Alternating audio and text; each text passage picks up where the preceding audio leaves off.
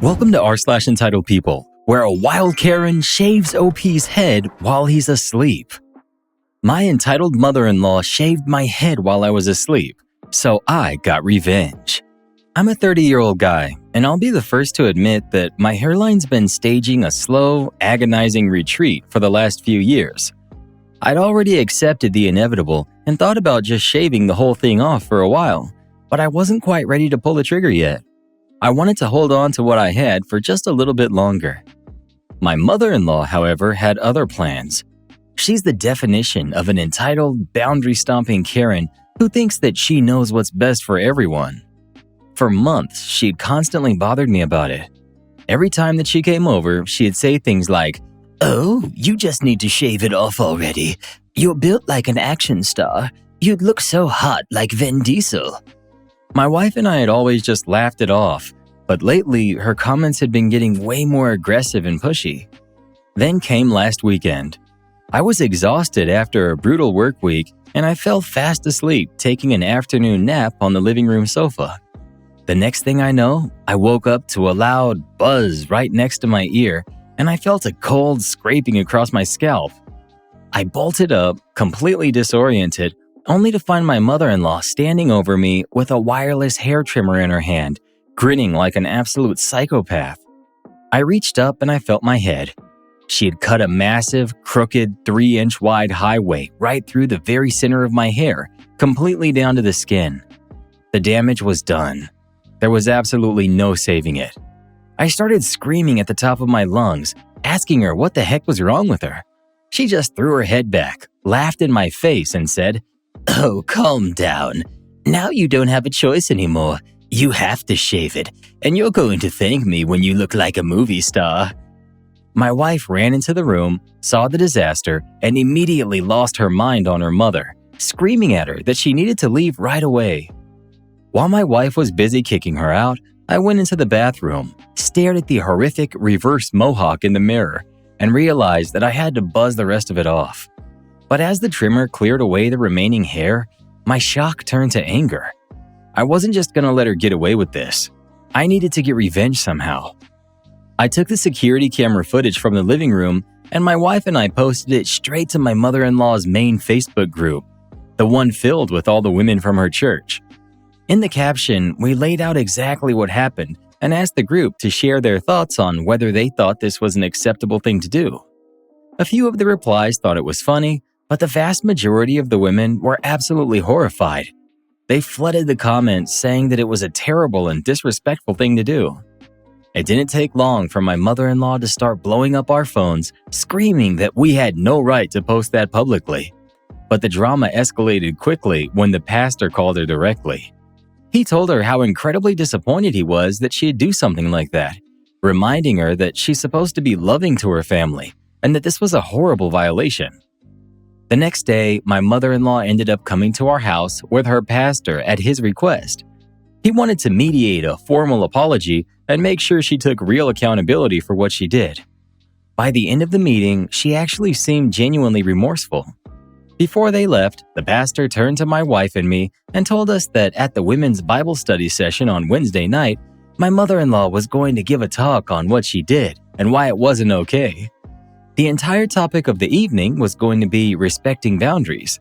He invited us to come listen, and we gladly accepted. When Wednesday night rolled around, my mother-in-law looked literally pale in the face and completely drained. I had never seen her looking so deeply embarrassed in my life. There were a few awkward laughs from the crowd during her speech, but for the most part, the room was completely quiet. At the end of her talk, she apologized one last time. I walked right up to her, told her I accepted her apology, and I gave her a hug. As we pulled away, I leaned in and whispered, so only she could hear, "If you ever do anything like this to me again, I'll do the exact same thing back to you and have you rockin' the Jada Pinkett Smith." She just seemed to stare at me after that, but I think she got the point. This is absolutely insane. It's never okay to cut someone's hair without their permission, period. My own wife actually tried something similar once. We were at the barber shop, and she secretly told the barber to just buzz my entire head because she thought it would be a hilarious prank. Thankfully, the barber had some actual professional ethics and asked me directly if that's what I wanted before he even started. She thought it would be a funny joke, but I was furious.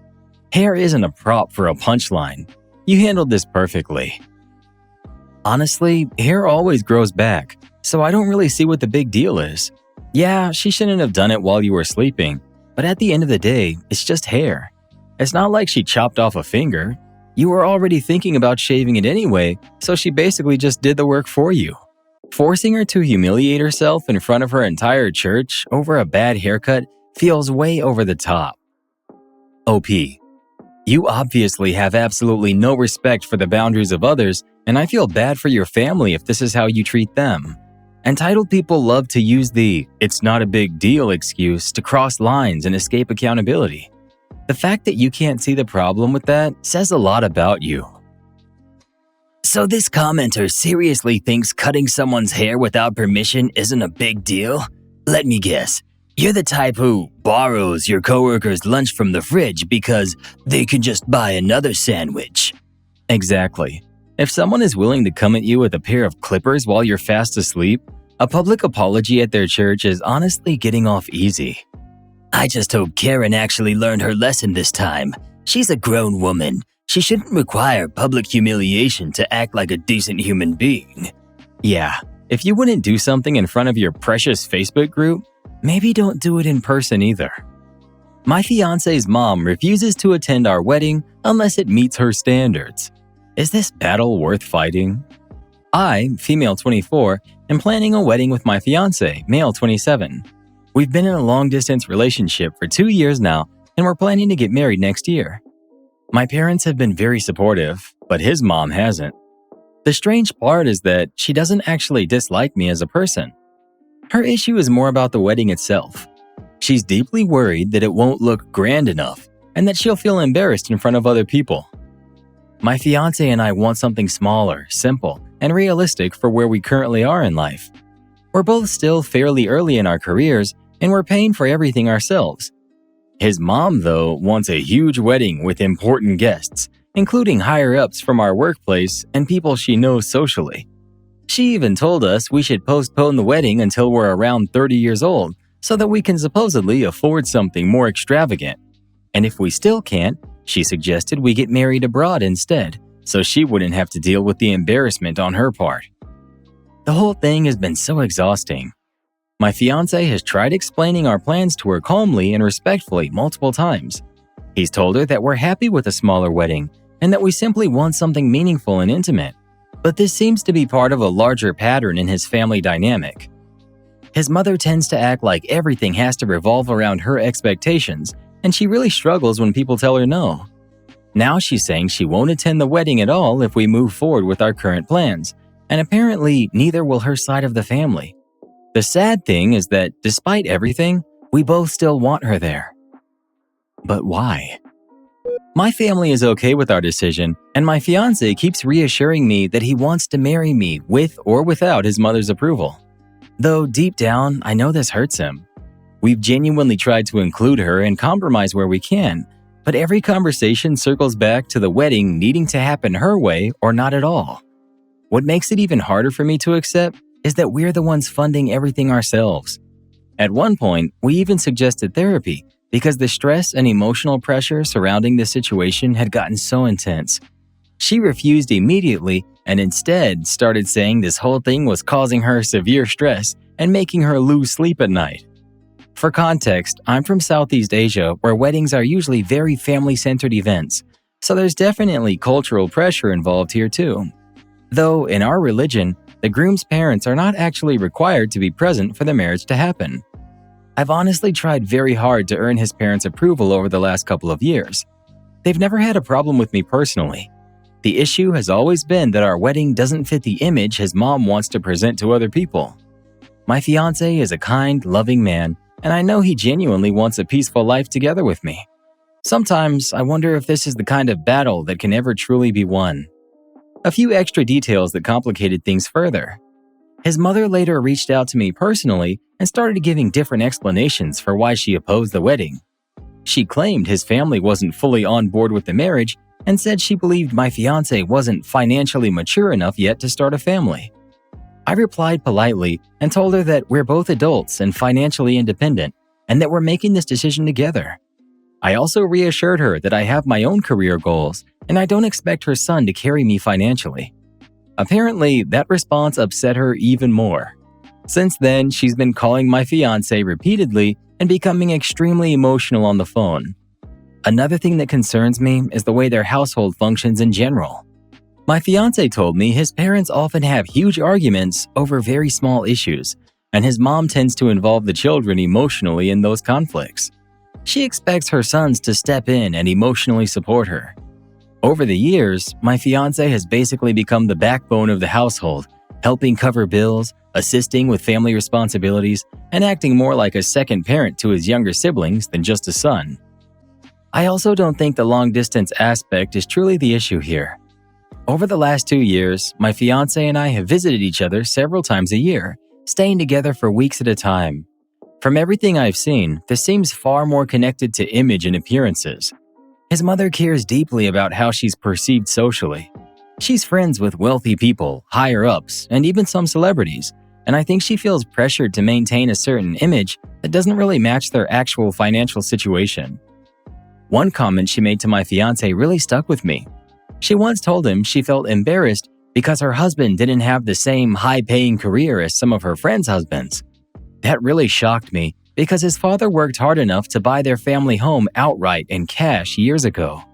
Hearing her speak that way made me realize this probably goes much deeper than just wedding planning. I've encouraged my fiance to continue therapy individually because I can tell years of this dynamic have really affected him. He avoids conflict, especially with his mother, because he grew up learning that disagreement would lead to emotional explosions. I know setting boundaries won't happen overnight for him, but I also know we can't build a healthy marriage if we spend our life trying to meet impossible expectations. To be honest, I think the wedding itself is just the excuse. This sounds way more like a mother struggling to let go of control over her son. If you gave her the giant wedding tomorrow, there would probably just be another issue after that. First it's the wedding, then the house, then the kids, then parenting decisions. At some point, you guys are going to have to decide whether your marriage belongs to the two of you or to his mother's expectations. The part that stood out to me the most was how your fiance has basically been functioning as emotional support and financial backup for the whole family. That's a massive burden to carry for years. I sincerely feel bad for him because it sounds like he grew up believing peace only existed if everyone kept his mom happy. Therapy and boundaries are probably going to be life-changing for him if he sticks with it.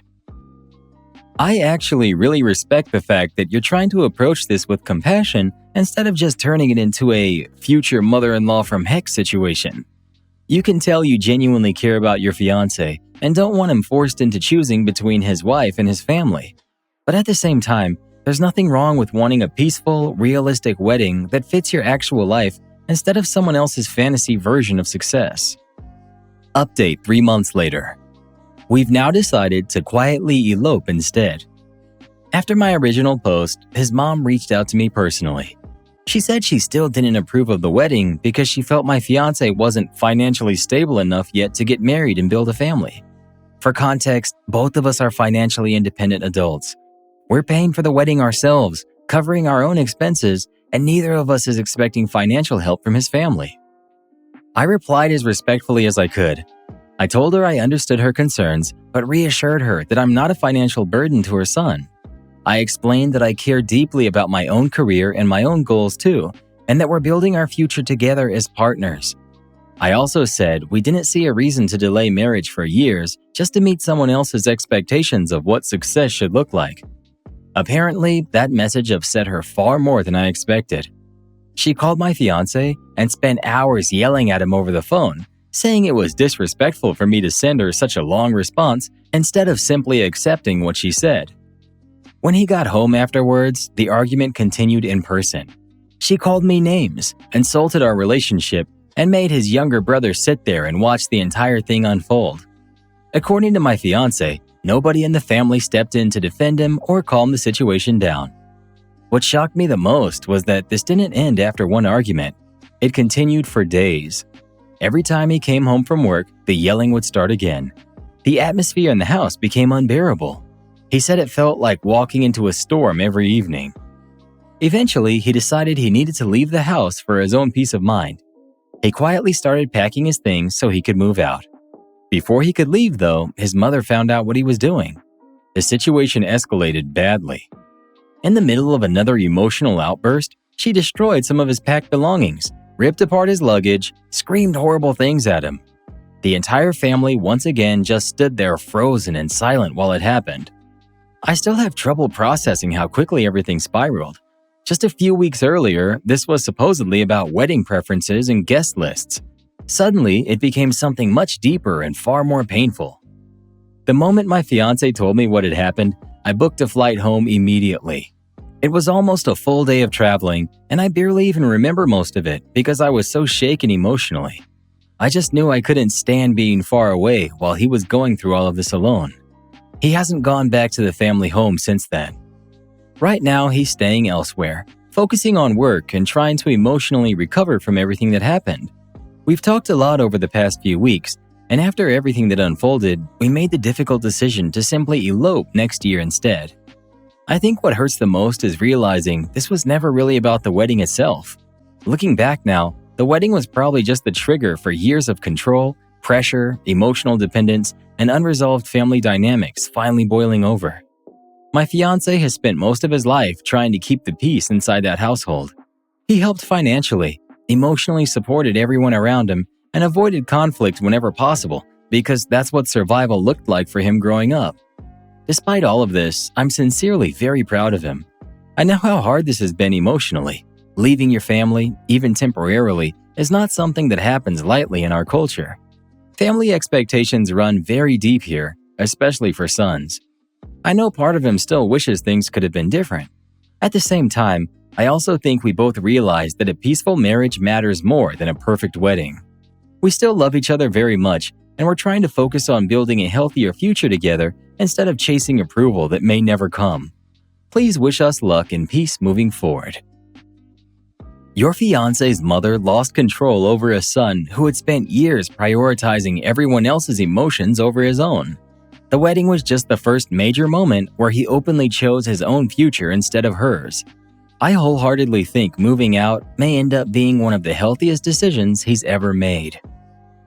The fact that the entire family sat there quietly while she screamed and destroyed his things says a lot about the environment he grew up in. People don't usually freeze like that unless they've been conditioned to avoid setting someone off. I genuinely hope your fiancé gives himself time to heal because growing up around constant emotional explosions changes people more than they realize. I think choosing to elope was probably the wisest decision possible. Weddings last one day. Marriage is the part that actually matters. You two sound like you genuinely love each other and are trying to build something peaceful and healthy together. A quiet wedding with emotional safety is worth infinitely more than a giant event built around appearances and pressure. Final update 6 months later. Hi everyone, here's my final update. In short, we're married now. A few weeks ago, we officially became husband and wife. In the end, we decided to keep everything small and intimate, exactly the way that we originally wanted before all the chaos started. We had a simple celebration with my extended family, lots of good food, laughter, and a surprising amount of peace after everything we'd been through this past year. Of course, not having his side of the family there was painful, especially for him. I don't think anyone grows up imagining their wedding day without their parents or siblings present. Even now, I know there's still sadness underneath everything for him, and probably always will be to some extent. But despite all of that, we still had such a beautiful day together. For the first time in a very long time, things felt calm. I'm incredibly proud of my husband. I know how difficult this entire situation has been for him emotionally. In Southeast Asian families, expectations and family approval can carry so much weight, especially for sons. Walking away from that pressure is not easy at all. There's a huge amount of guilt tied to it, even when you know you're doing the healthier thing. Through everything, he never became bitter. He never stopped trying to stay kind, respectful, and patient, even when emotions were running high around him.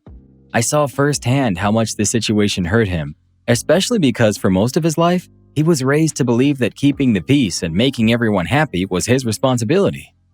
After he moved out, his family stopped contacting him for a while. Before that happened, though, they said a lot of hurtful things to both of us and even insulted my family for not being wealthy enough. At one point, they even suggested my family should somehow repay them for all the money they spent raising him growing up, which really shocked both of us. Looking back now, I think this situation was never truly about a wedding. The wedding was just the moment where years of pressure, expectations, emotional dependence, and control finally reached a breaking point.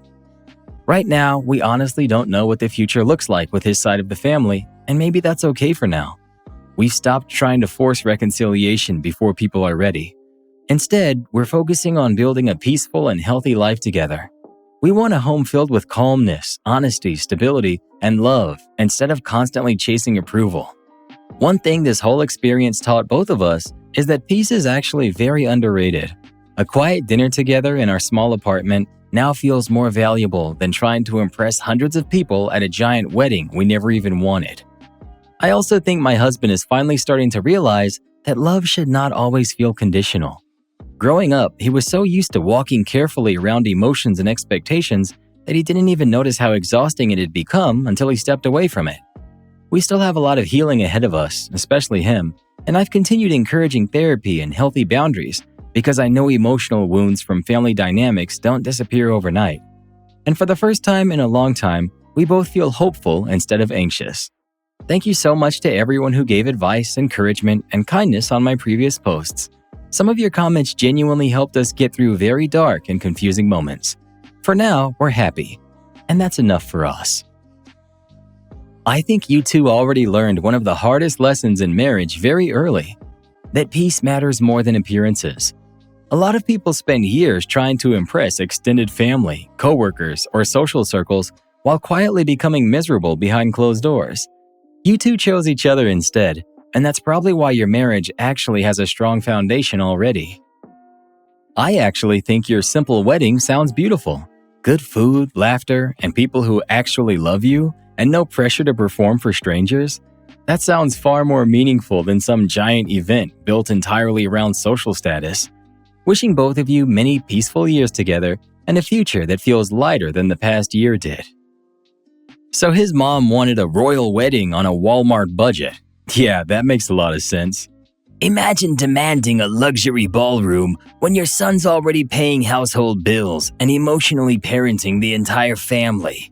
And the repay us for raising him part, ma'am, that's called parenting, not a student loan.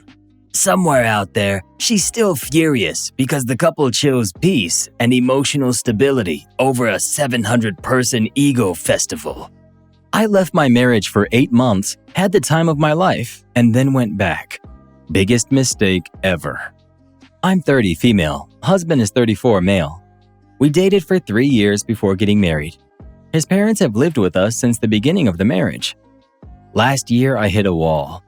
The entire household runs on me. Cooking, cleaning, managing everyone's schedules, handling every little thing for 4 adults, including 2 fully capable people who somehow act helpless the second a woman enters the room. Add in a controlling mother-in-law who always has opinions about how things should be done, and it became exhausting in a way I don't even know how to properly describe anymore. One day, I just left, packed my stuff, had one massive fight with everyone, and walked out. And those 8 months away were the best months of my adult life. I slept properly for the first time in years. I traveled a little. Nothing luxurious, just small trips that belonged completely to me. I cooked meals only for myself. I watched all the shows I had postponed forever because someone in the house always needed something. I met people who only knew me as me, not as somebody's wife, somebody's daughter-in-law, somebody's unpaid house manager. I became lighter, happier, relaxed. I remember sitting alone one night eating takeout and thinking, wow, I actually like this person. When did I stop being her? Then my husband came back into my life again. Calls every day, long emotional messages, showing up unexpectedly, saying every single thing I had spent years wanting to hear. I miss you. I've changed. It'll be different this time. Please just come back. And I went back. Maybe because I'm human. Maybe because years of love don't just disappear overnight, even when part of you desperately wishes they would. For a few weeks after I returned, things almost felt hopeful. Then reality settled back in like it had never left. Same house, same in-laws, same endless cycles of cooking, cleaning, planning, managing, and emotionally carrying everything while nobody notices and nobody thanks me for it. Same husband staying silent whenever his mother crosses boundaries. I'm not treated like a wife in this house. I'm treated like useful infrastructure. If I disappeared tomorrow, I genuinely think the main concern would be who's making dinner. The worst part is, I think I already knew this would happen. Deep down, I knew nothing had really changed. I just wanted so badly to believe love would somehow magically fix a life that was making me miserable. Now, I'm sitting here at 30 years old, no children, and realizing the obvious answer may already be staring me in the face. I just want honesty from people who've actually lived through something similar. Did anyone leave, go back, and genuinely have things improve? Or did going back only delay the inevitable? And for people who left for good, how did you finally gather the courage to walk away when everyone around you kept acting like you should simply be grateful you had a marriage at all? Please be honest with me. I can handle honesty at this point. Should I stay here and keep trying, or should I leave again? For context, my husband refuses to ever move out with me separately. He says he will always live with his parents, no matter what. Edit. A lot of people asked if I could survive financially on my own. Thankfully, yes, I'm financially independent. That's probably the only reason I even had the freedom to leave the first time. My in-laws, especially my mother-in-law, had also been pressuring me heavily to quit my job after marriage so I could fully focus on the household and eventually have a baby. Refusing to quit became one of the biggest sources of conflict before I left. Looking back now, I think keeping my job may have quietly saved me. One comment really hit me hard. Someone pointed out that if I had a baby in this situation, I'd be tied to this family dynamic forever. And the truth is, I think somewhere deep down, I've always known that too. I've never wanted a child in this marriage. Not because I dislike children, but because I think my gut has been screaming at me for a long time that motherhood in this house would mean there would never be a way out again. I'd become too exhausted to even think clearly, let alone leave. I think part of everyone there is quietly waiting for exactly that to happen. For me to become so tired, overwhelmed, and trapped that eventually I stop wanting anything for myself at all. That realization scared me more than anything. Child? No. Quitting my job? Absolutely not. Those are probably the clearest decisions I've made in a long time. One thing I've realized through all of this is that love by itself is not enough to build a healthy life with someone. I went back because of love. I stayed because of love. I swallowed my unhappiness for love. And love alone still didn't change my reality. My husband wants a traditional household where his parents always come first and the woman quietly holds everything together behind the scenes. I want a partner. I want mutual effort. I want to feel like my life belongs to me too. Those two visions of marriage just don't fit inside the same house. The saddest part here is that you already experienced freedom once, which means you now know exactly what you're giving up every single day you stay there. A lot of people trapped in unhappy marriages don't even realize life can feel peaceful. You already saw the other side of the door, and your body clearly remembers it. Your husband keeps talking about love while conveniently ignoring labor. Love doesn't magically wash dishes, cook meals for 4 adults, manage a household, or protect you from overbearing parents. He gets a very comfortable setup out of this arrangement. All you get is exhaustion.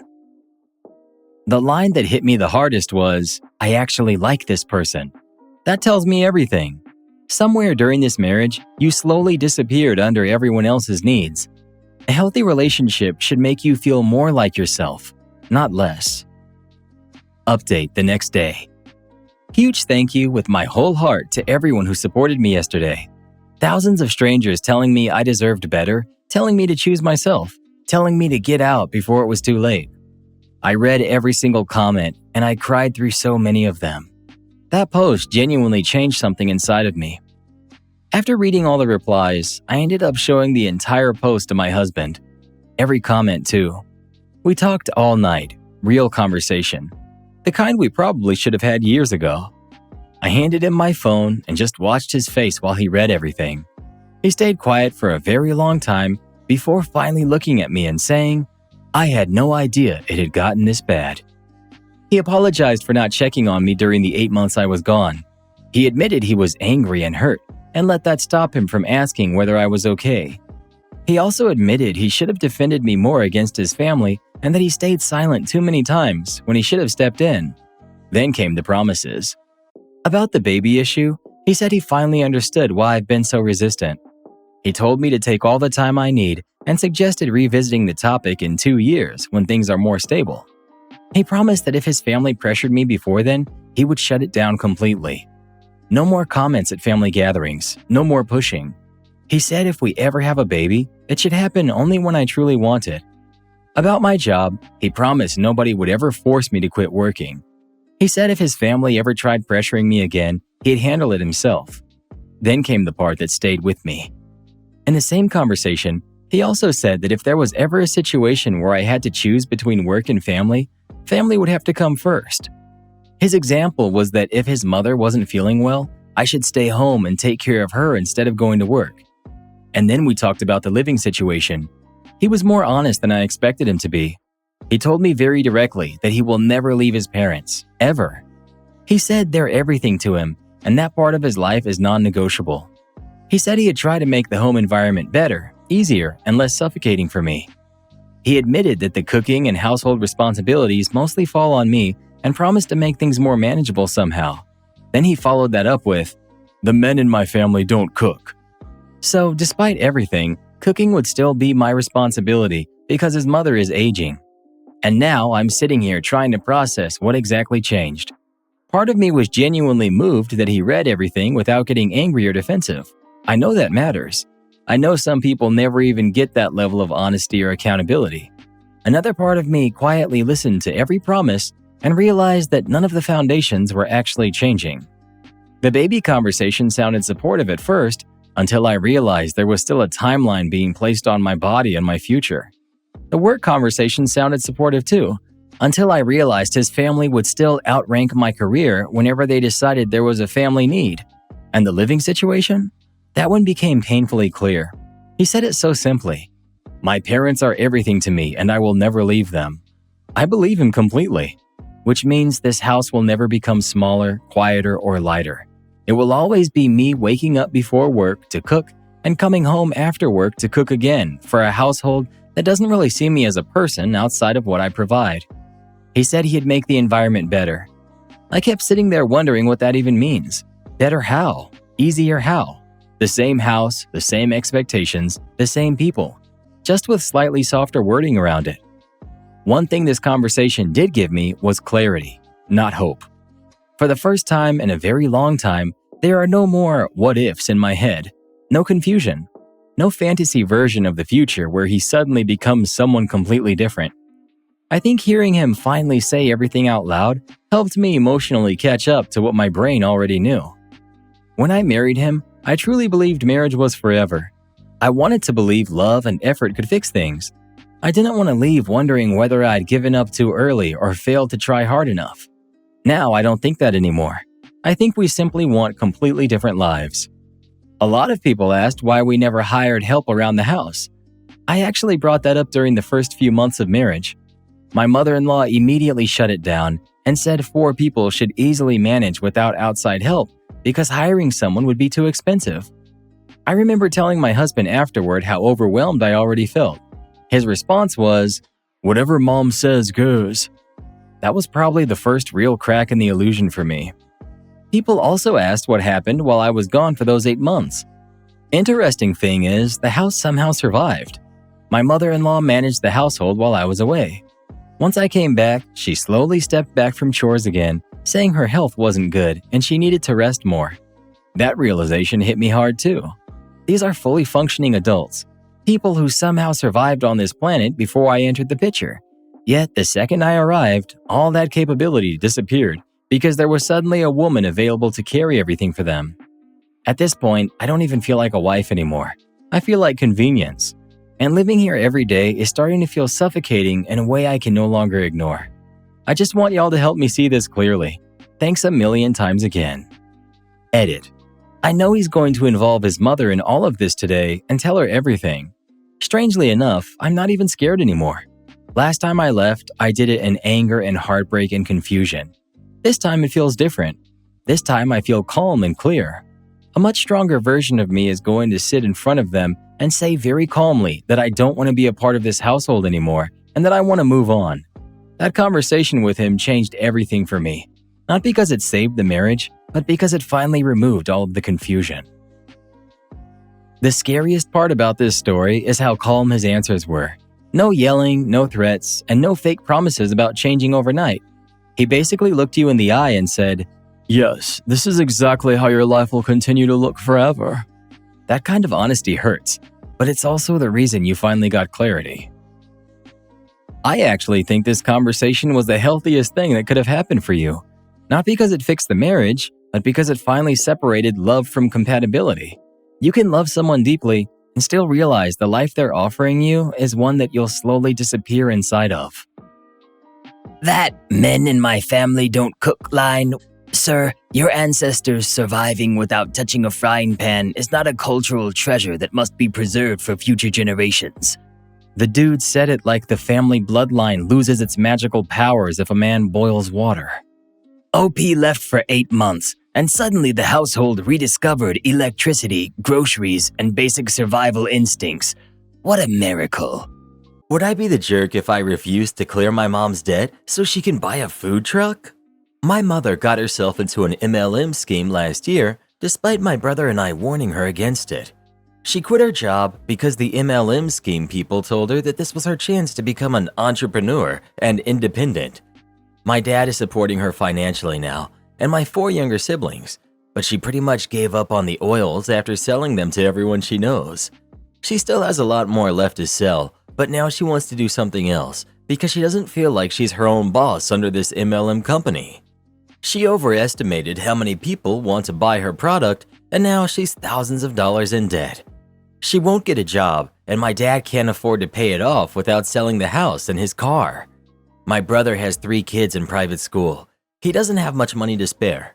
I'm on maternity leave, and the amount she needs will wipe out my savings, and I'd have to use my husband's money as well to cover this debt, which I don't think is fair.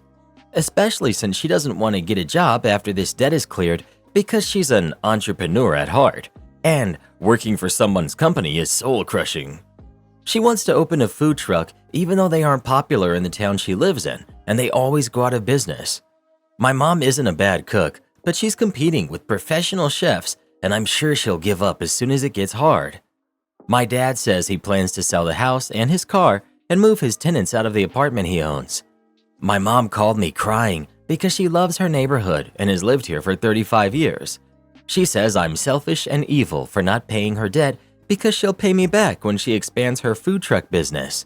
She doesn't understand why I don't just use my husband's money since he won't notice it's gone. My mom has threatened to not allow me to see my younger siblings who I'm close with and to have me exiled by our entire family. Would I be the jerk if I refused to clear this debt even though I could because my mom's threatening me? Not the jerk. You said you're on maternity leave. Do not wipe out your savings to bail out your mom. You need that money for your own kids. Do not harm your kids' future because of your mother's irresponsible actions. She's perfectly capable of getting a job on her own and dealing with her debt on her own. She just doesn't want to. And she's horrible for wanting to harm her grandkids' future to do so. There's a saying, don't ever loan money to family that you can't afford to lose. Considering your mother's history, you can't believe her promise to pay you back, even if she had a contract signed. She's coming to you for a loan instead of a bank because she won't have to pay you back or worry about legal consequences. And the fact that she's resorting to emotional manipulation to get you to change your mind shows you that she knows that. Basically, your mother is an adult. She needs to grow up and get herself out of her mess. Selling on Facebook, lowballed, accepted their offer, and had them meet me at the local pub. When I list something on Facebook Marketplace, I do it with the intention of selling it basically right away. What does this mean? It means my price is low, sometimes too low, and firm. I don't budge on price, but that has never mattered. They always try to buy it at full price anyway. I absolutely hate getting 50 "is it still available" messages. When I get one of those, I just delete and ignore. A few days ago, I was selling a set of new takeoff tires and wheels. MSRP was in the $2,500 range. Used prices were in the $1,500 to $2,000 range. I listed these at $1,000. Within an hour, I had probably 20 messages about them. My response is always the same. The price is the price. I will not hold them. First come, first serve. One of the guys who messaged me offered $250. These are a slow sell at $2,000, but a near instant sell at $1,000. There's no world where $250 was an appropriate offer. So I told him that. My word for word, punctuation for punctuation response to his offer was no. But that didn't stop him. He justified his offer by sending several listings showing other tires, etc. So I blocked him and moved on. Fast forward 10 minutes, and I get another message from a different Facebook account with the same offer. This guy was now using a second Facebook account, so I blocked his second account. And then he did it with a third account. I was done at this point. Clearly, I couldn't win by just blocking and moving on. This guy was relentless. His strategy was to literally annoy the crap out of you until you just say yes, and blocking his accounts wouldn't work. Who knows how many accounts this guy had? And so I did what any other sane person would do and accepted his $250 offer. I told him I would take his offer, but that he would have to meet me later that night, as I was currently busy. He said that he was about a 2-hour drive from me and asked to meet halfway. I said no. He was eager to make a quick buck off me, so he agreed to drive to me. There's a street in our town that has a few pubs on it.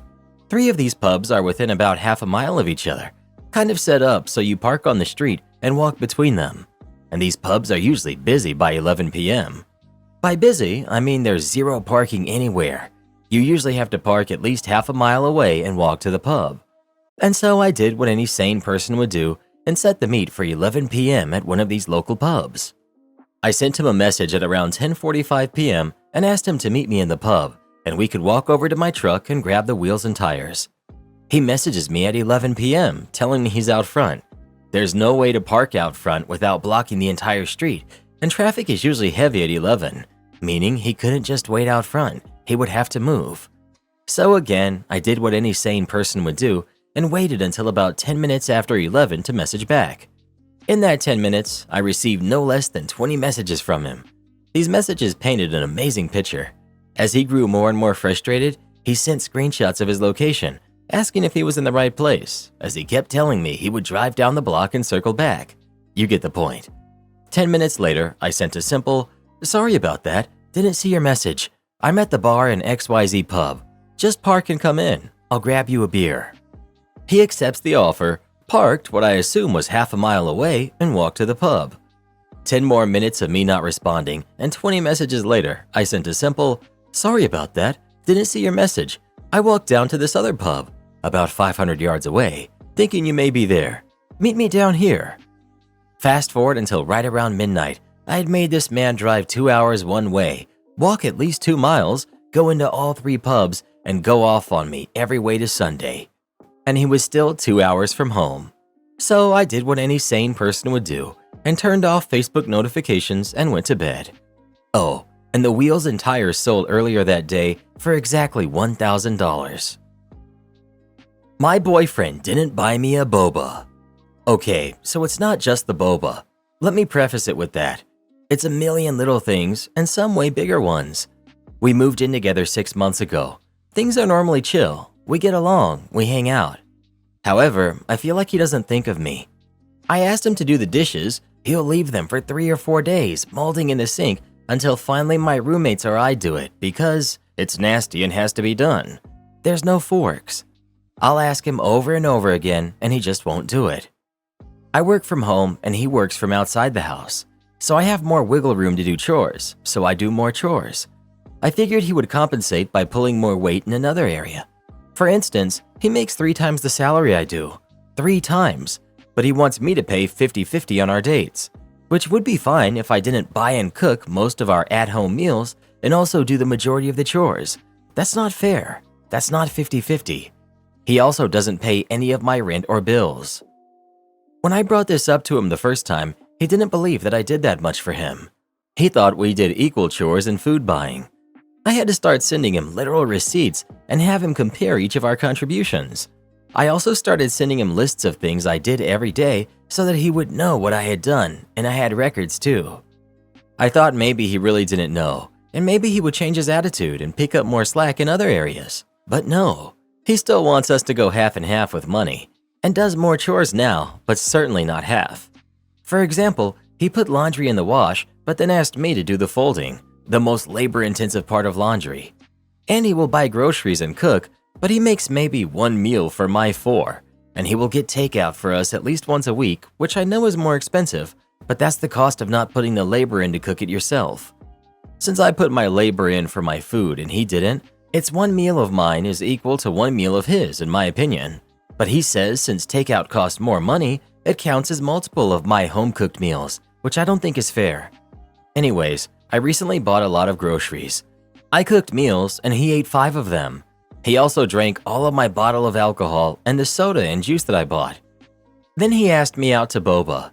The day after, I cooked him dinner and he finished off my alcohol, and he had me pay for my own boba. It was $6. And when he bought his own, he didn't tip.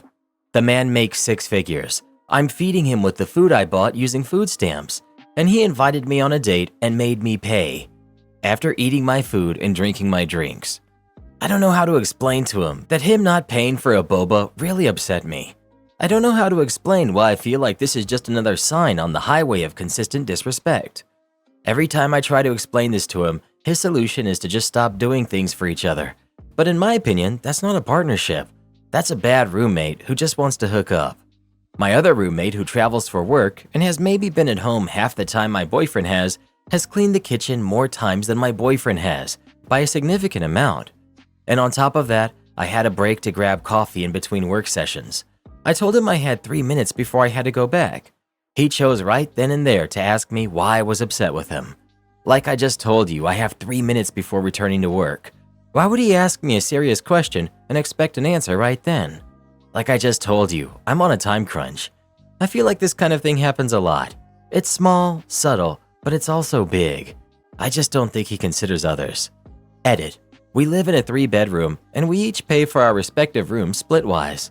Yes, we each have our own rooms. I like my girly space, and he snores. We split utilities evenly. I do not pay for his rent, and he does not pay for mine. This is not a man or a partner or someone who truly loves you. This is a leech that you love. I'm sorry. I mean, he told you what your options are, OP. Either he does nothing for you and you do nothing for him, or you suck it up and pull more than half your weight. If he wanted to be a better partner, he would have done it already. No point beating a dead horse by talking about it for the millionth time. There's obviously a third way to go. I'm not sure if you're fed up enough to do it yet, but you will be. Just leave. He makes 3 times what you do and couldn't buy you a bubble tea on the date he asked you out on? He's pretending he doesn't know what's up. It's called weaponized incompetence. You keep allowing him to treat you this way. He will continue to play innocent. Why are you staying? Stop cooking, stop cleaning, and stop doing his laundry. Am I the jerk for telling my mother-in-law to please keep her criticisms to herself and eventually kicking her out of lunch? I, 32 female, am a mom to a beautiful daughter who's 6, and she's been telling me all about a new cafe that her friend went to which serves princess cakes. She says it's very fancy and people only go for special occasions when they can dress up. I had a look online and they specialize in high teas. It looked lovely and I knew it would make my daughter happy, so I booked a table.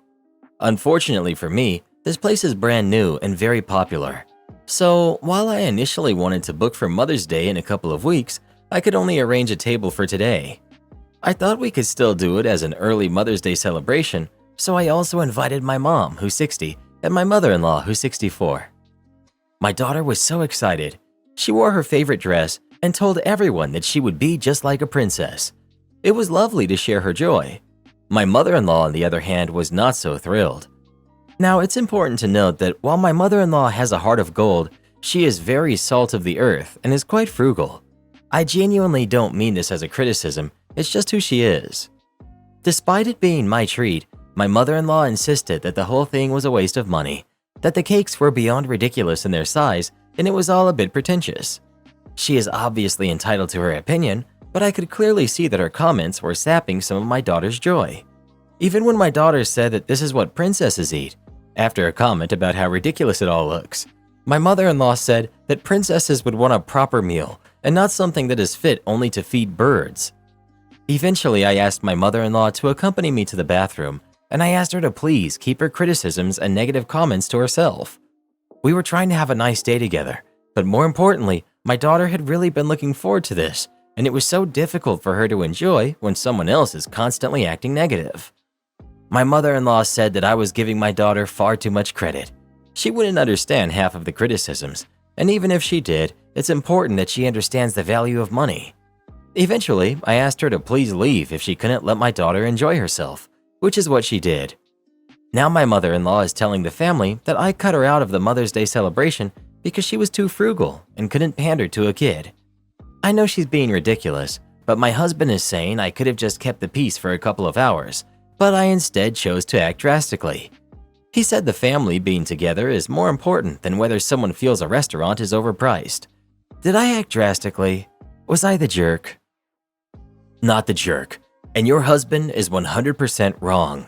I hate this notion that family being together is more important. No, it's not. In this case, if someone is being rude throughout the meal, you should get them to leave. Why excuse their bad behavior? Oh, just keep the peace. It's more important for family to be together. No, it isn't. Not if you're making everyone else uncomfortable. Please show this to your husband. It was revealed that my dad has a secret other family, and now there's drama. The story is that my dad had a kid with another woman shortly after he married my mom, but before I was born. My brother that I didn't know is about 32. I'm 28 female, and my younger brothers are 26 and 24. My dad gave the other woman money over the years, and her and my brother knew my dad was married and had a family, but none of us knew about them. The only reason my brother, who's 32, revealed this secret is because his son needs a bone marrow transplant, and they're looking for a match, and anyone with a blood relation is the best chance for one. My mom feels betrayed, obviously, and I doubt their marriage will survive. But I hate all this drama and gossiping that is happening in my family. I hate drama in general, and this is like my worst nightmare. How's your mom doing? How are you feeling? OP, my mom is devastated. She went to stay with my grandmother and my great aunt. I'm torn between worried about her, angry at my dad, and worried about my nephew. So I'm all over the place. How did your brother get in touch with you? Did he find you on Facebook? Did he get your number from your dad? Or did dad refuse and try to block him from contacting you? OP, he hired a private investigator. He contacted us against my dad's will. Dad had told him not to contact us, but this wasn't a normal situation where he just wanted to tell us for fun. It was because his son's life was at stake. He's only met my dad twice before this, once when he was in college, and the second time for my dad to be tested to see if he was a match. Dad isn't on the birth certificate and wasn't involved in his life at all, so it's not as though my brother knew where to find us. Update, 18 months later. My mom divorced my dad. She could not get past the infidelity and didn't believe my dad that it was only a one-time indiscretion. She was devastated when she found out. She's doing better now, but it still hurts sometimes. They were married for 34 years, so it's been a big adjustment for her. Regarding my nephew, it turns out that while no one in my family is a match, my brothers, my uncle, and my cousins all got tested, the then girlfriend, now fiance, of my cousin was a match. She agreed to be a donor. It was a complete fluke because she isn't genetically related to my nephew, but she has given him a second chance and had no hesitation about agreeing to donate. Everything went as well as it could have, and my nephew is doing great. We've been getting to know my brother, his wife, and my nephew. My brother has only met or talked to my dad twice in his life. Total times for both meetings together was less than 30 minutes. My dad was never involved in his life and was against him contacting us. We don't care what my dad says though. My brother wasn't trying to get money or anything from us. It was just about trying to save my nephew. Am I the jerk for going to eat at a hospital cafe roughly once a week? My sister and family are telling me it's wrong. Okay, hear me out. I work just a few blocks away from a hospital and get there pretty quickly by bicycle. Their cafeteria is quaint with good prices, so usually once a week or so, I'll go there for lunch. The food isn't what I would call amazing, but they have nice variety from time to time. The staff even recognize me and are always pleasant. They don't mind that I'm there just for lunch, and it's far quieter eating there than any local restaurants. I'm on the spectrum and don't like loud noises, so the quiet lunches in this place are a godsend for me some days. Recently, my sister found out I've been eating at the hospital and went off on me over how hospital cafeterias are only supposed to be for people who are at the hospital because they need to be. I retorted that I was giving them business, and it's not like I was taking food out of the mouths of patients, and I only went once a week. So what was the big deal? But she insisted that I was wrong. Then she got our parents involved, and they're siding with her. They're telling me I should only be eating at the hospital if I had an actual reason to be there. I told them they were all crazy, and it was just normal food that I was paying for. But now, because neither they or I are backing down, I'm torn. Am I the jerk for going out to eat lunch at the hospital cafeteria once a week just because I work nearby? My friend works in the hospital cafeteria, and she posts the specialty daily for anyone who wants to come and enjoy. My mom was a nutritionist at a hospital for years. They always had outside people coming to eat at the cafeteria. If I lived or worked closer to a hospital, I would probably go occasionally for lunch. OP, don't let anyone discourage you from any place that is open to the paying public. For goodness sake, it's a cafeteria. You pay, you eat. I hope the person telling you this is not someone you depend on for real-life answers. You're the jerk. I worked in a hospital cafeteria for 20 years, and I can assure you that no, we don't want the public thinking we are a restaurant. We are tasked with prepping enough food for the patients, employees, and hospital visitors. We are not a public restaurant for your leisure. And everyone saying, you're paying so it doesn't matter, you obviously don't understand. Hospital cafeteria staff is not paid based on how much we bring in sales. No, most of us are paid by the hour, and managerial positions can be salary. It really infuriates me to see all of you encouraging this kind of behavior when you never worked a day in a hospital cafeteria. Would you show up to a school cafeteria like this? No, because they have enough on their plate without serving random people who want to take advantage of our affordable menu that we offer hospital staff. Honestly, hospital cafeterias can be hidden gems for a good affordable meal.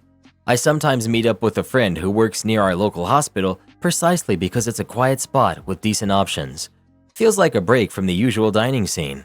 It's not just about the convenience, it's about the surprisingly good meals you can find there. And honestly, anyone getting worked up over someone enjoying a meal in a public cafeteria probably needs more to do with their time. You're not crashing a private party, you're a customer where the public is welcome.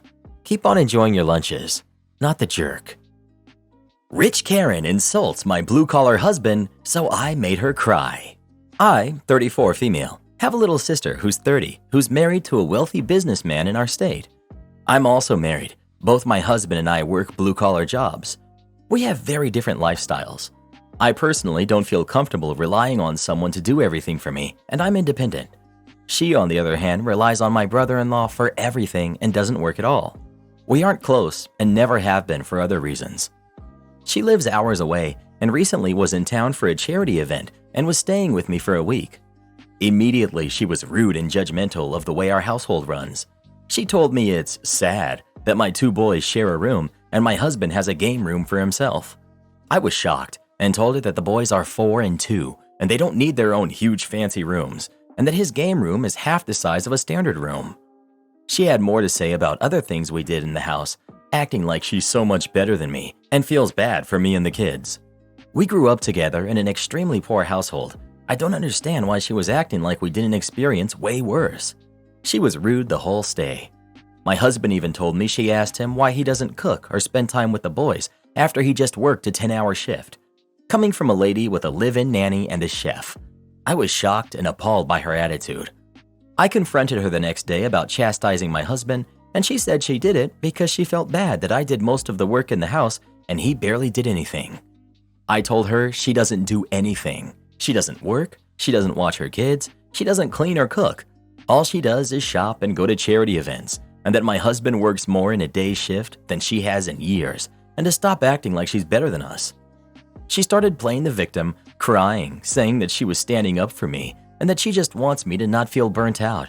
And I told her that I'm sure her husband wishes someone would do the same for him, since all she does is waste his money. This is when she starts acting all high and mighty. She has the nerve to say I'm jealous of her, and that she doesn't waste money, she donates it. And she's worked with this and that organization, and she works and has a job. I told her that her job is being a gold digger. Even if she does donate money, it's not hers since she didn't make it. My husband heard and he laughed, and she said if she's a gold digger, then my husband is a jerk, and that I'm the same, and she left and blocked me, saying that I'm a jerk.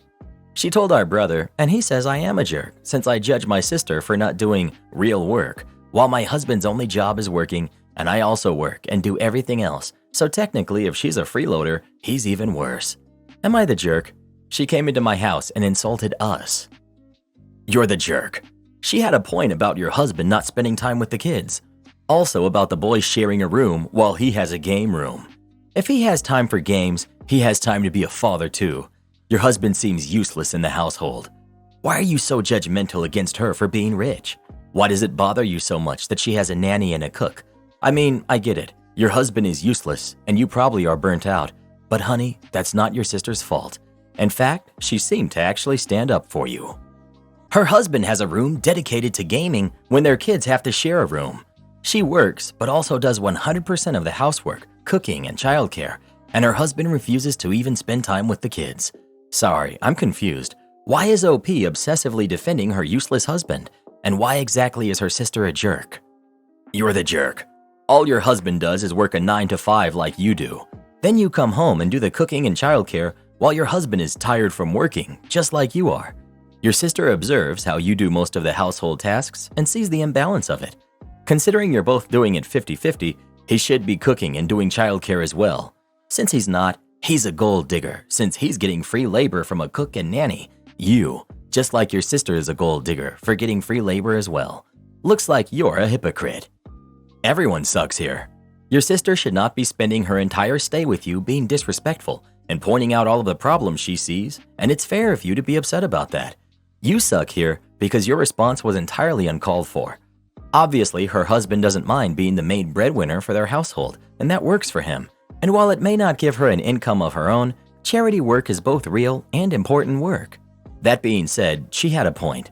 The way you word your post indicates that you don't dispute that while you and your husband both work, you end up doing the majority of the childcare and housework. Working 10-hour shifts is no excuse to come home and not spend any time with your kids and family or help out around the house as best you can. You sound jealous. I get it, your sister lives a life where she gets everything. She doesn't work, she has help. Heck, I don't even know your sister and I'm jealous. The fact is, she was taking up for you. Was it her place? Nope, but I can't say I don't agree with her. First off, your younger son could use the game room as a bedroom, giving the boy more room to... You really don't think it's okay for a 2 and a 4-year-old to be sharing a room? Calm down, Mr. Reddit. Don't forget about your blood pressure. Okay. My deceased father-in-law stole our identities and put us in massive debt. My husband, male 30, and I, female 27, are preparing to buy our first home. We both work full-time, making above minimum wage, but not enough that either of us can get a home with our single income. Yesterday, in a conversation with the bank, we were informed that there are 4 collections accounts in my husband's name, all going back to 2018.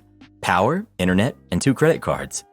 After a few hours, we were able to link each one of these accounts to his father's previous address. The bill is just shy of $6,000. After multiple conversations, we've realized the only way to clear this debt from causing issues to his credit rating is to file a police report for fraud. His father passed suddenly last September, and my husband doesn't want to tarnish his father's name and is afraid his family will look down on him for doing this. He's on the fence of how this will look if it gets out. I look at it differently. We took a massive hit paying for the funeral. Father-in-law had no money and no life insurance. I know it's his dad, but it will take us years to recover from the implications of this. None of the recovery agencies are willing to give us a bill paid in full, and even if we do pay this debt, we will lose the down payment that we've busted our tails to raise again over the past 7 months. We aren't even close to having the buying power we had last September because we only saved about half of our original down payment. So, am I the jerk for asking him to make a police report? It's not an ideal situation, but how much more can I let his father's poor financial decision in life impact our future, especially now that he's gone? Clarification for some of the repeated questions. As some of you might have gathered, yes, my husband has heritage reasons for trying to honor his father even in passing. He's also a junior. He's an only child and was raised only by his mother. His father did not sign his birth certificate, but was a large part of his life. His father's estate has gone to probate court to be settled. Because of his accent and his dislike for confrontation, my husband actually had me speak to everyone yesterday. Collection agencies did not have our address or his phone number, which is why they haven't hounded us. Everyone I spoke to has told me they have had no success in reaching him since they acquired the debt. So no, he wasn't hiding something, he just didn't know about it.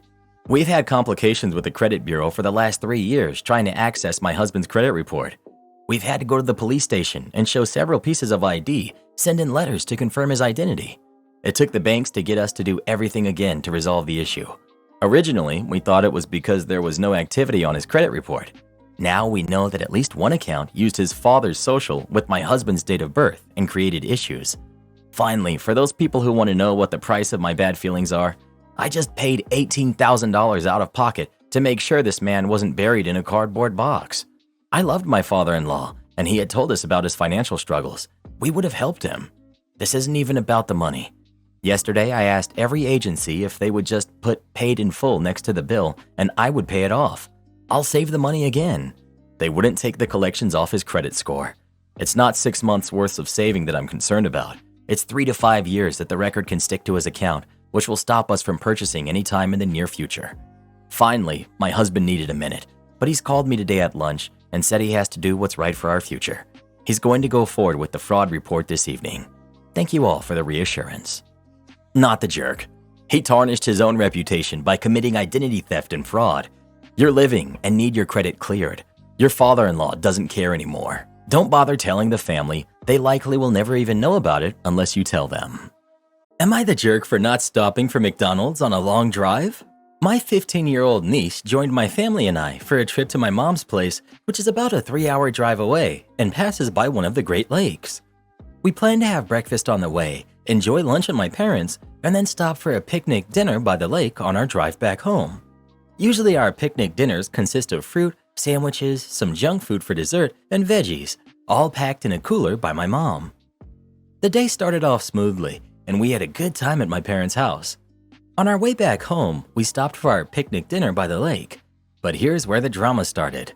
My niece refused to eat. She wrinkled her nose at the food, insisting it looked gross, and demanded chicken nuggets instead. I explained that she could either eat what was provided or wait until we got home in about 2 hours. She chose to wait and grumbled the whole way home while everyone else happily enjoyed their dinner by the lake. After dropping her off, I received a call from my sister, accusing me of not even feeding her. We ended up having a heated argument where she labeled me as a jerk for not giving in to my niece's food demands. And just to clarify, there are no allergies or dietary restrictions involved. I've seen her eat peanut butter and jelly sandwiches before, and there was a variety of sandwiches available, so I know there was something she would have liked. Not the jerk. If she was genuinely hungry, she would have eaten at the picnic. Mother should have a gentle conversation with her daughter about using manners when someone has prepared food for you. It's fine to decline to eat it, but she shouldn't be calling it gross. Fast food shouldn't be an expectation or a default choice either.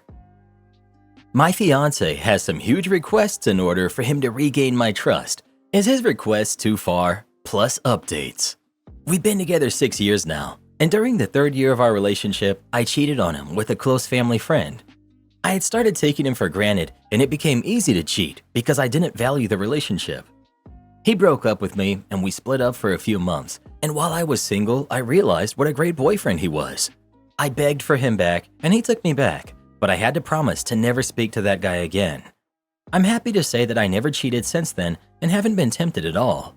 I understand how great of a partner I have. That being said, the guy I cheated with was a close family friend, and recently I rekindled our relationship behind his back. Nothing romantic. You ever meet someone who's a terrible partner but a great friend? That's him. I hated the fact that I let a stupid mishap ruin our friendship. My fiance found out and was angry. I apologized and we talked, and he needed space. He sent me a text of his demands to continue the relationship, and I copy and pasted it for you to read. After doing some thinking, I can't trust you. Whether it was platonic or not, this is the 2nd time that I know where you violated my trust. The hardest part isn't this, but now I have to wonder how many times you violated my trust or done something behind my back that I just don't know about. You claim this is it, but how can I believe you? I love you and want to work on this relationship, but it's going to require a lot from you. We are postponing our wedding indefinitely. When we first got back together, it took 10 months before I felt secure in this relationship again. I have no idea how long it will take to feel secure again. Eli, I changed the name, will be blocked on everything, and you are to never speak to him again. This now includes family events. If you know he will be there, do not attend. If you didn't know and he attends, you are to ignore him. I have unrestricted access to your phones, social media, emails, etc. Every password I want to know for any device you have. No hanging out with male friends alone. You are to be home by 1 if you go out with your homegirls. There will be more, but these are my demands and they aren't up for discussion.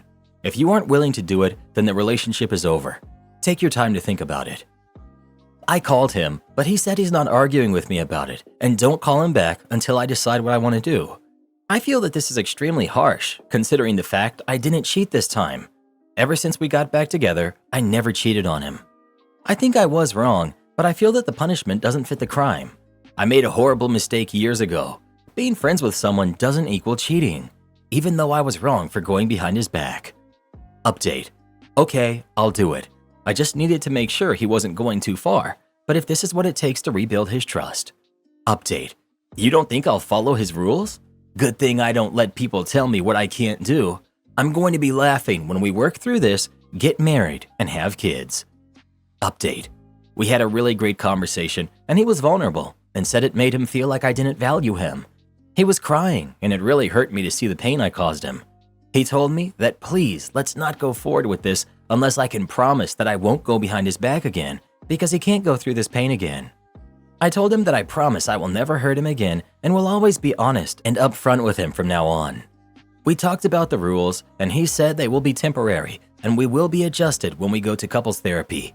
Now it's time to put in the work to repair the relationship. I know it will take a lot of work, but I'm prepared. Update 10 months later. I've been with an amazing guy, and we worked through a lot of our issues together. I thought I loved him, and I think I still do, but I'm not in love with him. About 3 months ago at my job, we got a new coworker who's very handsome and extremely attractive. I mean, I've never been so physically attracted to someone in my life. We started to deepen our friendship, but romantic feelings came.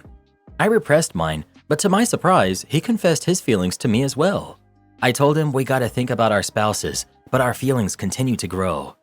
He told me he stopped being affectionate with his wife because he feels like he's cheating on me when he does that. He only wants to be affectionate with me. I started doing the same thing and haven't been hooking up with my partner. The big thing is a lot of people will be hurt when this comes out. He can't divorce his wife right away because of finances, but he will as soon as possible. I have to call off the wedding, but I really don't want to hurt my current fiance. I have cheated before, and I'm starting to realize it's because I didn't understand being in love. With this guy I'm seeing, we both aren't romantic with our current partners. I don't want to be with anyone but him. Also, he's going to divorce his wife. We have a plan for when his finances get straight. The first time I cheated was because I was selfish. This time, it was because I fell in love with someone else. I didn't choose this. No one picks who they fall in love with. This whole experience has taught me how complex love is and that I've never been in love before. I didn't want any of this to happen. It breaks my heart that I'm going to have to call off the wedding, but he's a great guy, and I'm certain he will find someone else. I wish I loved him or didn't fall in love with someone else. Update. I took everyone's advice and decided to end things with my fiance. This was the hardest thing I've ever had to do in my life. I know you guys think I'm a terrible person, but this is an unimaginable situation to find yourself in. I want everyone to know how much this hurt me to do. I really wish I didn't fall in love with someone else. I wish I could make myself fall in love with my fiance, but I can't. It took me so long to accept this. I hope you guys can understand that I can't convey this enough, that I care about my ex-fiance. I know this will be best for both of us, even though it's hard right now. I didn't lie to him. I told him the truth, that I fell in love with someone else. I told him I still care about him. I keep telling you all that I care about him and would never use him as a backup. He's a great guy, and there's a woman out there who will love him and be lucky to have him. There's no reason we both can't be happy. My new boyfriend is going to divorce his wife. Unfortunately, divorce is extremely complicated, but he said he will keep me updated. It's not just finances, but a lot of legal stuff. Since I wasn't married yet, it was easy to end things. For him, it's a lot more complicated than that. I was very clear in our conversation today that I want this figured out by the end of the year. There's plenty of time for him to figure out finances and legal stuff. That way, by 2025, we can just focus on each other.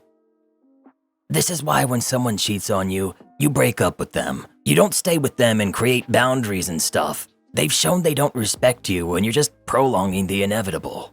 Am I the jerk for telling my parents to just keep all the money they stole from me while I was in university? I got a job while I was in high school. It was with a friend of my father. I put away most of it and just bought myself some stuff I wanted, but my parents wouldn't buy for me. My parents aren't rich, but they do well enough. They wanted me to appreciate that material goods were paid for with my time. I didn't mind. I bought myself a PS4 and some games, which they made me share with my younger brother and sister. Once again, I didn't mind. I mostly played while they did homework or slept. When I graduated from high school, they said I had to start paying rent. That sucked because I was going to university in the fall and I was hoping to save up over the summer so I could work less during the school year.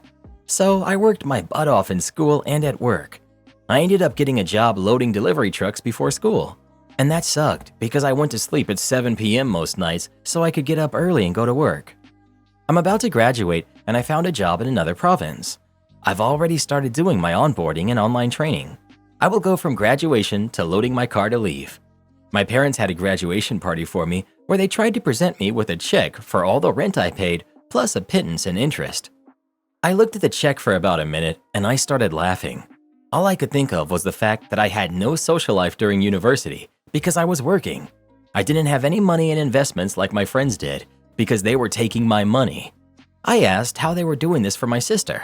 They said they weren't since she wasn't working while she went to school. I tore up the check and told them to buzz off.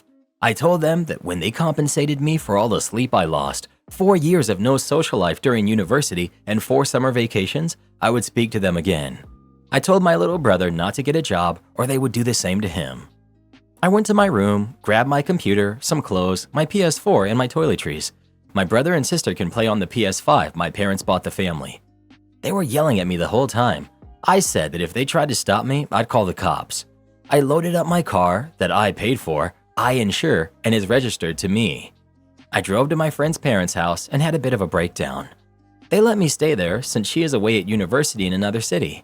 I blocked my parents and my brother and sister. I had already given notice at my job, so I called my boss and told him I was sick and would not be available for my last week. He said he understood and laughed. He said he was surprised I had kept working this close to graduation. My grandfather called me to talk a couple of days later. We went to Timmy's and he let me unload everything on him. They took money from me that I could have used to make my life better. I didn't even have time for a girlfriend. My entire university romantic life was hooking up with a woman I work with when her ex-husband had the kids for the weekend. He said my parents' hearts were in the right place and that they thought they were helping me. I said they owed me 4 years of fun, of parties I was too tired to go to, of social events and networking I didn't do, all the crap they were subsidizing for my sister, and that they would end up subsidizing for my brother. He said he understood and hugged me. He is old, but I couldn't have gotten free of that hug if I tried to. He asked me if I needed money to start my new job. I said I did not want anything that came from my parents. He gave me a cashier's check for about 3 times what my parents took from me. He said to use it however I wanted in my new life. He said it wasn't part of my inheritance or anything. It was a gift from him and something my grandma would have wanted me to have. My friends think I was stupid to tear up the check. Most of them agree with me about being upset with my parents. Some family have called me and said that I behaved terribly and that I owe my parents an apology. I thank them for the call or message and I block them. I'm calmer now and I do not think I'm in the wrong, but maybe I'm too close to see what I'm missing. Am I the jerk? Make sure you keep up the communication with your grandpa. He's going to be there for you when you need an objective ear. I'm 40 years old and would do anything to have that back. This may all eventually blow over or not. Stay true to yourself. It's gotten you this far, and that's pretty awesome. Not the jerk in the least. There's a line between teaching a kid the value of hard work versus what they did. $750 a month in rent that they did not need is cruel and unkind. And meanwhile, they were buying PS5s for the family. So it's clear that this lesson they claim you needed to learn isn't one they feel the younger kids needed. Am I the jerk for wanting to share our pregnancy news with my parents without my wife?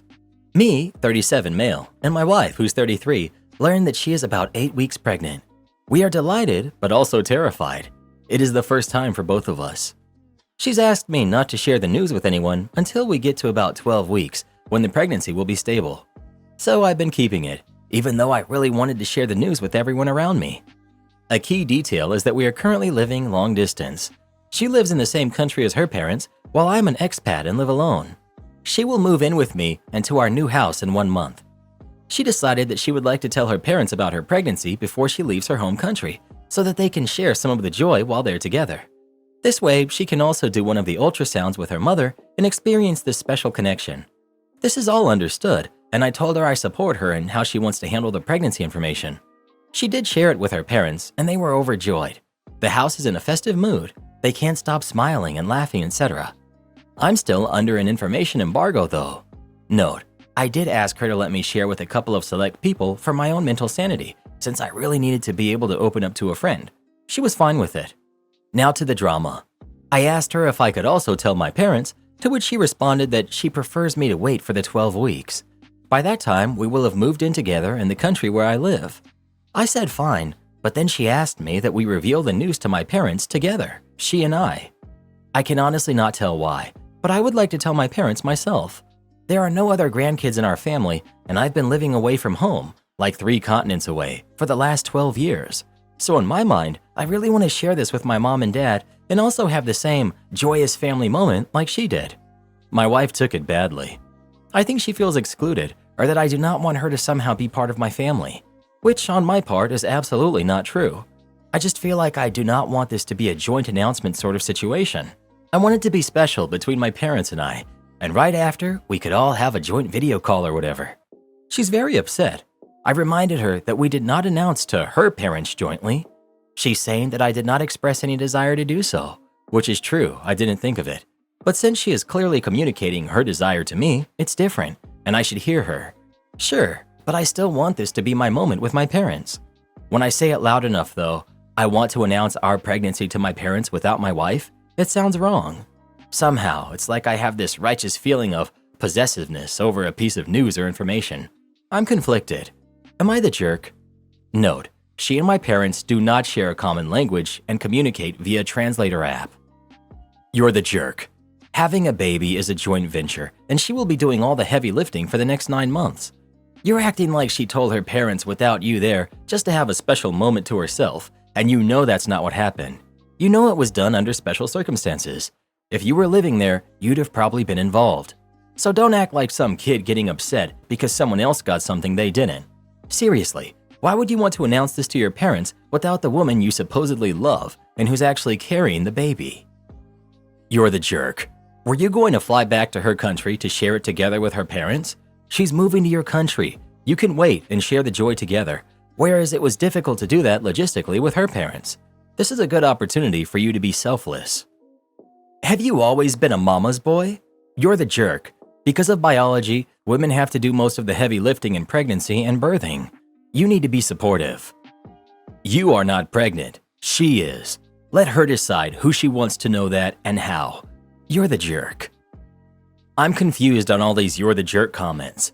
She doesn't want his parents to know, but it's alright for hers to know? She told her parents separately first, but wants to do it together with her husband on her own terms? She's alright with him letting others know before he lets his parents know, yet she won't let him have a special alone moment with his parents when he wants to tell them? I get it sounds bad out loud when it's said. Think of his feelings too, not just hers. It takes 2 to make it work.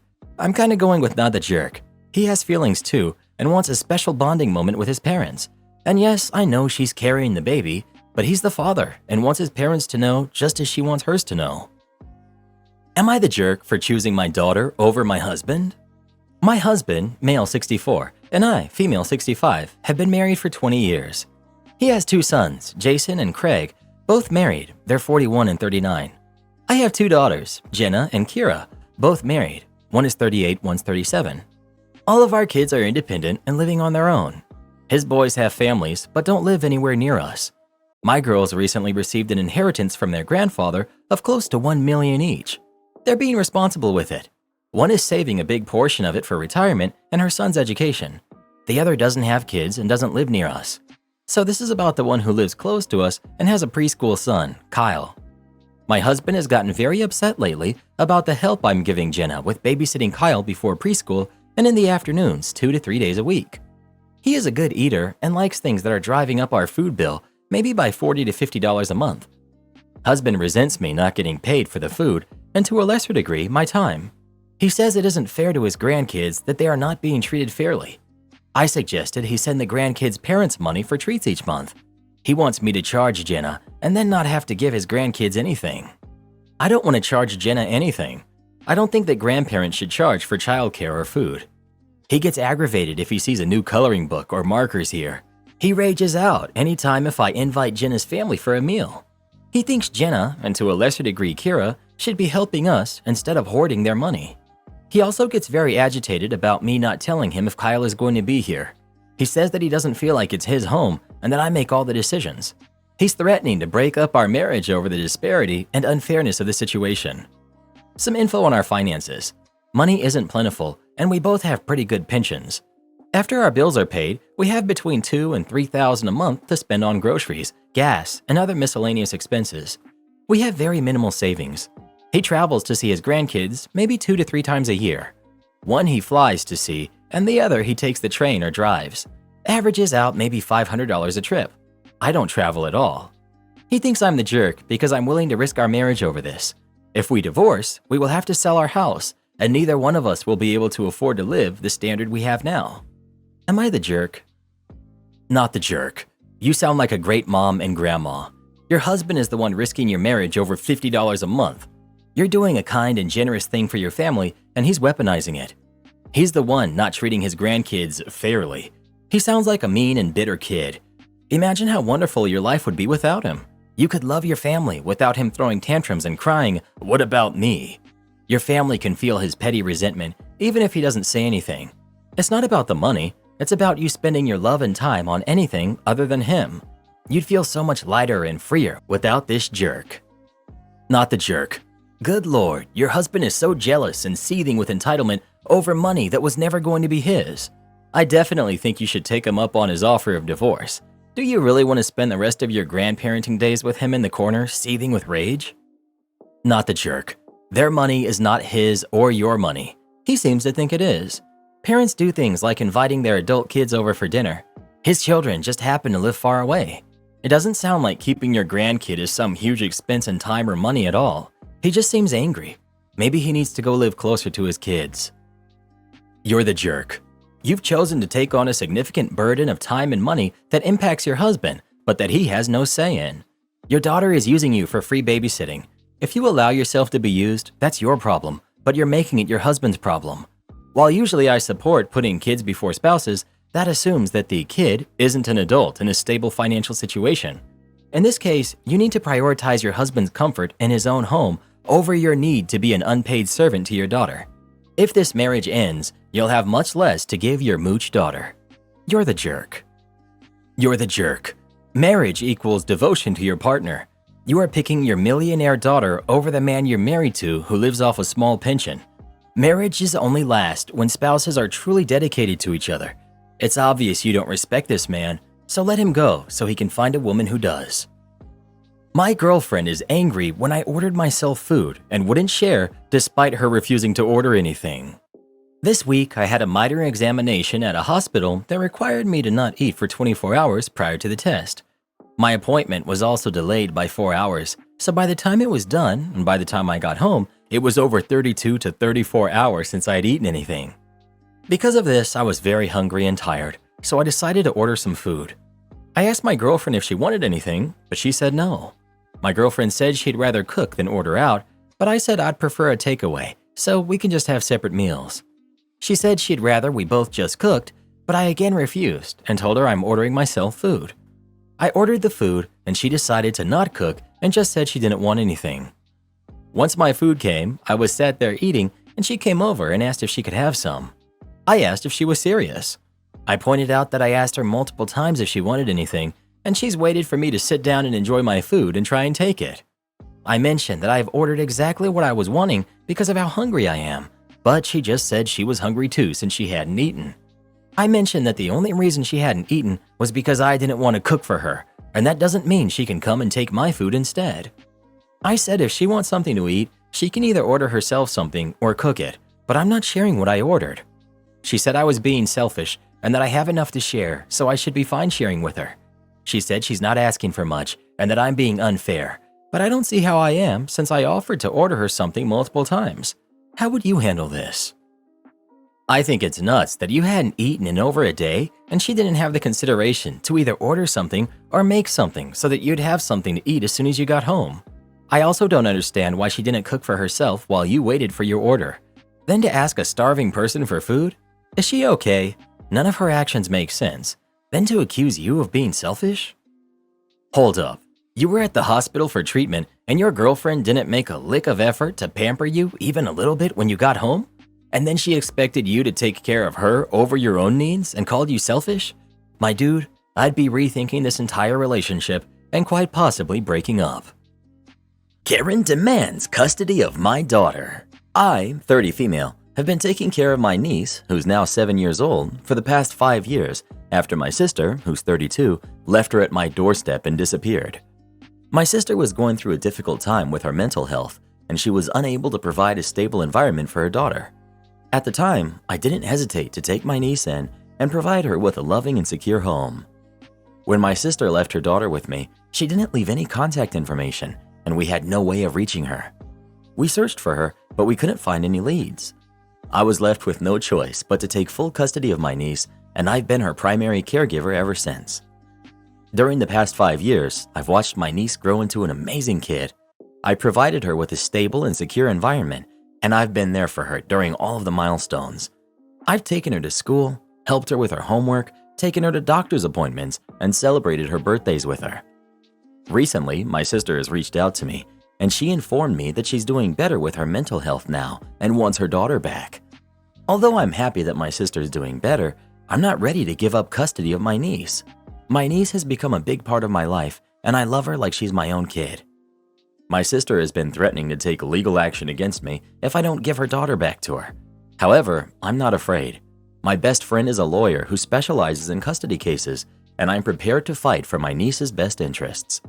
I understand that my sister is the biological mother of my niece, but I feel like I'm the only mother figure she's ever known for the past 5 years. I'm torn between my love for my niece and my loyalty to my sister.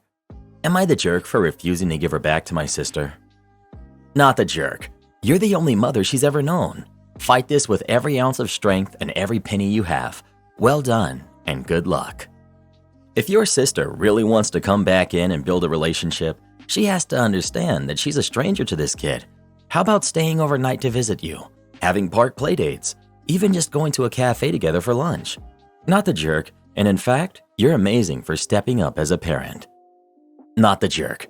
Has your sister done anything to prove she's better? Honestly, even if she has, you stepped up and took care of her kid. You have effectively become her mother because it's not like she has many memories of her birth mother. Do what's best for your niece, and what's best never involves being moved out of a loving home into an unknown environment. You're the jerk. That is her kid. Why are you playing games with her like that? My mom tried the same stuff with my babies when I had her watch them for a while when I had to take care of some other things. Then when it was time to get my kids back, she trying to say that I'm not fit to be a mother and she was going to keep them. No way. These are my kids and I'm their mother. She trying to say because I got locked up for a quick minute that I'm not a good mom. I was working the streets trying to keep food on the table for my babies. That's why I got locked up. Eventually, the authorities did take them away because they said my place was not clean enough. They literally wanted to be spotless, no crumbs anywhere, smelling like pine sol. That's not how normal people live. But I at least know that my jerk mom was not the one who got them in the end. I'm pregnant now with my third, and this time it will be different. Sure it will, baby mama. Sure it will. I lost it on my brother-in-law for telling my son to be the man of the house. My husband, Dan, grew up in a single-parent household. His dad passed when he was young. His older brother, Martin, was definitely made to act like a parent and became the man of the house. Together, Dan and I have 3 kids, Sydney, who's 12, Gabe, who's 10, and Charlotte, who's 3. Unfortunately, Dan passed 3 months ago. It's been a terrible struggle trying to balance my grief, my kids, on top of the rest of my responsibilities. I have a great support system, so I've been cognizant to make sure my babies still have a childhood. I always said I wouldn't do what my mother-in-law did. Recently, I was having a bit of a tough time. Charlotte was sick, Sydney is in about a million activities, and the housework was piling up. Martin's wife, Rachel, offered to come by and help me out. She generously cleaned the house and looked after Charlotte while I ran Sydney to her activities. When I arrived back home, I found Martin and Gabe in the kitchen. Martin was telling him that it shouldn't have gotten to this stressful point and he should be helping me more. He told him that he was the man of the house and it was up to him to step up. I cut in and told Gabe not to listen to his uncle, that he's just a kid and it's not his job to take over for his father. Rather, it's his job to play, go to school, and just be a kid. I sent him to go play. I tore into Martin. I asked him how dare he say that to my son. I said he may have been treated like this, but he will not do the same to my son.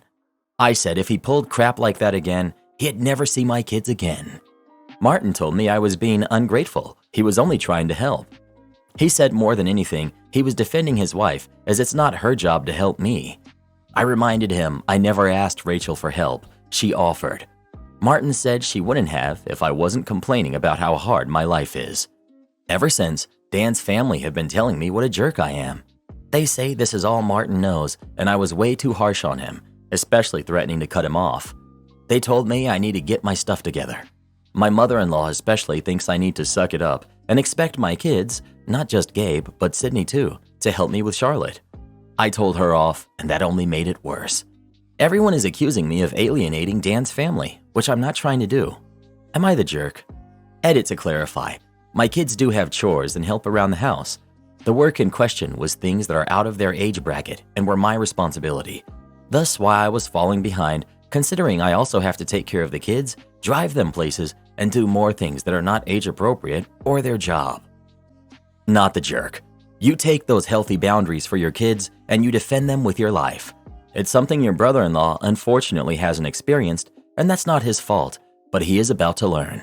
We break these cycles. We don't perpetuate them. Not the jerk. You talking to Rachel is called venting. Martin was deflecting to remove the light from his mistake. There are some things the kids could do to help. Picking up their toys, putting dishes in the sink or away, small things, run a vacuum. It teaches life skills. I get why you blew up at what he said. Kids don't need to be a man of the house. Add to that you're trying to juggle 3 kids, keep the home afloat, and probably haven't gotten to grieve properly. Lady came in 40 minutes before opening, demanding Mountain Dew. The restaurant I work at opens at 11 a.m. I usually get here 30 minutes before opening to set things up. But today, I got here an hour early because of some issues at home. This lady walked in at 10:20 a.m. and I politely told her she could come back in 40 minutes when we open. But I want my Mountain Dew and my food now. Sorry, ma'am, the kitchen is not open until 11. She starts screaming and banging on the counter. I want my Mountain Dew and my food now. Ma'am, you need to leave. No, I have nowhere else to go. And if you're not open yet, why is your front door open then? I need food now. That was my bad. I forgot to lock the door after I came in. Ma'am, if you don't leave now, I'm gonna call the cops. She finally leaves, and I see her go into the shopping center across the street. Around noon, when we were super busy, she comes back with 4 other people, and one of my coworkers was serving them. She comes up to me. I just want to apologize about the way I acted earlier. I'm not doing well. I was surprised she actually apologized. I nodded, smiled, and I kept working. Later, as I was cashing out another customer, she's walking towards me and says, "You might want to send someone into the ladies' room," with a big smile on her face. She turns around, and there's a huge stain on her dress. As soon as she walks out of the door, she sprints to her car, and I'm just standing there like, what the heck? Then it dawns on me. After I cash out the customer, I go to the ladies' room, and sure enough, there's a huge mess everywhere. How thoughtful. Me and 2 coworkers cleaned everything up. Yes, we wore gloves, and of course we washed our hands after, very thoroughly. I just can't stand people these days. My boyfriend has disappeared every weekend for the past 3 years, plus final updates. My boyfriend, 27 male, and I, 24 female, have been together for 3 years. We don't live together, but are close enough to spend a lot of time together. However, it's very rare for us to spend a whole day together. When we have, it's been a weekday where our schedules have happened to line up, like no work and no class. We've never spent a day on the weekend together. He works as a research assistant while getting his PhD. Every single weekend for the past 3 years that we've been together, he insists he has to work. I realize how stupid I've been now, but foolishly I trusted him. I trusted that he had work every single weekend for 3 years. That was until today. I'd been studying for finals, and it's the toughest it's ever been, so I was craving some time with him. Just a day where we could kick back and relax with each other. Of course, he says he can't because he's working, and I shut up about it. So today, I'm getting antsy anyway, and hoping we could at least spend some time together. I end up texting him, asking when he thinks he'll be back and we can spend the night. I've done this plenty of times before, and he always responds fairly quickly. This time, I'm waiting for a while. After 2 hours, I decide to text a work friend of his who's also a research assistant with him. Wouldn't you know it, it turns out they don't have work today. In fact, he informs me in that same text that they rarely ever work on the weekends. Never. So now I'm sitting here wondering what's going on. I have no idea how to confront him about this. I mean, this has been going on for 3 years. If he's cheating on me, he basically has a second family at this point. But obviously, that's where my mind goes, and I have no clue what else it could possibly be. Like, is there any possible explanation for this besides cheating? How in the world do I confront him about something he's been doing for 3 years? Since he's doing whatever it is tomorrow, do I just drive over to his place in the morning and wait and then follow him? Has anyone ever had anything like this happen to them before? I would just ask him first. Hey, I texted your work friend while I was waiting for you to reply, and he said you never work weekends. Even if he's not cheating, he's lying. Don't stalk him. Don't play games. OP. But what's stopping him from just lying again? Like, even if I confront him, he could just insist he's working or come up with an excuse. The only proof I have is the text from his coworker. I feel like that might not be enough to get him to tell me the truth. I don't know. Update. When I logged off, things seemed to be pretty split on what I should do. Most people just decided to call him a cheater and say that I'm the side chick. Frankly, I wasn't sure I could wait another day to confront him, so I confronted him the night of that post. No games or stalking or anything. Anyway, I had texted him telling him to come over when his work was done, and he did. I waited about 5 minutes, if that, for him to settle in before telling him that we needed to talk about something important. He immediately responded with, "Uh-oh," which was a bit demeaning, but that sarcastic response honestly matches his personality. I tell him everything that happened, how hurt I was, how I didn't feel like I could trust him about anything considering he's been doing this for 3 years, and then asked if he had anything to say. He told me he wasn't cheating on me or anything like that, he was just embarrassed about what he had been doing. I asked him what he could possibly be so embarrassed about as to hide it and lie to me for 3 years.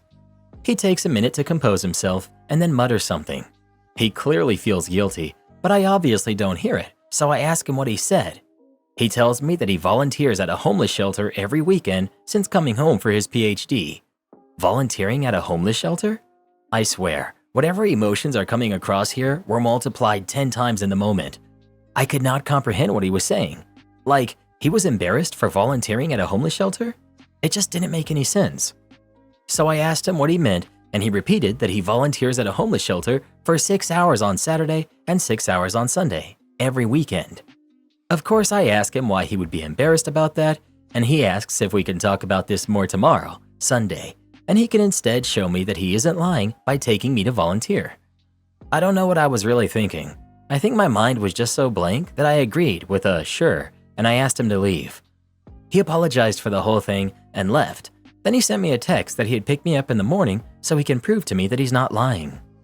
Of course, my mind races all night, and I tossed and turned all night. But Sunday came anyway, and he wasn't lying.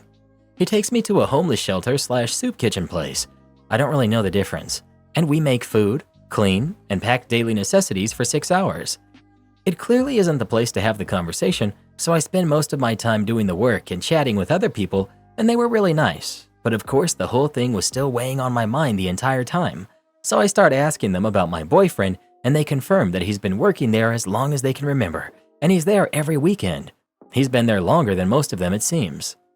Finally, our volunteering ends, and we head back to his car, and I try to start the conversation, but he shuts me down and asks me to wait until we get back to his place. I say fine. Maybe I'm being a doormat here, but I was just so confused and lost, and we head to his apartment. Once there, the talking begins. He asks me if I believe that he's telling me the truth about working at the homeless shelter every weekend, and I say that I do since I confirmed it with a lot of people while there. But I also said that I don't understand the lying, especially for as long as he did. He apologizes again and asks if I really want to know why he kept it a secret. I say of course. He sighs and then tells me that he doesn't like people knowing that he likes helping people. Obviously, I'm going, what? Because this is so weird, and I ask him to explain. He tells me that when he was an undergrad student, he would always try to help his class behind the scenes by discussing problems they had or negotiating for curves or extensions on their assignments, even when he didn't personally need it. He said he enjoyed doing it and kept doing it as a master's student, but then started to do so before and after classes publicly. Apparently, most of his classmates were still happy with him, but a few basically hated him for it because he was babying them or something like that. So he went back to doing things behind the scenes and no longer tries to associate himself with any of the things he does to help others.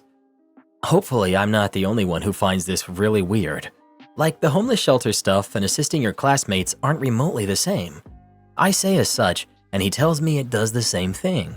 It helps people, so he doesn't like people to know about it because then they might misinterpret his intent and think that he's masquerading as a good person. Then he assures me that he's not a good person at all, but he still wants to do what he can for people, so this is what he does. What on earth? So I ask if he really thinks I would get mad that he's helping homeless people in his free time.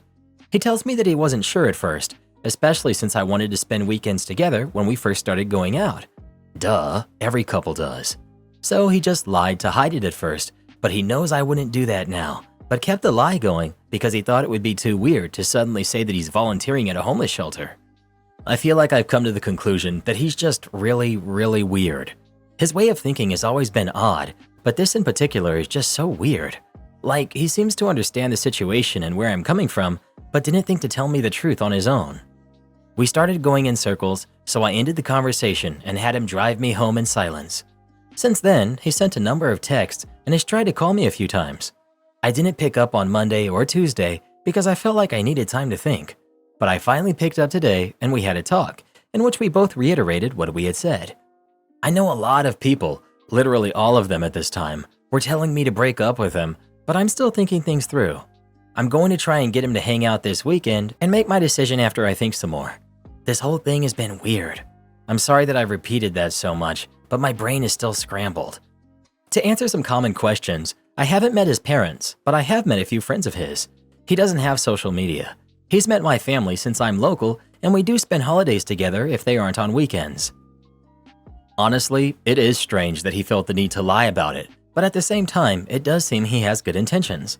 A lot of people like to do volunteer and charity work, donations, etc., and keep it quiet because they don't want to seem like they're trying to be a good person. They just want to help those in need and keep it quiet, just like your boyfriend said. I understand your confusion and being upset about the lies, and that's completely valid. But in this situation, I do hope you give him another chance. It's very possible the embarrassment comes from past issues in his life. Personally, I've been in some bad situations and been on hard times, especially as a kid with a single mom, and now that I'm grown and have the ability to help those that are in the situation I was in, I basically feel obligated to help. Again, it's your relationship, and not being honest with you because of embarrassment is one thing, but I hope you two can discuss this more and figure it all out, because you're both valid in my opinion. I commend you for bringing it up to him, and I commend him for helping those in need. Good luck. OP, thank you. I'm going to talk with him some more and see. Obviously, we've been together for 3 years, and I really do love him. This is just so strange to me. Like, I get having past issues that are affecting your behavior and whatever, but this whole thing is just confusing. Update 2. So I asked him to come over so we could talk again, and he did. I then asked him some of the questions people had on here that I had written down. Volunteering for 6 hours, but still not having time for me? He said he would get there a little early and leave late, but would then spend the remaining hours running errands and actually working on PhD and assistant stuff. I asked if he could give me details. He gave me some details about academic articles that I don't remember.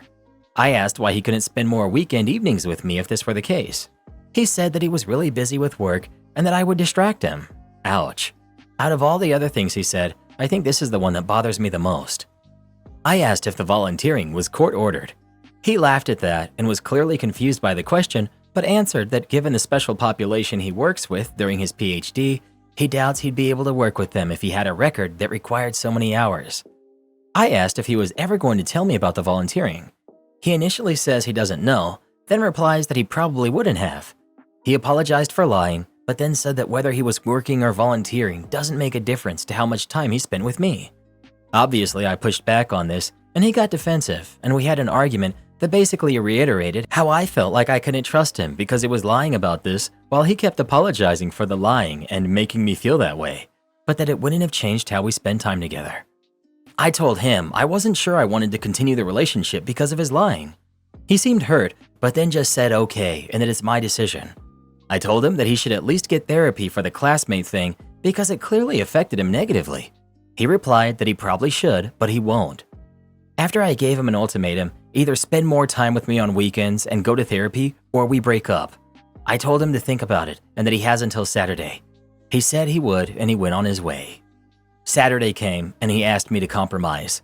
He said he would take a day off from volunteering if I volunteered with him the other day, and he wouldn't have to go to therapy. I said I needed to think about that. I told him later that night that I'd accept the compromise if he was willing to go to one therapy session. On Sunday morning, he told me he wouldn't be willing to go to therapy and asked that we go out to dinner. We went to a local diner and basically talked about ending things. He apologized for ending things this way and said that he knew he wasn't exactly being reasonable, but he's doing what he feels like he needs to do. I basically said that that was up to him. We wished each other the best, he gave me a partial hug, and I went on my way. So yeah, 3 years of commitment for this. Kind of sucks. Update. So I received a text today. I should have blocked him, but I didn't, so here we are. I didn't respond to him, but here's the message verbatim. Hello, sorry for contacting you. I'm sorry for how I acted. After you left, I really gave a lot of things some thought. I didn't want therapy because I didn't need a professional to tell me that I'm different or weird or diagnose me with something that jeopardizes my profession, and I especially didn't want them to try and change me. I bit the bullet in January. I was diagnosed with schizotypal personality disorder. You can look it up, I guess. I'm not seeing the therapist frequently, especially after he suggested altering some of my behaviors and told me that I'm coping using my volunteering. Sorry, I'm just saying that you were right and I wasn't being fair to you. Please do not feel burdened to respond. I hope you're okay. Gosh, he hopes I'm happy? I mean, really, after everything, he acts like some sort of victim? I hate it so much. Every single time I've thought of him since we broke up, I just get more angry. I guess it's nice to know that I wasn't imagining things and there is something actually wrong with him. But did he have to contact me? Gross. Anyway, I was huffing and drinking and spotted my login details still on my laptop desktop and figured an update wouldn't be too hard. I hope you guys know how to pick them better than me. Am I the jerk for not sharing my art supplies? I babysit for my sister all the time. She pays me the same as anyone else, but she is a lot more entitled than anyone else. My nephews are really good kids, but spoiled. They eat when they are supposed to and don't need me to wrangle them much to get them to go to sleep. However, they're fascinated with my art supplies. I'm not an artist, I just like to draw. I have a few apps on my iPad, but I like my paper and pencils as well. I also have oil pastel crayons. My nephews wanted to draw with them, but I said no. They complained to my sister, and she told me to let them draw with me. The next time I came by, I brought pencil crayons for them. Not good enough. They complained, and she said I was being mean not sharing. Time before last, I just didn't bring anything except a book to read. She gave me crap for being immature. Fine, I gave up. I bought them some cheap oil crayons. I gave them to her as I was leaving. She called me today. She gave them the crayons but did not supervise them. She spent the last 2 days trying to get the oil paint off her couch and carpet. She says my brother-in-law is really upset that I gave them art supplies that are so messy. I forwarded her the messages where she called me childish and mean for not sharing. I offered to send them to her husband so he could know whose idea it was.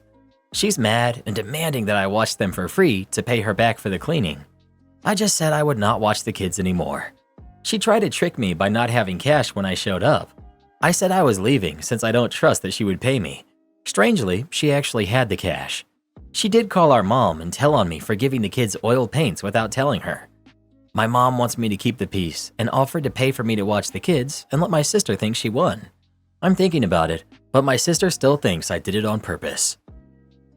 She's hilarious. She gave them the crayons. You didn't sneak them into their pockets.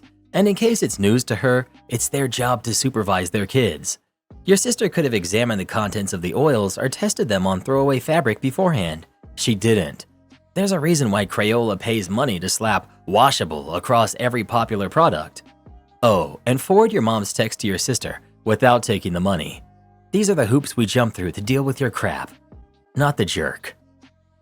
My girlfriend is having a mental breakdown because her friend is getting married.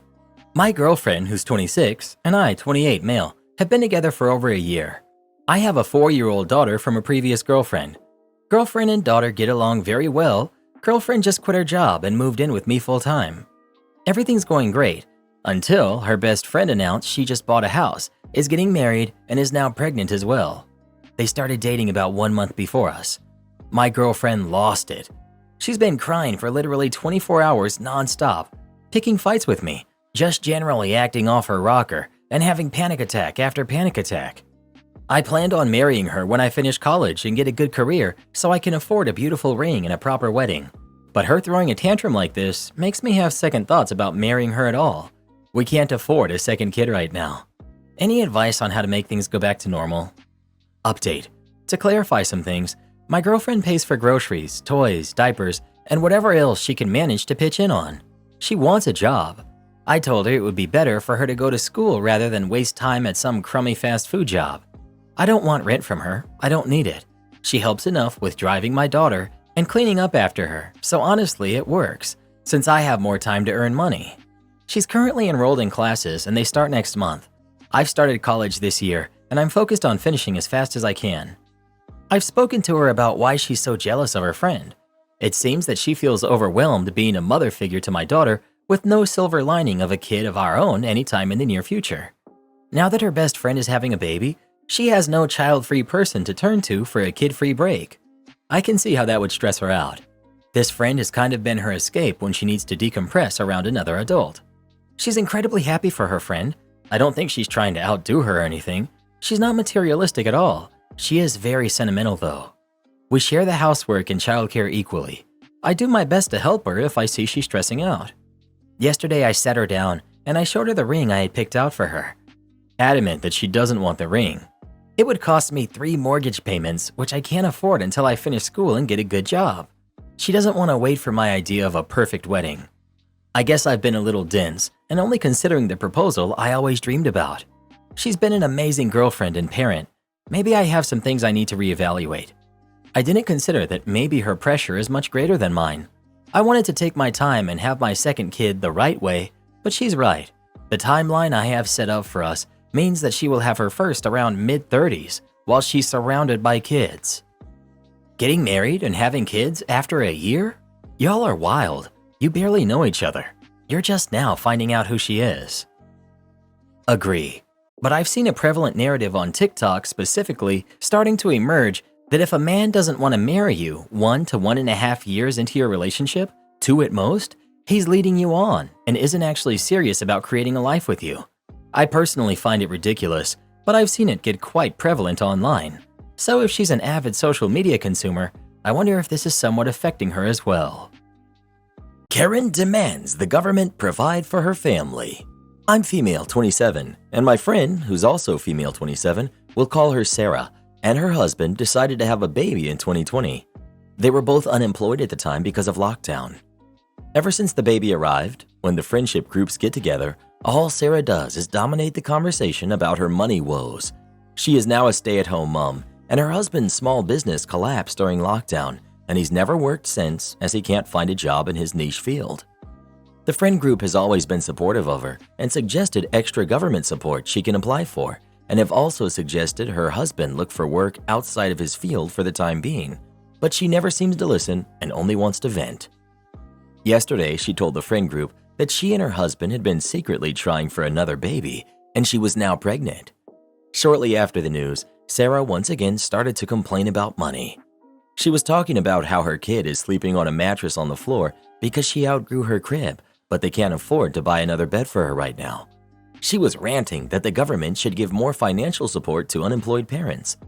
Sarah then pointed out that I was being quiet, and I told her that if I was being honest, she put herself in a worse financial position by planning another baby, and it's not the government's responsibility to provide for her family, especially considering her husband has been unemployed for more than 2 years now.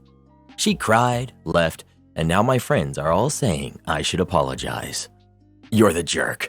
You have absolutely no right to decide who should and who shouldn't be having kids. I hope her and the whole friend group ghost your judgmental self because I know I would. Her and her husband are the only ones who get to decide if they want to have more kids or not, and she's right about the government stepping in and doing what it's there to do. It's there to serve the people, especially those who need help. Why is it that the people like yourself who are so high and mighty and don't even need financial help at all are the quickest to judge those who do? You're what's wrong with this country, and I'm so glad we have someone in office who disagrees with your outdated ways of thinking. I also hope that you are in the exact same position she is one day and that you can't get the help that you need. You're the jerk. I'm getting major conservative vibes from you. If you come to Reddit and expect us to support your insulting of those who are battling socioeconomic struggles, you're in the wrong place. If it were up to me, there would be a hard limit on how much money anyone can legally make. Then the excess would be used for people like your friend who need it. Why are some people making $100 million a year while others can't afford to feed their kids? Because we have a broken system that doesn't work. Yes, you're a major jerk, and your friend did not at all deserve your mistreatment. Well, who do you think is the jerk? OP or her friend? Please let us know. Am I the jerk for telling my sister she was never a scapegoat?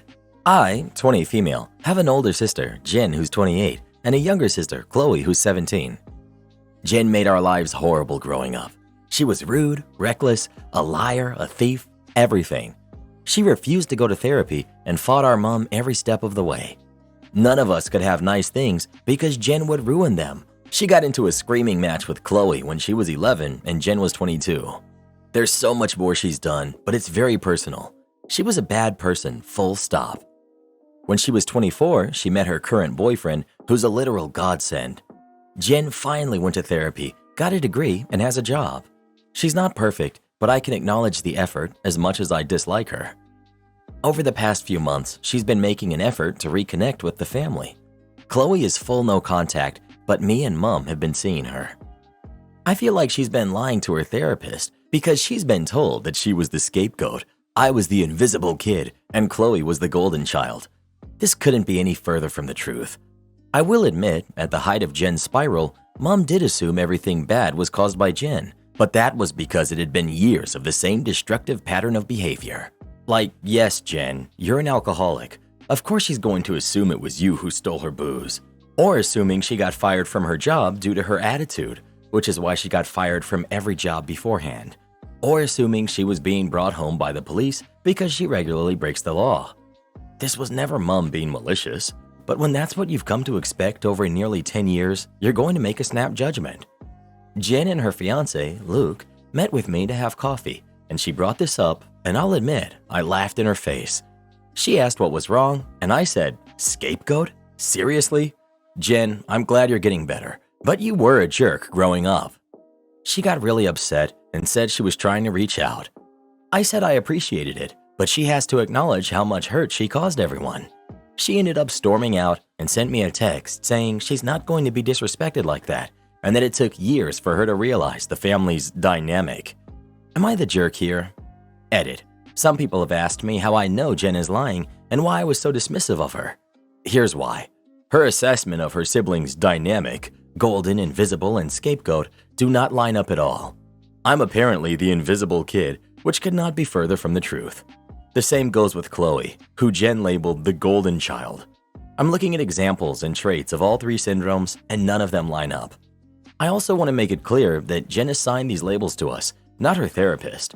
I've learned that responsible therapists don't use terms like these, so my best guess is that Jen came up with all of this herself whilst we were meeting, or her therapist reinforced it.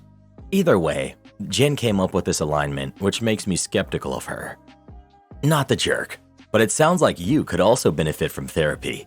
You don't want to hold on to all of this anger for your sister forever, especially if she's trying to better herself. You'll just come off bitter. Maybe keep contact to a minimum for now too. Oh, I can't read? Bet. Many moons ago, I worked contract for a medical placement company in the employee health department of a rack and pinion steering plant. The plant was scheduled to close, but they were still hiring. It was a head scratcher for us too, and extra help was needed for drug screens on the new hires. The other duties were seeing to injuries as they occurred, setting up appointments with Doc on days he would come, flu shots, and then there was the project. Here's where the story begins. The project was a collection of every medical piece of paper in the plant, all of them, scattered in boxes stacked to the ceiling. No sense of order at all. Two of the veteran nurses would periodically adjourn down to the war room, as it was dubbed, to do whatever they did with the mess. I was enlisted to help one day and succeeded in only managing to mess up the Excel spreadsheet, named Apricot for reasons I've yet to understand, that they were using to attempt to collate this mess. On days when we were slow, if we had no patience, I'd stay at my post and read. And one of those days, the boss lady came by and decided to take umbrage at that hobby. I should add that if I was reading, everything was stocked, all other projects were done, and I'd already been yelled at for sweeping up after myself. I'd really rather you not do that. I need you doing work. It looks bad. Okay, what else needs to be done? After she looks around at all I've done, Nothing. You're done. Just don't read. So I said, I'm not a good sitter. Fast forward, she gets sick and a temporary boss comes in. I get assigned the project. It takes a minute, but I get it whipped into shape. First, I sorted papers into folders by name. Then I organized by dates on papers, past to recent in each file. Then I alphabetized the folders and put them in boxes. What had taken the other two nurses months on end took me a few weeks. After that, I started a new Excel spreadsheet. Data entry is one of my favorite things, and I'm fast. Name, date of birth, first date listed, last date listed, easy peasy. I was blowing through 20 to 30 boxes a day. I only took lunch and bathroom breaks. The boss comes back from sick leave, walks in and goes pale. What happened? Nothing. I've been working super hard. Is it not done right? It's great, but it's gone. Yes, ma'am. I've made decent progress. She hem-hawed around and finally muttered, I need you to slow down. Sorry? I need you to slow down. We told them we needed at least this amount of time to complete that project, and as fast as you've gone, there won't be any work left to do. So what else can I do? Do a box, read a book, do a box, take a nap. Just slow down. Bring your books or several books. Just slow down. And that's how I got permission to read in my own downtime at work. Might not be the best malicious compliance story, but after 15 years, it still makes me laugh. Would I be the jerk if I back out of helping my sister pay for a car because she got a $65,000 Jeep instead of what we agreed on? My sister, who's 18, is starting college this fall. She doesn't have a car, but she will need one because she'll be commuting to school while living at home. At the beginning of the year, I, 27 male, told her that I'd help her pay for a car as a graduation gift, and I'd pay for the first $5,000 of her monthly payments. She has an almost full-ride scholarship and is living at home, so this will probably be her only recurring bill outside of school fees and supplies. I did this so that when she started working, she could build as much of a savings net as possible in case something comes up. My parents, my sister, and I originally agreed on a max of $25,000 to $30,000. This car isn't meant to last her a decade. She's never owned a car before. This is her baby's first car. It's supposed to be an affordable used car for a college kid to get around in. It should last her for college, and then she can figure out what to do from there. Well, I was lied to, because she and my parents went out and bought a brand new Jeep yesterday. I'm livid my parents co-signed for her to get this. Not only did they buy a $65,000 brand new car, but they financed a $10,000 down payment at an even higher APR for some reason. For some insight, my parents cannot afford this car themselves, and they can't even afford the new payments on the loan they got for the $10,000. There's a reason I'm the one helping out with the payments on this and not them. My sister does not even have a job yet, which was supposed to be step one before we even got her the car. I'm livid. The $5,000 I had set aside for her won't even last this summer if we put it towards the car and loan payments. The whole reason I did this is now basically moot, because she'll have to cover the payments while she's in school. My parents have good credit somehow, but have zero cash at the end of every month. So I'm pretty sure once my $5,000 runs dry, the car will be repoed for non-payment in the next year or so. What boils my blood even more is they know I'm livid, but they don't care. Mom went on for a whole hour about how sister's eyes lit up at the sight of the car, and you would not have said no either if you were there. We have talked about this for months. My sister and parents both know 100% that she will not be able to afford this car, but they don't care now. I'm considering backing out. I'll tell them to return the car and we can return to the original plan, or else I'll just invest the $5,000 in a 5-year bond for my sister. I want some opinions on this plan. Quick clarification. My gift to her is a total of $5,000 that was to be used for monthly payments. The way I worded it was weird, I think, originally. I did not promise to help with a down payment or anything else fee-related. She had savings to cover that. I was going to pay for the first $5,000 of monthly payments after that. Edit 2. Some people are asking why the original car purchase price we decided of $25,000 to $30,000 was so high. I agree, that's pretty high for an unemployed college kid. That was meant to be an absolute max that you need to think very carefully about total, fees included. I was encouraging them to go for $10,000 to $15,000, but was talked up to a $25,000 to $30,000 max. I also just got confirmation that the deal was finalized yesterday. There's no returning the Jeep. I was mistaken about how used versus new cars are treated with cool-down period laws. She and my parents are done for. Thanks for the advice so far. Going to think this over tonight and figure out how much of this circus I want to be a part of. Not the jerk, but your parents are, and they're acting like kids themselves. They're setting your sister up to fail. The Jeep goes back, and a cheaper, secondhand car comes back home, or they're on their own. Not the jerk. They all need to learn a lesson the hard way. It seems as though everyone just assumed you would pitch in and help out when she starts drowning in debt. They will guilt you too. Tell them to take the Jeep back or figure it out themselves. I would expect this type of decision from an 18-year-old, but not parents, especially when they can't make the payment themselves. If you let this ride, you will wind up paying for the Jeep out of guilt. When the day comes that nobody can pay for it, and it will, then they will start to guilt trip you. This was an incredibly stupid thing to try to do to you. Did any of these three think about how to pay for maintenance for the Jeep or insurance? Not the jerk. What in the world? I'm well off, and I wouldn't think about dishing out that much on a car, let alone your first car when you don't even work. That payment must be, what, $800 to $1,000 a month? Your sister is living in La La Land, and your parents also have no brains by the looks of it. I would not give her the $5,000 in payments. Have her return that car. She will statistically crash it anyway. Hope she at least got gap insurance. Well, who do you think is the jerk? OP or his sister and his parents? Please let us know. I think schools should be teaching more about personal finance and less about mitochondria. Oh, come on, Karen. Things like biology and chemistry are very important for us to know as adults in our day-to-day lives. Yeah, who needs to know how to file taxes when you have the periodic table of elements memorized, right?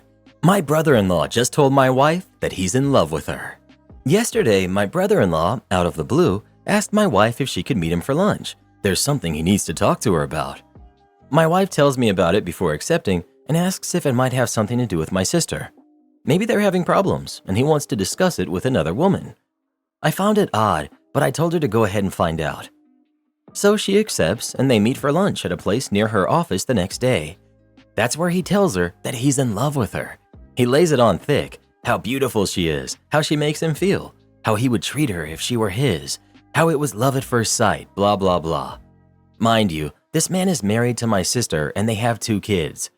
He and my wife had a friendly relationship. Our families see each other often as we are a close family. He does text her frequently, but there was nothing inappropriate. My brother-in-law texts and calls my mom too, so none of us thought anything about it. I want to stop a moment and emphasize that my wife isn't cheating on me with him.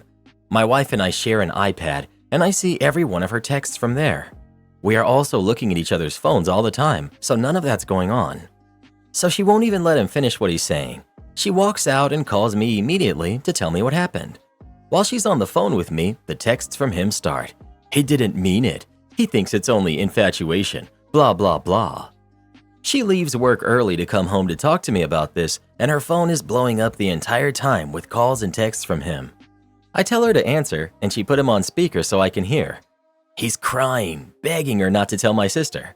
Apparently, when we were together this past weekend, he thought that she was flirting with him and that he thought they had a moment when they were alone in our kitchen. Now, my wife really likes to joke with people, and I suppose I can see how that could be taken as flirting. He asks if she told me, to which I answer, yes, I'm on speaker. Then he starts begging me. This went on a while. My main question was whether he had cheated on my sister before. He said no and swore to it. It's just my wife. He said I should understand. So I'm done listening at that point and told him I wasn't going to do anything tonight and I would call him tomorrow. That's where we are right now, and I really don't know what to do. My wife says drive over there right now and tell my sister, but the idea of ruining my sister's family is really getting to me. Thinking about what this is going to do to their family, I just don't know what to think. I know the right thing to do is to tell my sister, but I'm also thinking about my wife as well. It's not her fault, but there is sure to be resentment towards her from my family. Even if my sister doesn't divorce him and they reconcile, I can't see how we're ever together again like we were before, if at all. This whole episode can tear my family apart. I don't give a hoot about him. He tried to destroy my family, but I do care about everyone else. I don't know what to do. Any advice will help. Update. So everyone that told me last night that I couldn't wait to tell my sister was right. A little after 12 last night, I get a call from my sister and says that she has to tell me that my wife tried to begin an affair with her husband, so he tried to pin it on her. I told her that's not the case and I will be right over. So I get on the phone, wake my mother and my father, tell them what's going on, wake my younger brother and tell him. My mom and dad head to my sister's to sit with their kids, and my brother comes to our house to sit with ours, and my wife and I head over. My sister is out in the front porch with my brother-in-law when we get there. He looks so distraught. He knows we have texts and voicemail. I really don't know what he was hoping to accomplish. My wife gives my sister her phone, she sees the texts, listens to the voicemails, and he starts sobbing before she can say anything. My brother-in-law is a firefighter, a big tough guy, so this is a scene now. My sister is pretty tough. She tells him to stop it, pack a bag, and go. She can't stand to look at him. There's more begging, but she has no patience for it. So my sister walks off to talk with my wife. I see them hugging, so at least I feel like they're okay. They've actually been friends since college. I met my wife through my sister, so they're pretty tight. The thought of this wrecking her friendship had been weighing on me. This leaves me with my brother-in-law. He's broken, so I feel more sympathy than anger. He says he's sorry, he just couldn't help it. It's not hard to fall in love with my wife, so I get it. But dang, man. He eventually picks himself up and leaves, so we're there all night. My sister starts asking my wife why her husband would think any of this would work out. He had to have had some reason to believe that she felt the same way. My sister says they hadn't been having any problems. Everything was fine like it had always been. My wife is crying at this point and says there's nothing you haven't seen. She gives my sister her phone again, and they read every text ever sent over the past 2 years. Nothing there. My wife was just herself. She has a playful personality, and so does my brother-in-law, so they tease each other. She does the same to my mom and to my brother as well. The only thing she could think of was the moment in the kitchen this past weekend that he referenced. They both went in for the fridge at the same time, and they playfully jostled for who would get there first. He lets her win, but he reaches around her waist to get a beer slowly, and she did feel the way that he did it was a little inappropriate. She says she should have called him out on it, but didn't want to make it a big thing. She feels maybe the fact that she didn't gave him hope. My sister doesn't blame her, so at least that's good. So then my sister starts going through his MacBook to see what else she doesn't know about. She's angry and frantic at this point. She guesses the password, starts searching, and finds a lot of pictures of my wife on that computer. They went back years and always isolated just her. We had gone as couples to the Caribbean a few years earlier. There were probably 50 of her from that trip. So he's been secretly taking these for years. Does this now enter restraining order territory? This has taken a creepy turn. I'll update when I have more. The fact that you so casually said you wouldn't do anything tonight and you would call him tomorrow and not tell your sister ASAP is highly suspect. I can't imagine a situation where any man would want to have lunch with my wife alone to share something with her and I'd be okay with it. You really said, wait until tomorrow after he professed their undying love to your wife? Something is afoot and there's more to this story you're not sharing. OP. We're all pretty close. My sister and my wife are college friends, and we are family. I know this guy well. He's not a stranger. I just needed some time to process. My whole life just changed. Update. Unfortunately, the mess continues. My sister agreed to talk to her husband last night and let him explain. She put my wife on FaceTime during this conversation so there would be no lying. I'm listening in as well off camera. My sister is also recording the whole thing. He admits he's been obsessed with my wife for years. It started the day he met her. My wife and I were dating at the time, but he met my wife before he met me. Like I said, my wife and sister are longtime friends, and my sister wanted to introduce her boyfriend to her friends. He thought it was only physical for a while, but over time, he knew it was more. My sister nearly kicks him out right there, but listens a little more, and she eventually asks what made him think that my wife would leave me for him. He answers that there is obviously mutual attraction, and he figured it would begin as an affair, and then things would progress from there. My wife and sister explode at that point. They really went off on him. The phone call is over. My wife hangs up because at this point, she's concerned for me. She's shaken and distraught, assures me the attraction was one-sided. I never thought it wasn't. Even if she did find him physically attractive, I know she would never act on it. She's just not the type. I knew my brother-in-law was a jerk, but I never knew he thought that highly of himself to be able to pull off something like this. I talked to my sister later on, and she's contacting the lawyer Monday to see what steps she can take. As far as she's concerned, he is detached from reality. That's all I have for now, and I'll update once the dust settles a bit. Final update. My brother-in-law returned home yesterday, not because my sister wants him back, but because she can't legally stop him. But they're done. I think he realizes that now. The lawyer tells my sister that since my brother-in-law's behavior over the past few days has been documented, there's a good chance she will be granted full custody. He doesn't seem to even want to fight her on that. My sister will be fine. Any love she had for him is gone, and she doesn't seem too broken up about it. The kids don't know what happened yet, but my brother-in-law was never around much anyway when the kids were home. He slept at the fire station many nights and put in a lot of overtime, but it'll definitely be hard on them once they find out what's going to happen. Many commenters have said that there must be more women, but as far as we can all tell, there hasn't been. It's really just the obsession with my wife. She has blocked his phone, but on the same night he returned home, he sends my wife an email from an account he just made. It started with an apology, but then took a turn. He said he never got to finish at the restaurant that day. Then he went on for paragraphs and paragraphs about all the things he loves about my wife and the desperation he felt that led him to do what he did. He mentioned their mutual attraction again and how he had always felt between them, and ended with a rather large section about me. Let's just say I didn't know he had such a low opinion of me. He was quite certain that I was not taking care of her properly. Anyway, we sent the email to my sister and it will go to the lawyer. It might be enough to get him removed from the house.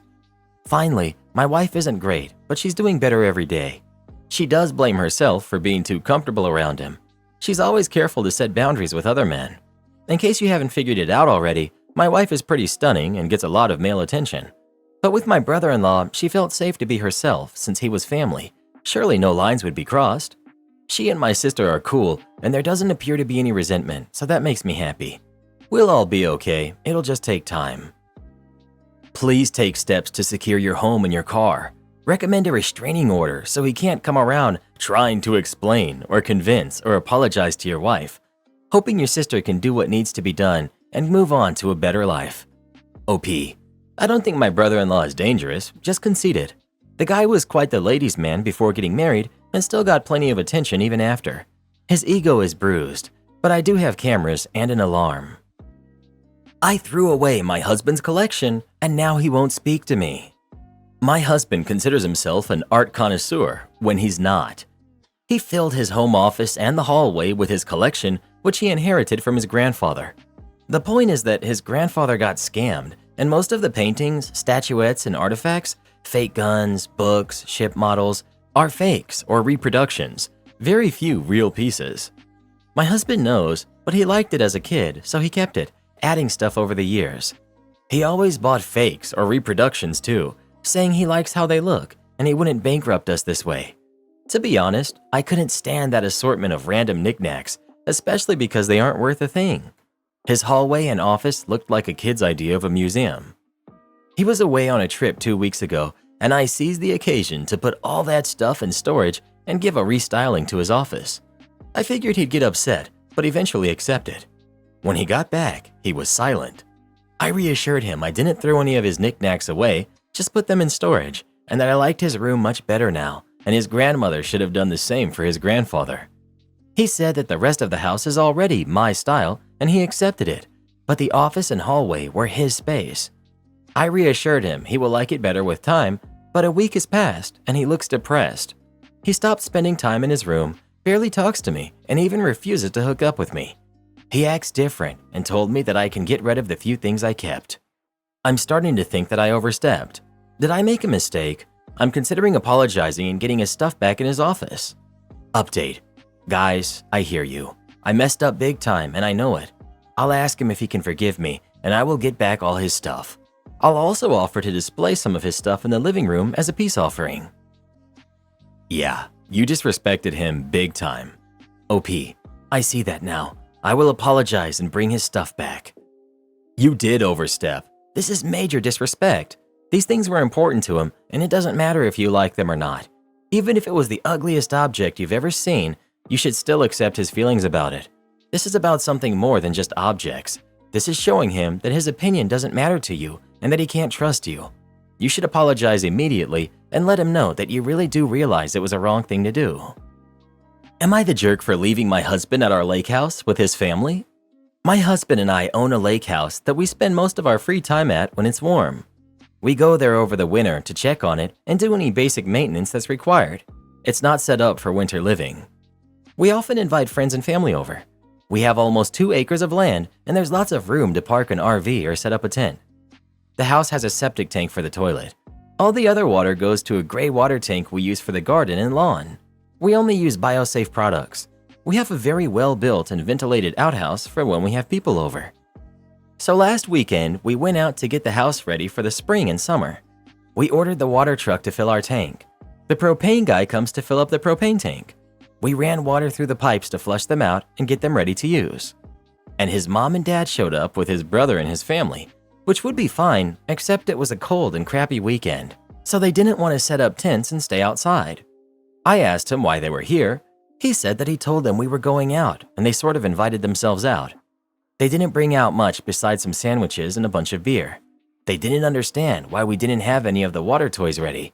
There was still ice on the lake. I asked my husband to tell them that we were not ready for guests and that they needed to leave or help. He wouldn't do it. So I left. I said I needed to run to the store. I took my car and went to the grocery store 5 blocks from my house. It's an Asian market with great sushi. I think my husband expected me to just be going to the gas station a mile from the lake. I left him out there to prep the house and deal with his guests. He's upset now that I left without telling him that I wasn't coming back, that he had to do all the work by himself, that he had to clean the house by himself. He said his family thought I was rude not to stick around and host. I did not invite them. I told him that the house wasn't ready for guests. I told him that we did not have enough toilet paper for 8 people. He knew we only had food for the 2 of us for the weekend. I think it's his fault and his problem. Should I have sucked it up and taken one for the team, or am I the jerk? I was thinking everyone sucks here at first because you could have stayed and said that they needed to leave. But no, that should be on your husband. You asked him to set that boundary and he declined. Instead, he expected you to stay and clean the house, cook for everyone, go get groceries and supplies, and be a host to an unexpected group that should have been told no on the phone in the first place. Not the jerk. Your husband needs to grow a backbone with his family, and hopefully this experience will teach him to use his words. Would I be the jerk if I put a lien against my parents' house and sued them for my college tuition? I, 17 female, am graduating high school next month, and I'm set to attend my first choice college with a partial scholarship in the fall. It's an in-state school about an hour away, and because of my dual enrollment credits, I should only be 5 semesters from finishing my bachelor's degree and then going for the master's degree I need for the career that I want. 5 years ago, my mom's mom, passed away, leaving behind a college fund for me and my siblings, Kyle, who's 25, and Kelsey, who's 22. Mom's Aunt Teresa was supposed to oversee it, but she passed away in 2020, and somehow my parents wound up in charge. I don't know all the details because I was 12 when Mama passed and 14 when Aunt Teresa passed. I'm not even sure exactly how it was structured or how much there was, except that it was supposed to be enough to cover a significant amount of our expenses, if not everything. Kelsey is a fine arts major, and her first year of college was derailed by lockdowns, and she wound up losing an entire year. She was supposed to go back for her final year next fall, just as I'm starting college myself. But last night, at our grandpa's birthday dinner, my dad's dad, she announced that she had been invited to participate in a junior artist in residence study program and was deferring her last year of college. Everyone congratulated her, and my grandparents asked about what sort of stipend she was getting. She said there wasn't one, but Mama's money would cover her living expenses. My uncle said that between me starting college and them covering that, the fund would be empty soon, and asked if her share would be enough to pay for her final year after. That's when my dad said that since I had scholarships and my sister needed it more, I wouldn't be getting any of the money Mama left for us. Everyone was shocked and started asking questions, but my parents insisted that it was important to support my sister's artistic goals the way we never were, and that I'd be fine. When my grandparents argued with them, Mom said I could take out loans for what my scholarship didn't cover and live at home to save money. I was in tears, and my sister was upset that people weren't happy for her. When my uncle asked if there was even going to be money left over for my sister to go back and graduate, my parents said that they would take out a loan against the house to cover it. Everyone got in a huge argument, and my parents and sister left. My grandparents, uncle, and aunt got to talking, and my uncle, who's a lawyer, says that he's going to look into it and that we may have to sue them for my share of the college money because he believes they mismanaged it. My grandparents are worried about them mortgaging the house and losing it, and suggested we take out a lien against the house for my tuition money so they can't use it to get a loan to pay for my sister's expenses.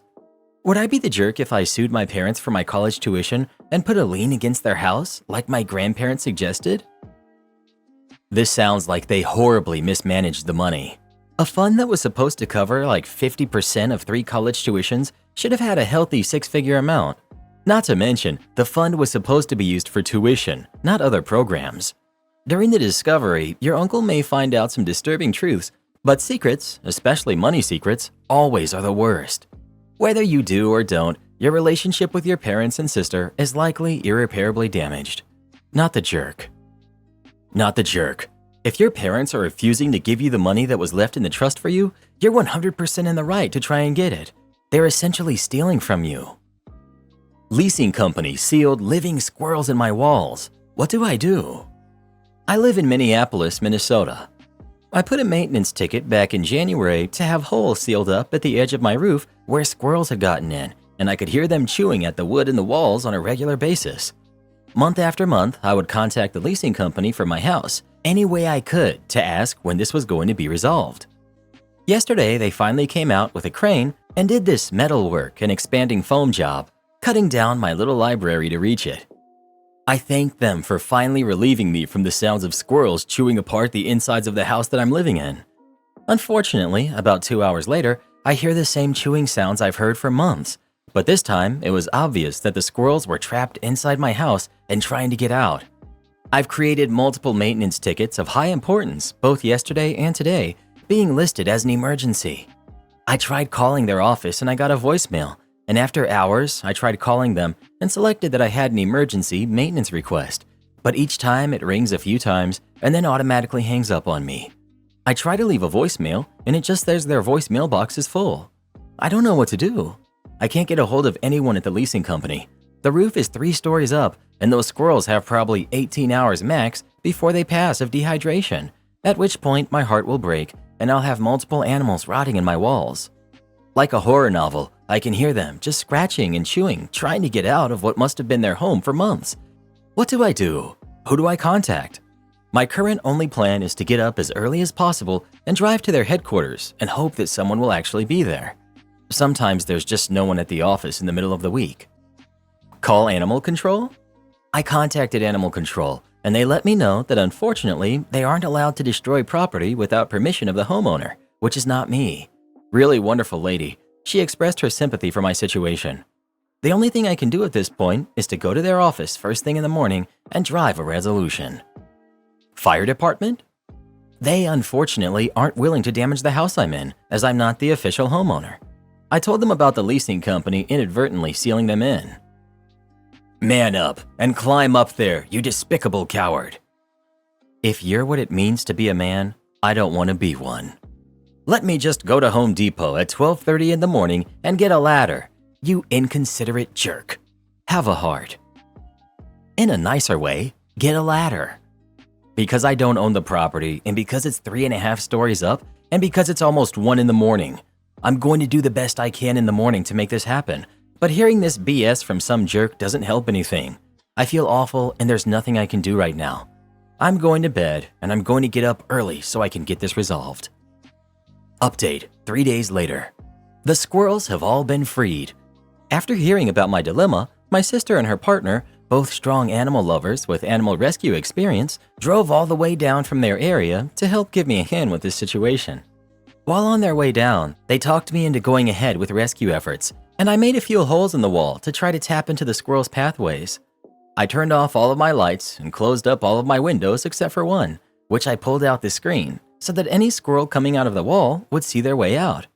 Within half an hour, I heard a squirrel come closer and I saw him pop his head out. Holding perfectly still, I started recording as the abrupt guest checked out my room and eventually found the open window and escaped. While it was looking around, a second squirrel had popped its head out, but this squirrel was much more wary of me.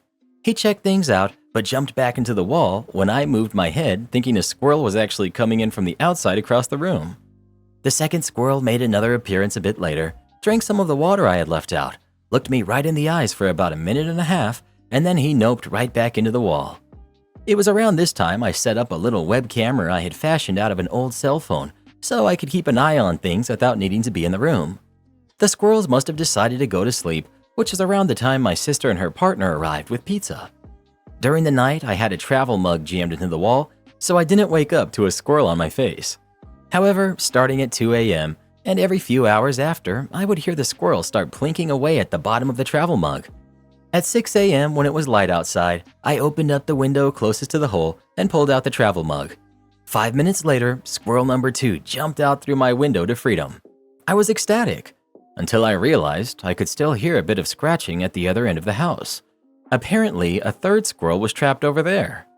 With my sister's advice, our crew ended up duct taping a hammer to the end of a broom handle, Tears of the Kingdom style, and her partner was able to pry open a section of the roof enough for the third squirrel to get out by leaning out of the third-story window. An unbelievable and insane 48 hours. Am I the jerk for refusing to take my nephew's girlfriend out for pizza? I, 35 female, invited my nephew, who's 18, and his girlfriend, who's 21, over for dinner tonight. I do this with my niece and nephew and their significant others every few months, just because it's a good way to catch up on things. I like to cook, and they enjoy home-cooked meals without having to lift a finger or do dishes. Young people with full-time jobs, I get that they don't cook every night. My nephew has a new girlfriend, and I invited her along, since she is an extremely picky eater. And since she's an extremely picky eater, I've asked her beforehand what she liked to eat, and catered a full meal to her liking with her food preferences. I spent the whole day doing groceries and cooking today, as it's my only day off from work, and like I said, I enjoy cooking, so I don't mind this at all. And I also invited my mother so she can see her grandson, and I always make way too much anyways. I had just finished everything in prep work that I could when my nephew calls, and I can tell that he's sort of awkward in calling. I ask him what's up, and he very carefully asks me if it's okay that we just go out for pizza instead tonight. I explained to him I'd rather not, since I've been cooking all day, and it'll just go to waste. And he explains to me that his girlfriend only likes the foods she told me she liked when they come from a fast food place, and she's worried she won't like it, so she'd rather either not come at all or go out for pizza. Implied that I'm paying for all of the pizza as well. I can tell he's sorry for the drama, but I inform him that I'm just not gonna budge on this, and I won't be springing for pizza when I've been cooking all day, and that she doesn't have to come. I'll just see him and his mom. But she would prefer him staying home as well if I won't cater to her needs. And since the car is in her name, I would have to go pick him up, which is half an hour back and forth for me at this point, and not ideal. At this point, I was annoyed and told her she was kind of being disrespectful and entitled, and he said he agreed, but just couldn't deal with the drama of her right now. I told my mom this, and she said that it's financially no problem for me to spring for the pizzas, and I could just portion out the food and put it in the freezer, and it's about all of us being together, and not about what we actually eat, and that I was being a jerk for not accommodating my guest. So, am I the jerk? Update. I ended up following the advice given here and texted my nephew that if he still wanted to come by himself, I'd spring for an Uber for him. He basically just texted me a bunch of hearts back, so he also loved the idea. I also ended up telling my mom the dinner was off. That way I could have some alone time with him. He's also my godson and we're very close. He said girlfriend wasn't happy he was leaving her for the night, but apparently he had told her to buzz off because he was over her drama. We had a great dinner together, the two of us, and he talked a lot about his doubts in his relationship and is considering breaking up with her, not just over this, but many other things as well. It ended up being a really fun evening, just the two of us, and I sent him home with a big batch of Auntie's special brown butter cookies. Just yummy special, before you all ask. So, thanks for the great advice. I wouldn't pay for pizza. Instead, I would pay for an Uber for your nephew to come to your meal. She sounds awful, and he's on the fence anyway. He just needs a push. Get him away from her influence for an evening and give him a nice long rundown of what his life will look like if he stays with her. Not the jerk. Tell your nephew that girlfriend is welcome to buy herself a pizza to eat while the rest of you eat the dinner you made. That's a fair compromise as it shifts the cost of the pizza to her. If that isn't workable, then offer to pay for an Uber for him to come by himself. Am I the jerk for telling the teachers that my daughter's bully being a foster kid isn't an excuse to be a brat? I'm 36, female. My daughter, who's 11, has a close-knit group of 5 best friends with whom she does everything together. At her school, students have to sit in the same seat for every single lesson, and my daughter and her best friends all sit together at one table. There's another girl in my daughter's class called Winnie. Once, Winnie came to sit at my daughter's table when one of her friends was off sick. That day, Winnie constantly knocked my daughter's books and pens off the table on accident, and borrowed her stationery only to snap one of her rubbers, stain her highlighter with black ink, and was even found with my daughter's pens in her pocket. One morning, Winnie came to school crying nonstop. The teacher was very sympathetic and asked if there was anything she could do to help. Winnie said she wanted my daughter removed from her seat so she could have it, and the teacher agreed. The only empty seats left were all the way in the back corner of the classroom opposite her friends, and the only students sitting there were a girl who was known to be a delinquent and 2 older boys who had been held back. The teacher refused to give my daughter a real explanation for why she had to move seats, instead saying some generic stuff about being kind to those less fortunate. My daughter cried for a week straight. In our country, the school year ends in December, so that's over 7 months of being isolated from her closest friends. She's also starting high school next year and will be attending a private school, while her friends are going to a public school, so this is the last time she can hang out with them every day. A few days ago, I was called into the school because my daughter had gotten into an argument with Winnie. Winnie had confided in my daughter's friends about how she had gone into foster care because of her parents' issues. Winnie was always a loner at school and wanted some girls to sit with during this time, and the teacher sympathized with her, so she agreed. The only reason my daughter had to move was because there wasn't enough space for 7 girls, and my daughter was simply the one Winnie liked the least, and she admitted to lying to the teacher about being uncomfortable around my daughter to get her moved. When my daughter found this out, she told Winnie she didn't understand why she had to pay the price just because Winnie's parents were a bunch of criminals who didn't want her anymore. I know Winnie's had a hard time, but so has my daughter. Her older brother passed only months ago. I told the teacher that Winnie isn't the only kid going through a tough time, and I didn't understand why my daughter had to be punished for another girl's struggles, as if she wasn't struggling herself.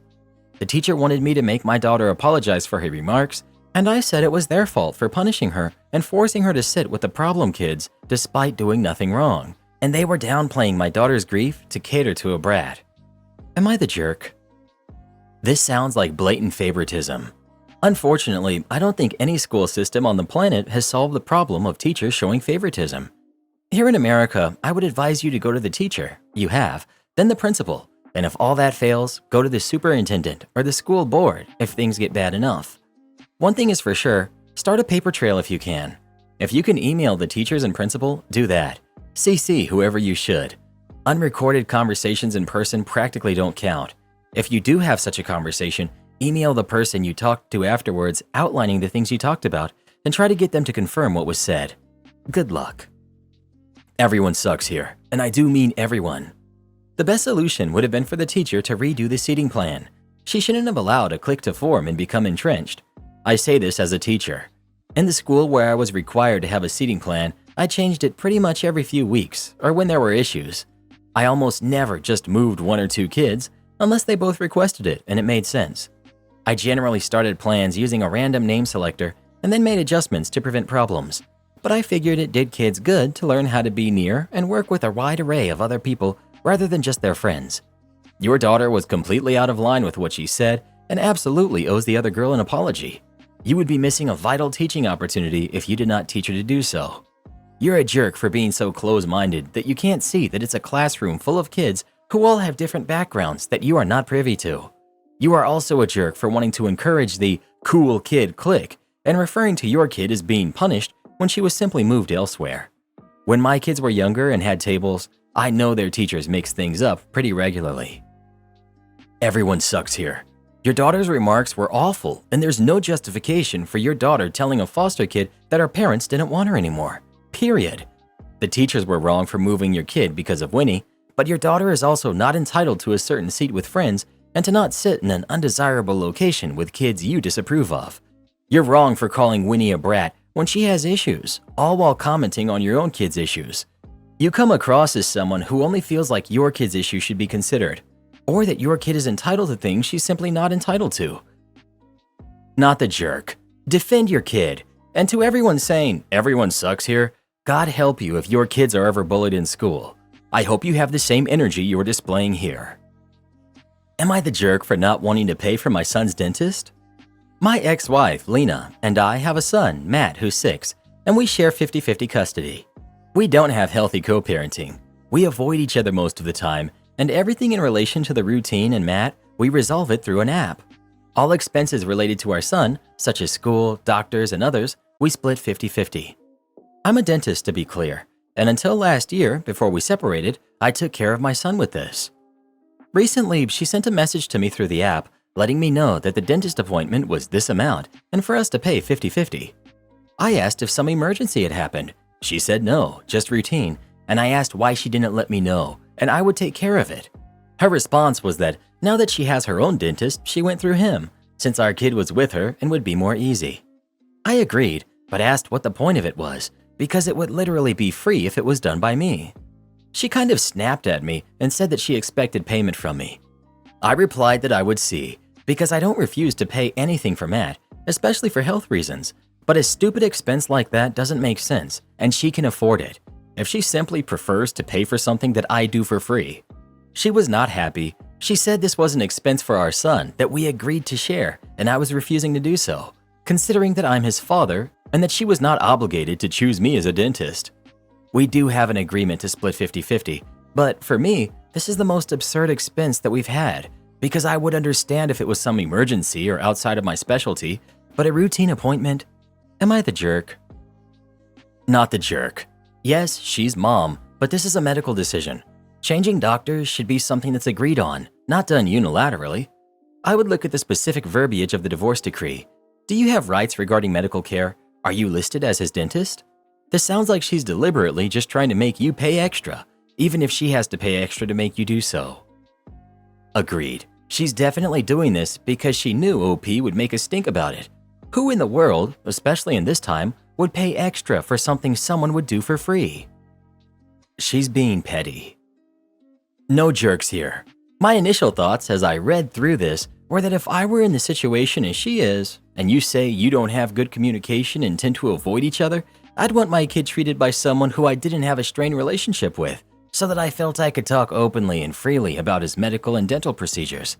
I totally get why you'd be surprised she went to another dentist, but to be honest, I probably would too.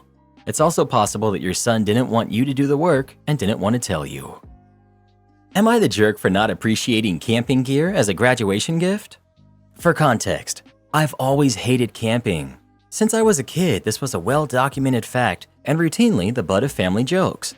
On the other hand, my mother loves to go camping, hiking, backpacking, and has trips planned almost every other weekend until September. She recently expressed that she wants camping to be something that we do together after I graduate from college in a week or so. Last summer, we went on a camping trip with extended family in which I borrowed a sleeping bag and mentioned that it was comfy. When asked if I would want one in case of future trips, I said that I by no means needed one, but would be happy to have one if it went on sale or something to that effect. What started as a sleeping bag has now become that: a blow-up mattress, a tent, a backpack including shovels, and various other things. Not only do I now have a bunch of camping gear, but more recently, I've received the news that this gear is in fact my graduation gift. I'm not saying I don't appreciate the sentiment, nor that I don't acknowledge the money that went into getting these things. But every time my mother brings it up, I can't help but wish she had thought of something else. Not only does she know I don't care for camping, but as my mother, who I am close with, I feel overlooked and misjudged on things that I actually like. I'm graduating from film school and have always especially adored photography. When I was asked a while back if I had any ideas for graduation gifts, my first answer was a camera, as I've never had my own. This is the only thing that I've consistently wanted and expressed wanting for several years. Now, my best friend has mentioned that their parents, who historically don't gift well at all and aren't the greatest in general, are giving her the camera, which I have wanted for years. My mother knows this, and when I heard, I expressed that I would love to have something along those lines. I am the first in my family to have achieved a degree, and while I wasn't even expecting any graduation gift in the first place, I do feel like the one that I'm being given is not the one that's really for me. Rather, it's something which my mom got for me so that she could guilt me into staying at home longer in order to camp with her, as opposed to moving away for work. Even then, those camping trips that I mentioned, the ones that she has planned through the next year, I'm not going on any of them. Instead, my mom has decided that I have promised her, never did anything of the sort, that I will stay home for the year so that I can watch the house and pets while she goes off and does her soul searching. I've been told that to get a job and move away before they are done is inconveniencing her and causing her stress. So if I want to stay in her good graces, I need to be her house sitter and wait to actually get a job until it's convenient for her. Am I the jerk for being upset about this? Sell the camping gear and buy yourself a camera. The camping gear is yours. You can do with it what you want. Stay at your mom's house rent-free for a year while she goes off and does whatever. Get a job now. And if the job is too far away to live at your mom's house, well, she can find another pet sitter. Not the jerk. Enjoy being an adult. The ability to say no and enforce it is one of the best perks. Should I expose my mom's Facebook lies? I, 28 female, moved in with my conservative parents for a few months earlier this year because they needed help with life during lockdown. During that time, like many people, I launched myself into baking. It's always been a special hobby as I'm pretty shy, and baking things for people I care about is one of the few ways I can express myself. Over the years, when I've made something challenging, my mom, who's 65, has insisted I send her photos. I always thought it was cool that she was interested and would send her lots of pictures. Needless to say, when I was living with her, she was hovering around like some kind of pastry paparazzi. Tonight, while visiting, Mom asked me to help her with her Facebook privacy settings. While doing so, I discovered that she's been posting pictures of my bakes with me cropped out and claiming them as her own creations. I haven't added her on Facebook, so I had no idea that she had been doing this for literally years. The captions were always something like, "Freshly baked apple pie. Thank goodness OP can rely on me to bake for her." Underneath the posts, family and friends usually comment on how great she bakes and that I was spoiled for being a grown adult who still didn't know how to cook. After going through all of the posts, I noticed there was a theme. She depicts me as a pathetic, lonely loser, incapable of looking after myself. Most of her family lives overseas and have no idea that she's lying, while her friends don't know me well enough to question it. So Reddit, would I be the jerk if I logged into my mom's Facebook and changed all the captions to be more honest? I hate confrontations, but I don't know what to do. Update. It's been almost 24 hours, and I just want to say thanks to everyone who has responded. You're all totally right. My initial approach was immature and lazy. I was taking the easy way out and not facing having the awkward and frankly painful conversation required. I spent some time today practicing what I want to say so that I don't freeze up like I usually do. I've also told my dad about the posts. He doesn't have Facebook. He was shocked but not surprised. He said that she's previously posted fake holiday photos and once claimed she had rescued a puppy. She thinks it's funny and that they're just white lies. He found out when he ran into people who asked him about them, which led to a lot of confusion and embarrassment for him. He's asked me to come over tomorrow. He's going to help keep things calm so that I can talk to her. When she gets upset, she starts shouting, which usually ends the conversation because I freeze up. I've had time to cool down, and while I'm still really hurt, I mainly just feel overwhelmingly sad for her. I think our chat might turn into a bigger mental health discussion because, as many people have pointed out, She must be deeply unhappy with parts of her life if she has to pretend to be this apple pie baking, puppy saving, luxury holiday taking person. Regardless of how the chat goes, I know I need some time away from her to process things. As suggested, I've added a few members of my mom's family on Facebook where I've uploaded pictures and progress shots of my baking. I exchanged messages with my aunt, mom's cousin, this afternoon that I haven't seen since I was a kid and arranged a video chat with her and her family this weekend. She mentioned that she loves cooking and sent me a family recipe that I plan to record and share with just my family. I'll probably babble all the way through it and look stupid, but I'm excited to find a positive way to clear my name. I've gotten so many great ideas from everyone here, and I'm grateful to you all that I didn't go through with my terrible original idea. I honestly can't thank you folks enough for your advice. Well, what do you think? Should OP log into their mom's Facebook and change the captions on the pictures or not? Please let us know. I dare you to log into my Facebook. My teacher insulted my work. It then got featured in the biggest art gallery in the country. Context. The school I go to is well respected in my country, so it was not uncommon for venues to request to display a student's work or to ask for students to sing live for them. On the occasion in question, the largest art gallery in the country, Gallery X, had asked my school to submit inspired art to be out on display. The school agreed and said they would submit 5 pieces of work, 1 piece per year for years 9 through 13. Back to the story. I hated art growing up, but it was a mandatory subject until you got to choose your subjects in year 10.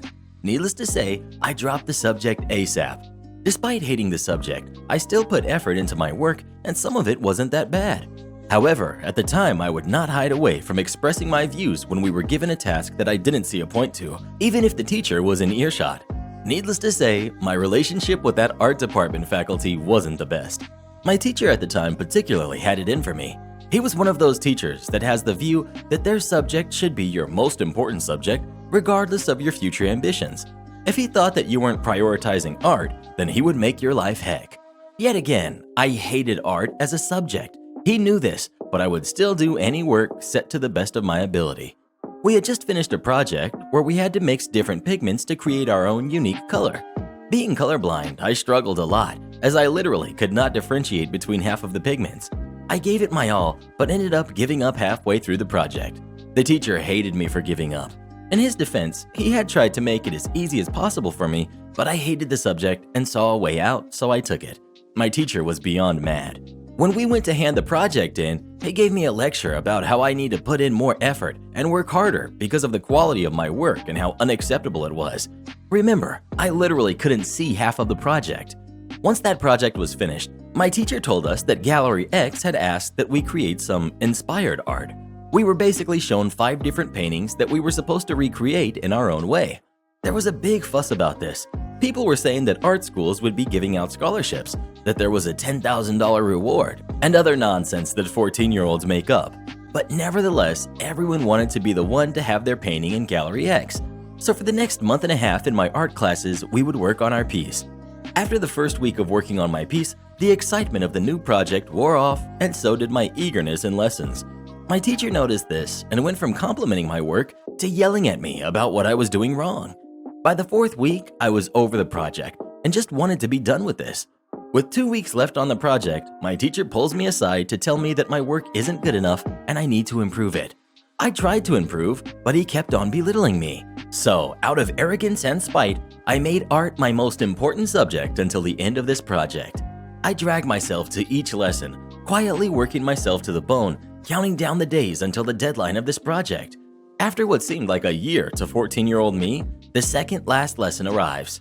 This lesson was not for final touches or anything like that. My teacher had decided that he should review what each student has done well and where they could have improved. He walks around the classroom, complimenting everyone's work until he gets to mine. I don't remember exactly what he said, but I'm pretty sure none of it was positive. I do remember, however, how he finished talking about mine. "You can tell that OP hasn't given this any thought and hasn't taken this seriously." That stung, because yes, I had lost interest in it, but I had still worked hard in lessons and given it my best shot. The bell then went, and I sulked out of the class with my tail between my legs. The last lesson finally comes, and I can't wait to be over with this stupid project. This lesson was the big one too. The judges from Gallery X were coming to school to judge all of the work. They come into our class, do all the formalities. These all look so good. I have no idea how we can decide on only one, etc. Then they start walking around the room muttering to each other. The whole class has stood silently at the back trying to hear what they're saying. They do a full lap of the room, then walk back over to my spot. I don't even notice this, as I had tuned out after they had looked at the second painting. Then they ask the teacher whose work they are stood over. He looks at them with almost disbelief as he gestures to me. I snap out of my daydream and just smile politely with no idea what's going on. The judges then confer for a while, whilst my teacher and I frantically try and figure out what's going on. Finally, after about 5 minutes of mumbling, they say that they want to shortlist it to potentially be shown in Gallery X. I look on at them in shock, then yet again smile politely and say thank you. I cannot begin to describe the look on my teacher's face. I don't think I've ever seen someone more confused, angry, and disappointed all at the same time. My teacher then begrudgingly thanks the judges and walks them to the door. He thanks them again as they leave, then stumbles back to the class. He doesn't even congratulate me on my work. He just defeatedly says, "Good work, everyone. As a reward, I'll put on a documentary for you all to watch." And he did just that, not saying another thing until the end of class. Later on that week, I got an email from Gallery X asking for my permission to display my work, of which I happily said yes to. To sum it up, the work that he disrespected and that he said had no effort was selected from 192 others, got featured in the biggest art gallery in the country. Hope you enjoyed. Speaking of art, do you do any kind of art? And if so, what kind? Please let us know. Parents leave me with a sick baby and refuse to return until they have had enough fun. When I was 14, 20 years ago, I had been babysitting around my small town for 2 years. I had a great reputation with my regulars and would routinely stay until the early hours of the morning when the parents needed a night out. I would normally charge $15 an hour, but that would jump up to $20 after midnight. There was a wedding to be held in town, which meant people would be traveling to attend, and I was recommended to babysit by a trusted family friend. I had never met these parents before. Bit of backstory. At the time, there was a big outbreak of illness. There had been cases from where these parents were traveling from, and as a kid who was interested in stuff like this, I had read up all about it and knew the symptoms. The night of the wedding comes, and I arrive at the hotel to meet the parents. The baby is 1, and I thought it would be an easy night because I normally have 3 or 4 kids to look after. It was a really hot summer night, and the baby was taking a nap. The mother mentioned he was teething and might be a little whiny, but nothing I couldn't handle. About an hour after they had left, around 2 p.m., the baby woke up and was screaming. He was hot. I mean, so hot to the touch that I pulled my hands back when I went to pick him up. I tried to calm him and cool him, but to no avail. Any food or drink I tried to give him, he threw it back up. At 4 p.m., when I knew the ceremony was over, I called the mother to tell her how sick he was. This wasn't just teething. His temperature was soaring, and she didn't even leave any ibuprofen or anything to help with that. She sighed into the phone and told me she'd be there in 20 minutes. Where the reception was, it was a 2-minute walk back to the hotel. After waiting 2 hours and the baby not getting any better, I rang again and was ignored 3 times. By this stage, it had cooled down outside, so I took him for a little walk to try and distract him. However, I had locked myself out when I went to go back in. He threw up again, so at this stage, I was covered in it. I had to walk through reception at the hotel, which happened to be attached to the restaurant. So those dining got a good eyeful and smell to go with their dinner. The lady at the front desk let me back into the room, and I tried to ring again.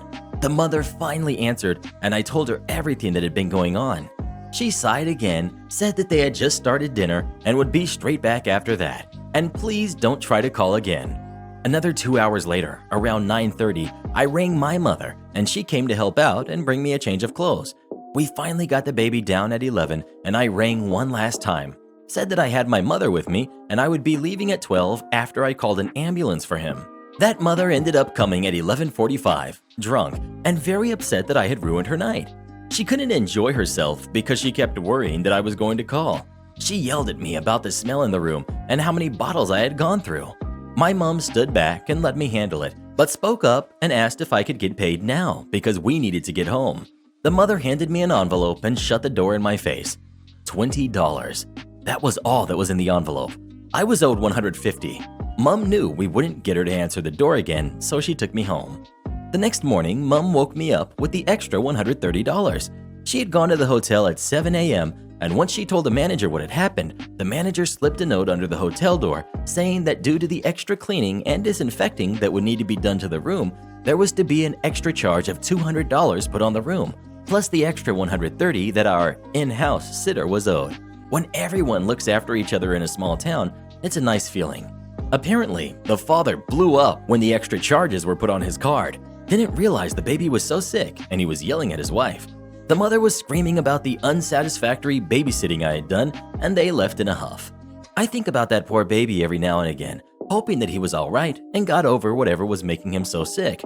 I was in a small panic for about a week, waiting to get sick too, but thankfully, and by some miracle, I didn't. Just because you paid me doesn't mean I work for you. A bit of necessary background. This happened in 2003. I work in the insurance industry in a not very well-known profession having to do with audits. I got my start working for a small company created by my uncle, and I was with him for about 10 years. My uncle then decided it was time for him to build his dream home and move, which meant either I had to take over the company or find a new job. I didn't want to spend half my day chasing down invoices, so I elected to start a job search, and he agreed to give me some time to find a position before he shut things down. There are two types of positions in my field, where you either work for a vendor, which is an independent service provider, or directly for an insurance company. Openings at insurance companies don't come around that often, and vendors don't really have the greatest of reputations, so they're basically employers of last resort. That ends the background, and now my story. Over the course of about 3 weeks, I applied for 2 positions at different insurance companies and was quickly notified I didn't get one job. The second kept saying, "We'll get back to you." Not wanting to hold my uncle up, I bit the bullet and went and applied at the largest vendor in the country. The day of my interview, I met with the on-site manager, a lovely lady who seemed to be in a bit over her head. It just so happened that her boss, the district manager, and then his boss, the regional manager, were also in the office that day and sat in on the interview. It went well. I filled out paperwork, we shook hands, and I left. Did not hear anything from them for about a week. In that week, I finally got a call back from the other insurance company, which at the time happened to be the biggest one in the world, known by 3 initials. They offer me a position, go over details, set a start date, and I accept. The following Monday, my phone rings at about 10 a.m. I answer, and it's the lady that I had the interview with at the vendor, who I will now refer to as Vendor Lady. Vendor Lady: "Hi, we were expecting you in this morning. Is there a problem?" Me: Pardon?" Vendor Lady: "Today was supposed to be your first day, and we thought you would be here at 9. Me: "Why would you think that?" "That's what our records show." Me: with absolutely no irony whatsoever: "I don't work for you, lady. I never heard from you guys after the interview period. No one called to offer me a position or discuss salary, much less a start date." Vendor Lady, stammering a bit: "Oh, I had no idea. I'll take care of it, and sorry about that." Me: "Thanks, and have a good day, I guess." That's not the end of the story. The following Wednesday, which is typically payday for the job that I had, I go into bank account and see that there's an automatic deposit from the vendor. I stare at my screen for probably a good 5 minutes, trying to puzzle out what the heck is going on. Then I realize I'm going to have to call Vendor Lady. Me: "Hi, Vendor Lady. You might remember me from the mix-up where you thought I was supposed to work for you, but I don't. Why did I receive a paycheck from your company?" Vendor Lady: "That doesn't sound right. Let me check." She places me on hold for a few minutes and then comes back and says, "Well, it looks like since you filled out all of the required paperwork during the interview with your application, you were accidentally placed on payroll as well. What you can do, though, is just write us a check for the payroll amount, and that should take care of it." Me, struggling to comprehend how truly stupid this whole situation is.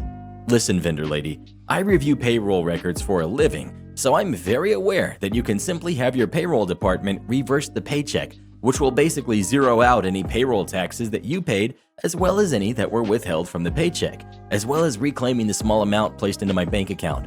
So no, I will not be writing you a check and be paying you to not work for you." The week after that, I start work at the big insurance company, and ironically, within 6 months, both the district manager comes aboard as a coworker of mine, and then the regional manager comes aboard in a department related to mine. No clue what happened to Vendor Lady, but good luck to anyone working for her. Just following your rules, boss. I work at a paint factory where we make batches of around 5,000 pounds, sometimes more. We have to use forklifts in order to lift the large tanks that we make it in order to package it. I got my forklift license a couple years ago and have performed nearly every forklift task that we have to do hundreds of times. There are only 2 out of 12 workers without their forklift licenses at the plant, and those 2 are being trained. About a year ago, we created our safety committee, and I am the member for the back of the warehouse where we make and package the paint, and where most of the workers are. We look out for any safety concerns, and if someone else has a concern or needs to make a report, we deal with that. We also do monthly and annual inspections of the premises. So our lead hand treats everybody like absolute garbage, and the boss does nothing about his behavior, his attitude, or the mistakes that he makes because they have known each other for over 30 years, including the job they worked at before here. They've been around here for 20 years. We are about to start packaging an oil-based paint into 5-gallon pails, like we always do. I lift up the forklift with the tank so that we can get a filter on it, and then once the others are out of the way, I start going up more so that I can line it up with the troll, like I have done 100 times with no issues. This time, however, I had put a bit too much pressure on the gas pedal and the tank went up too fast, so I stopped it before it got too high. Doing so, however, is also dangerous because it's about 6,000 pounds of weight up in the air above the workers.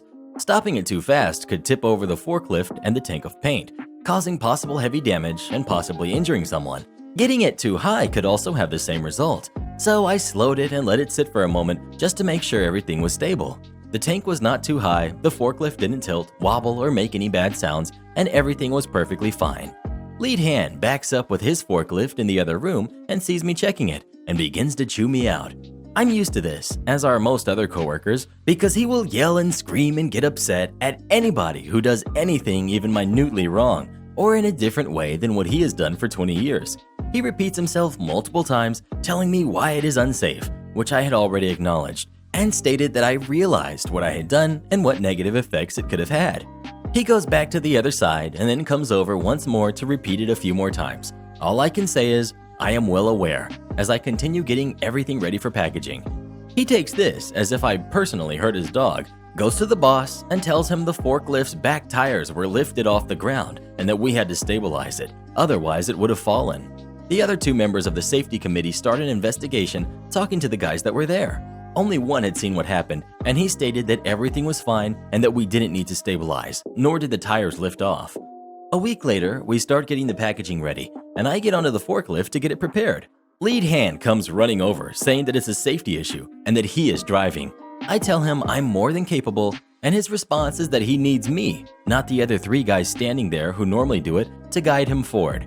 I just go along with it until after the packaging is done, and then I say to him that because he stated that it's a safety issue, I'll need to bring it up with the other committee members so that they can start an investigation on how to mitigate this safety issue and make it more safe, as is my job whenever someone has a safety concern or issue.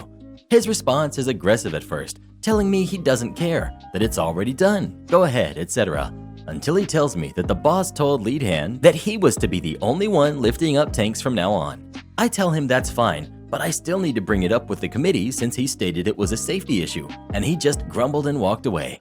Since then, anytime we have a tank to lift, anywhere from full to empty, I stand there and wait for him to come and do it, sometimes telling him to come and do it, and whenever he tells me to do it, I just repeat what he said about the boss stating that lead hand is the only one allowed to do so, and continuing to wait until he does. This is an ongoing thing still, and it will be for a very long time, unless we're told otherwise by the boss. Have you ever had a coworker you just couldn't stand? If so, why not? Please let us know. I have one coworker I can't stand. His head looks like a balloon. Entitled neighbor uses driveway without permission. My fiance and I purchased our home a few years ago, and our neighbor introduced herself shortly after we moved in. She seemed like a nice elderly lady who appeared to have custody of her young grandson. We had no issues until her middle-aged son moved in. This guy always yelled at the boy and is just generally acting like a jerk. He drove a small, beat-up truck that leaked oil. His mother has a nice, long double-car driveway and didn't want oil stains on the concrete, so she had him park in the side yard next to our house. It was right outside of our kitchen window and kind of an eyesore, but it's her property, so whatever.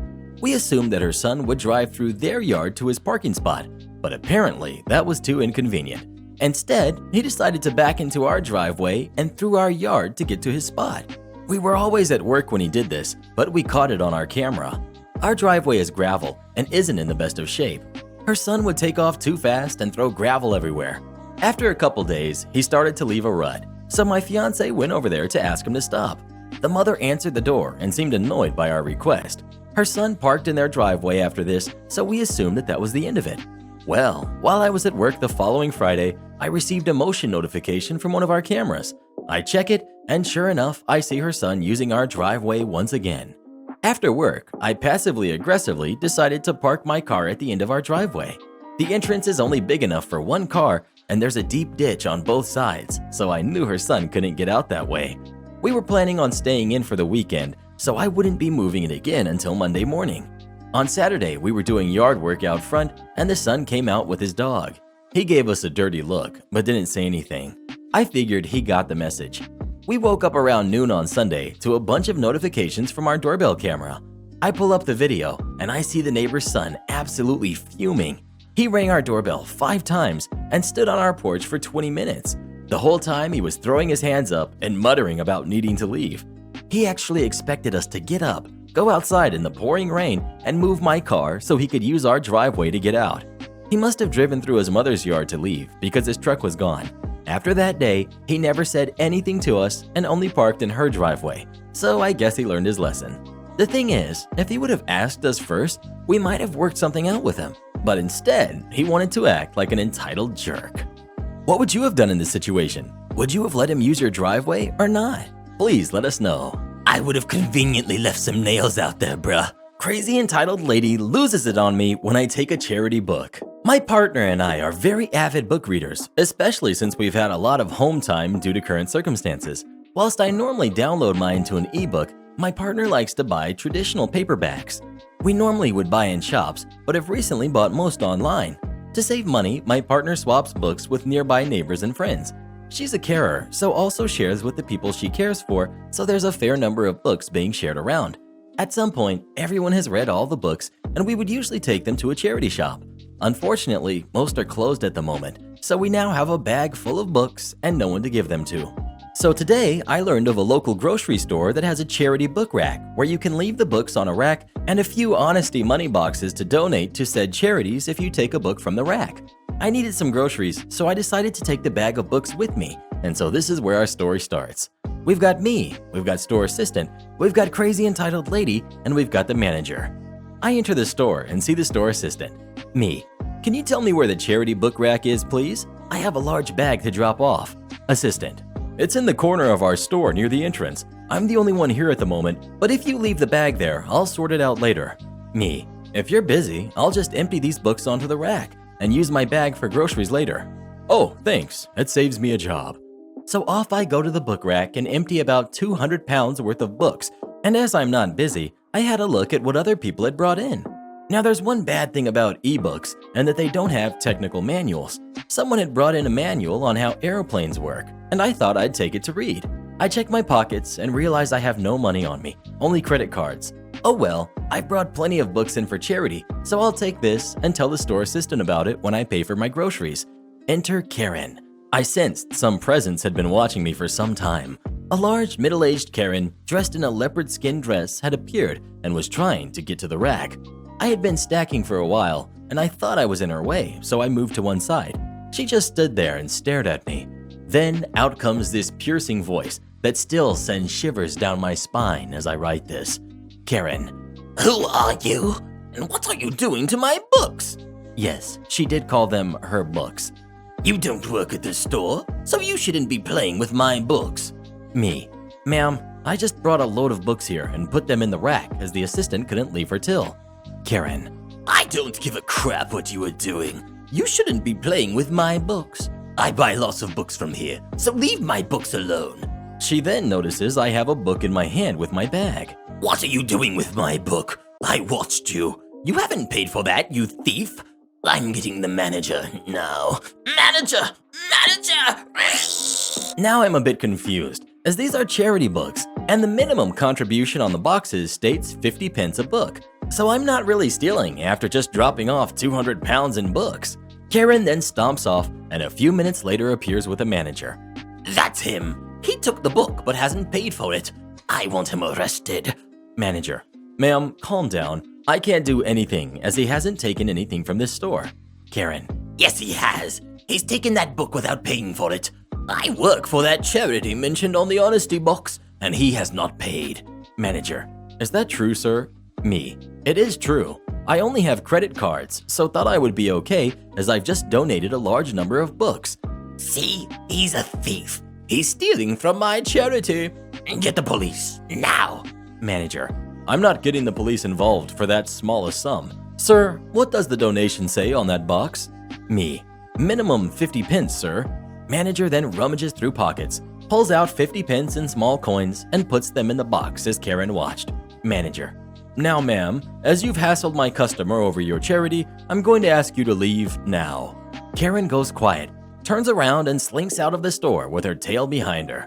Manager apologizes to me and offers a discount, but I said no as he's already bought me a book.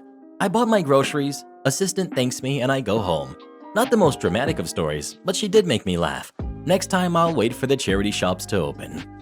Cafe Karen demands to check my phone.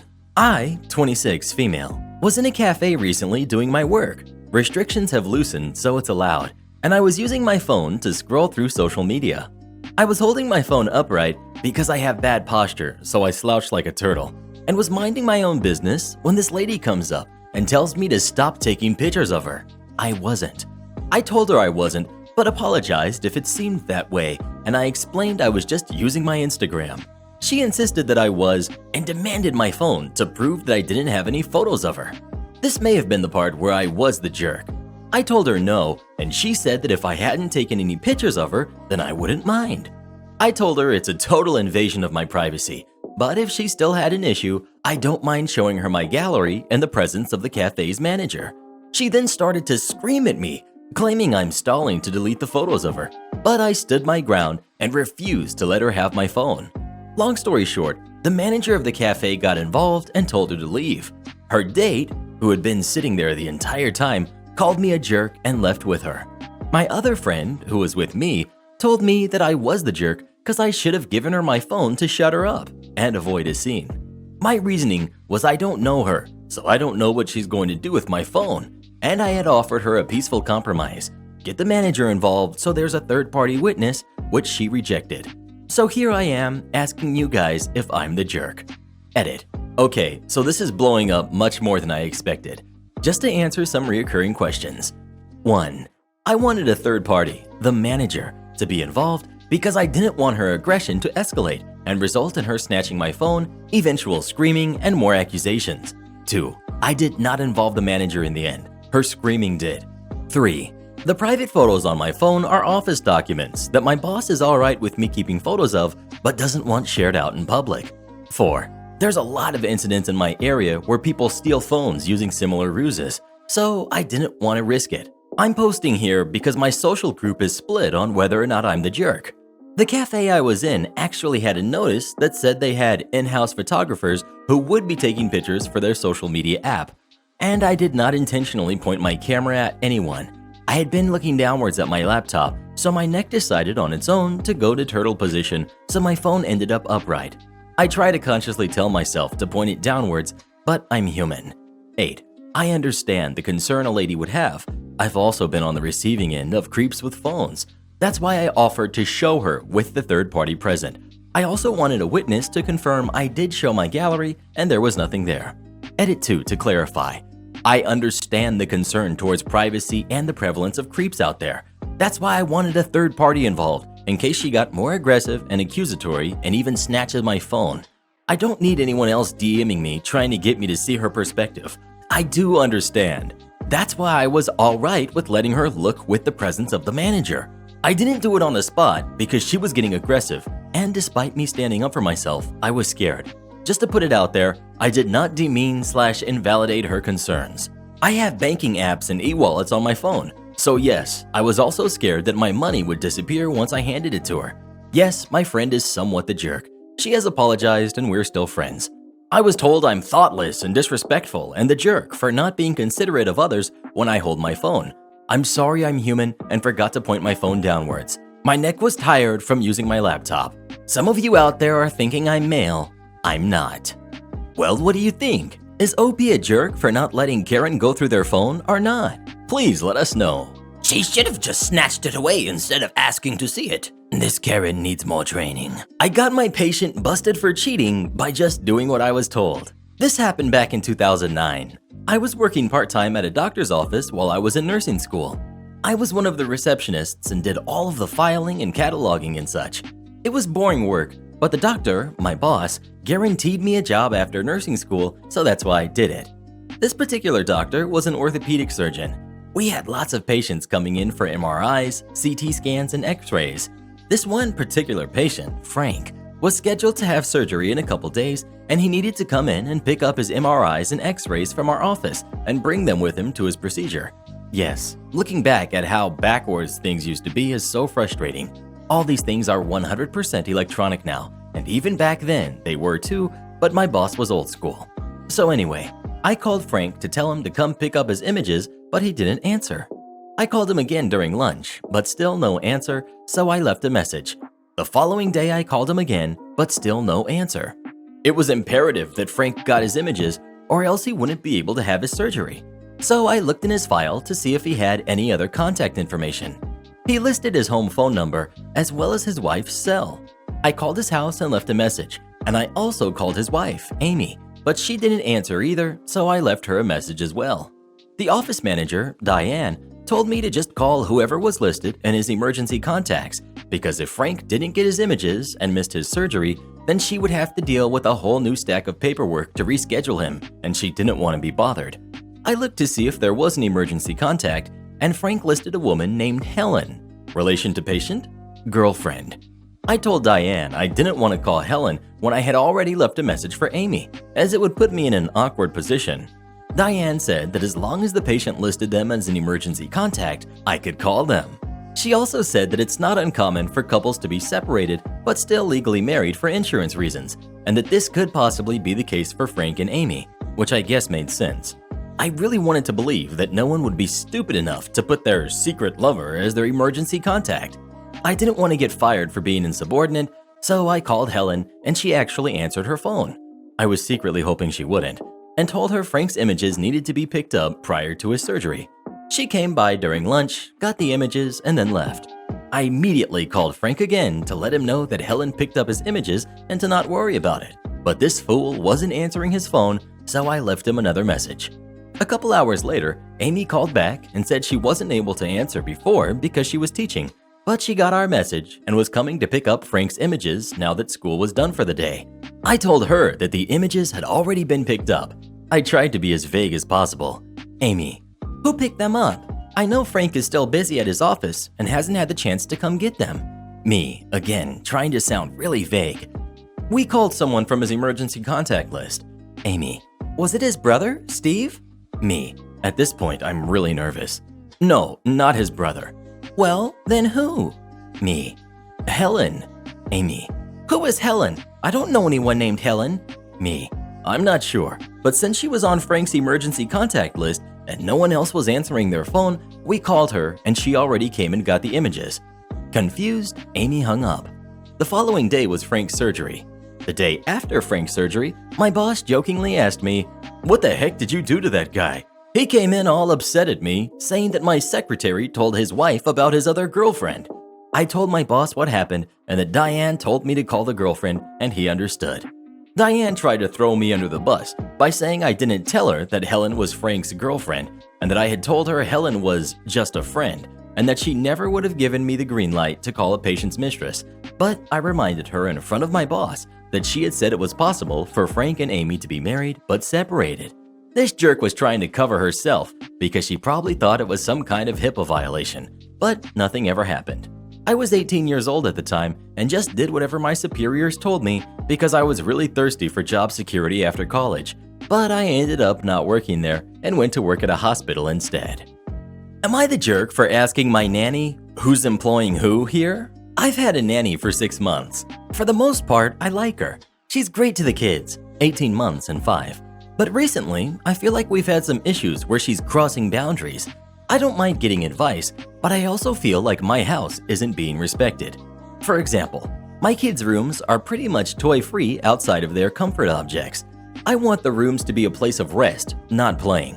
I told my nanny, please don't let my daughter play in her crib. She agreed, But later I come home and my daughter is in there with toys. We have a playpen downstairs if she needs to be contained, and the nanny is just watching her play. I gently reminded her a few times that I don't want toys in the bedroom, and she said okay, but it had happened again. Then on Monday, I saw it and said, "Hey, let's take her downstairs." And she snapped at me saying, "She just woke up." I thought that was weird, but I let it go. Fighting it was an off day. I recently took my son's 5 Hot Wheels tracks away as a punishment. This was a last resort after talking lots and getting nowhere. I put them in the hall closet and said they'd be gone for 2 days. Let the nanny know the next day. She straight up told me that she didn't think that was a good idea. I said I appreciated her advice, but that I felt it was the right course of action. I come home that night and he's playing with them. I wait until my kids are with my husband to talk to her about it and ask why she undermined my authority. I asked if my son had asked for the tracks or was being mopey. No, she just felt like he had been good enough to get them back. I sat her down and said I wasn't happy with how she had been bending rules. She said she just didn't agree with them. I asked, "Who's employing who here? I need you to back me up." She got quiet and then left for the day. Well, today I get a text that she's quitting. She says me throwing that I was the boss back in her face was an overstep. My husband is saying what I did was wrong too. The kids and I will miss her, but I'm torn. Am I the jerk? ETA. Many have found my no toys in the bedroom rule weird. Let me explain. I used to split it. Half toys in my son's room, half in our playroom. Then he started waking up and playing with toys rather than sleeping. He got no sleep, so we moved the toys downstairs and he's been fine ever since. They can play in their rooms, but the toys go back downstairs at bedtime. They're also not just sectioned to the playroom. They play in the den, the kitchen, the yard. They just don't have toys outside their favorite stuffed animals while sleeping. Most of my kids' day is play. They're not neglected, they just sleep when it's time to sleep. ETA 2. I also never said this is how all families should work. It's how my family works. Everyone is different. Well, who do you agree with? OP or the nanny? Please let us know. Let me know if you need me to write a Yelp review for her. I'll make her pay for her insubordinance. New host throws in my face that he makes more money than me and says he's my boss when he's not. So, I'm honestly really speechless right now. It's the middle of the night for me and my mind is still reeling. I'm honestly a little heartbroken. I love my job. I love working in the industry I do, but this has taken the cake for me. I'm a server/host for work. I'm currently working 3 jobs to just make ends meet for me. At my one job where I've been hosting, it's a new restaurant. I was promised by the GM to be a server a month after opening, which would have been mid-August. He's been telling me to just wait until he hires more people, so I waited. And now it's been almost 3 full months.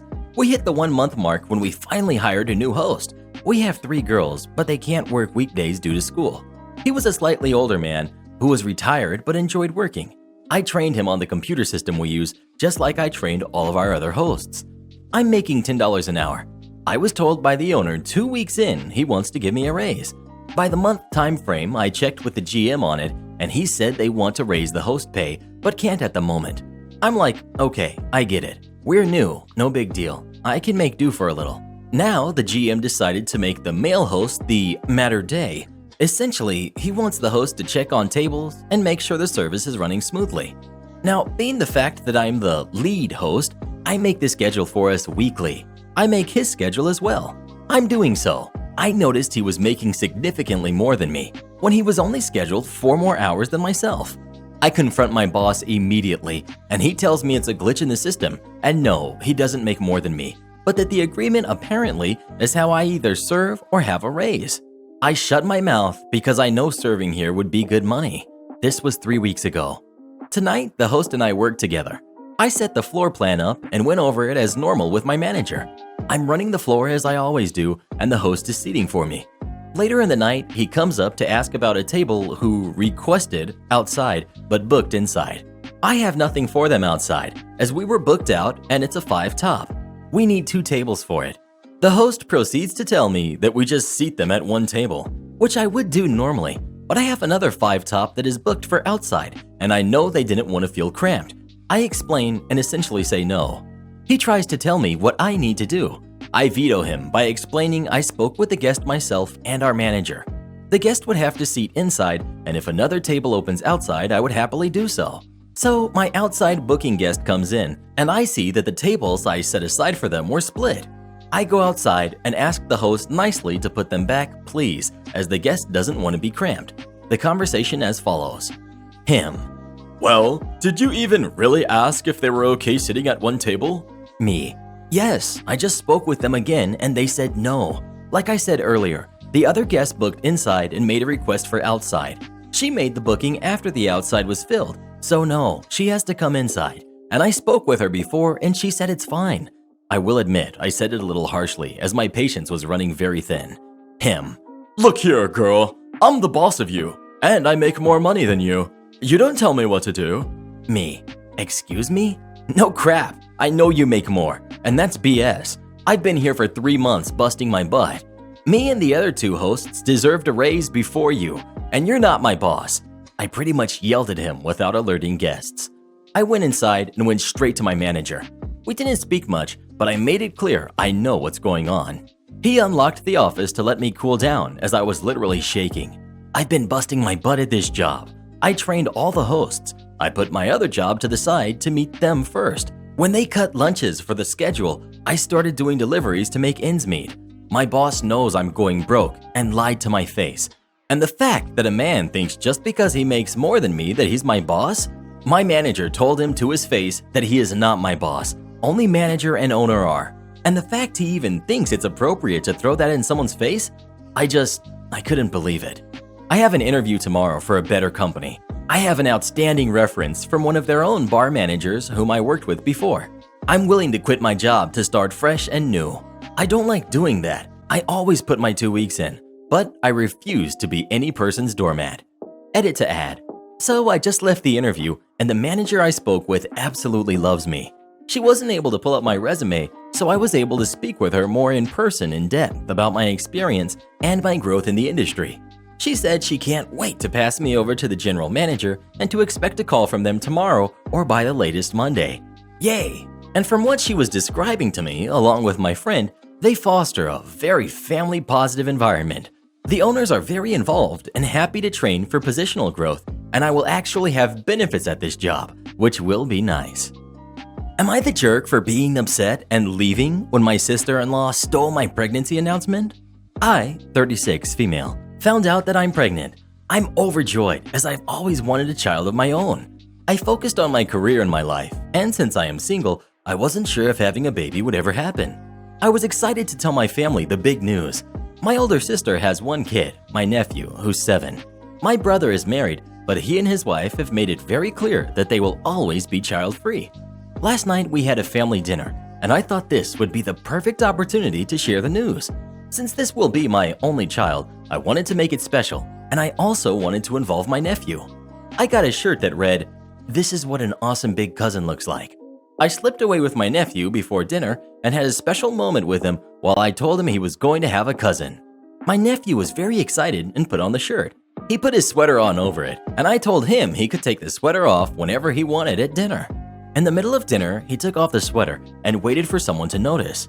Soon, my sister jumped up and excitedly screamed when she saw the shirt. They all then immediately assumed it was my sister-in-law. I wasn't hurt by them assuming this, and I kind of expected it because she's married. I was hurt because my sister-in-law didn't try to correct them. She just went along with it and began to rub her flat belly while laughing. I must have looked completely hurt because my mother yelled at me to stop being rude and to congratulate them. I tried to explain that I was the one who gave my nephew the shirt. They all didn't even hear me and just continued to fawn over my sister-in-law.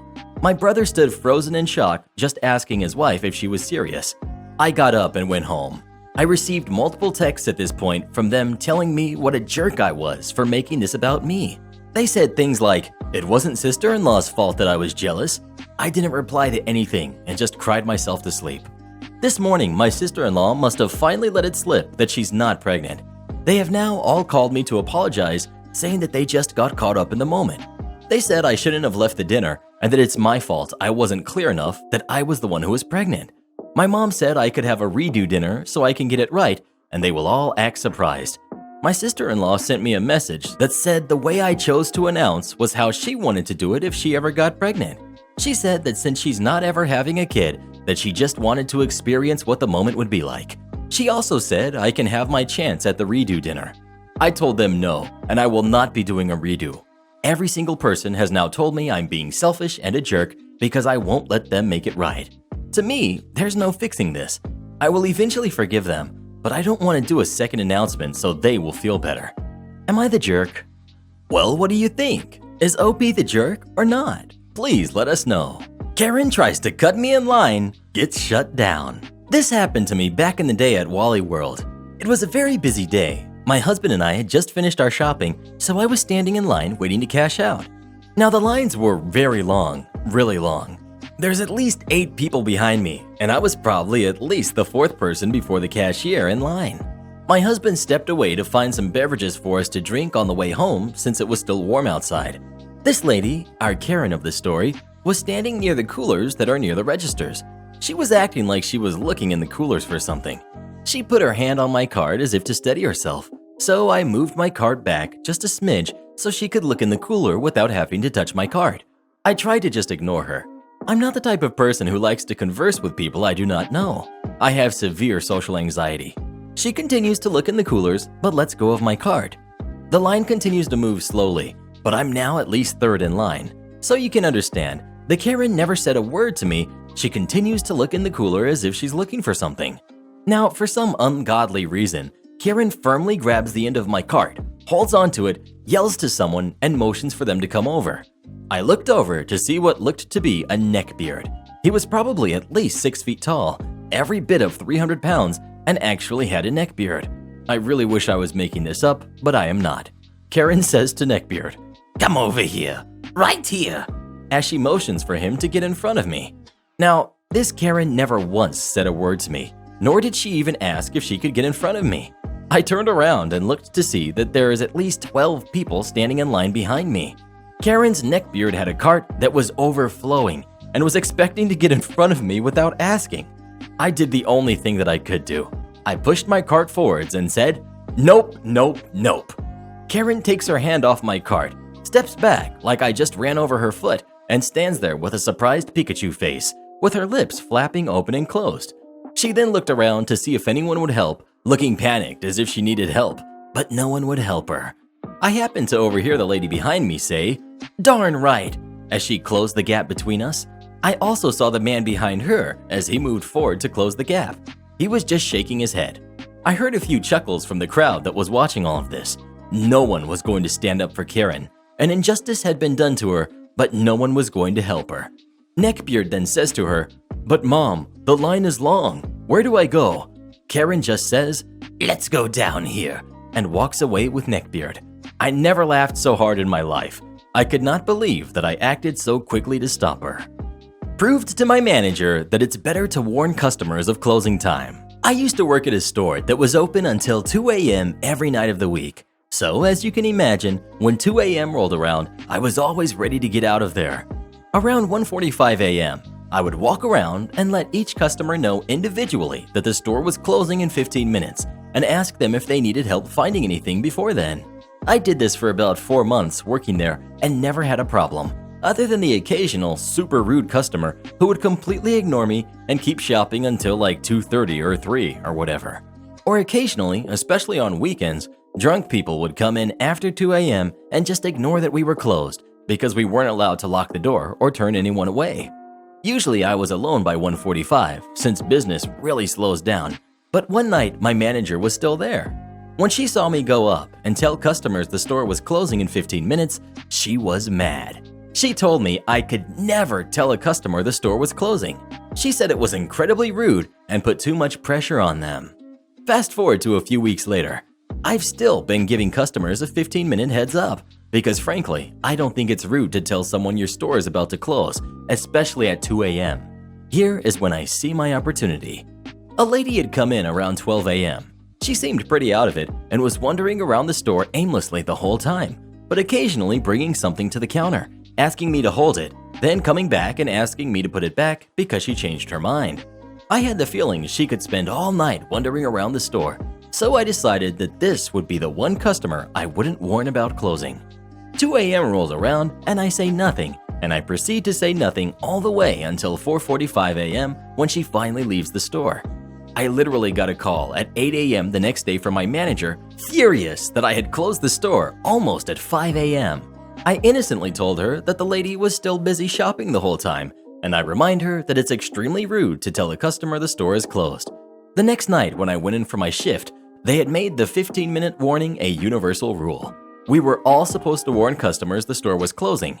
Plus, we were supposed to turn people away if they showed up after 2 a.m. Score. Afterward, I admitted to my other coworkers I had done it intentionally to show management how dumb their decision was. And I'm glad I did it because we never had to let another person into the store after 2 a.m. again.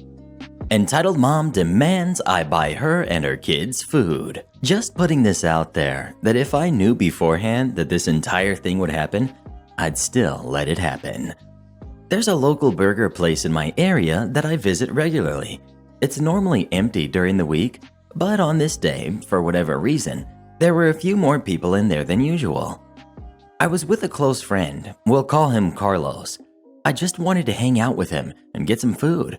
We're standing in the line and talking for about 2 minutes when entitled mom and her 2 boys, I'd guess they were about 10, walk up behind us. One kid starts fussing and whining that he's hungry, and this seemingly triggers the other kid to do the same. Carlos and I just shrug it off and eventually get up to the front of the line and we order our food. Carlos orders before me, but I let the cashier know that I'd be paying for both mine and his meal. This was a mistake.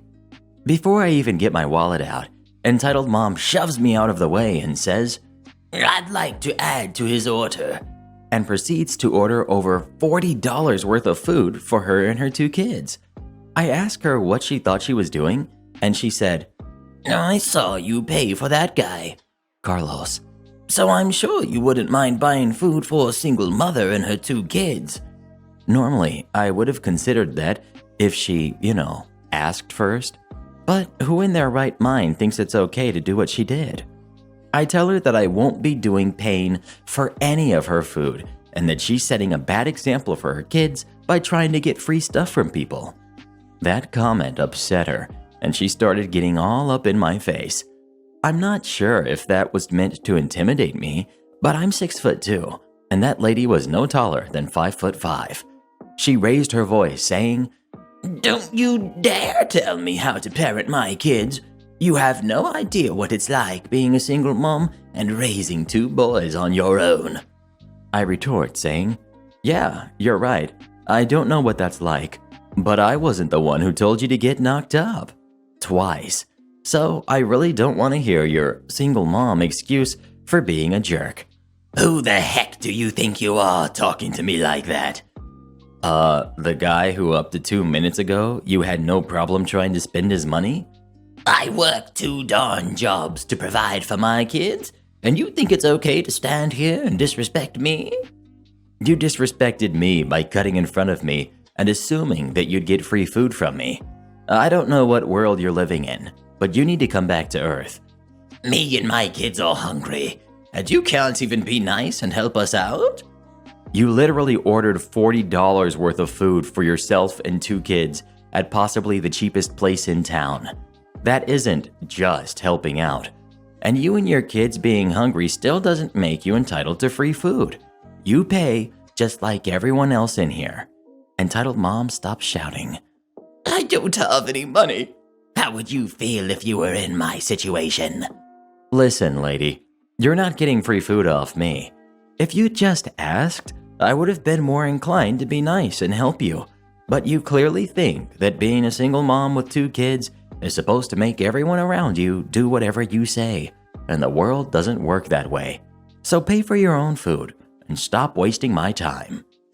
Entitled mom just looked at me angrily and didn't answer. At this point, everyone in the restaurant is looking and listening to the conversation. My buddy Carlos is about ready to sock her, and the people behind us in line are hungry and clearly unhappy. I tell the cashier to remove whatever she ordered, and I pay for my food. I thought that would be the end of it, but boy, was I wrong.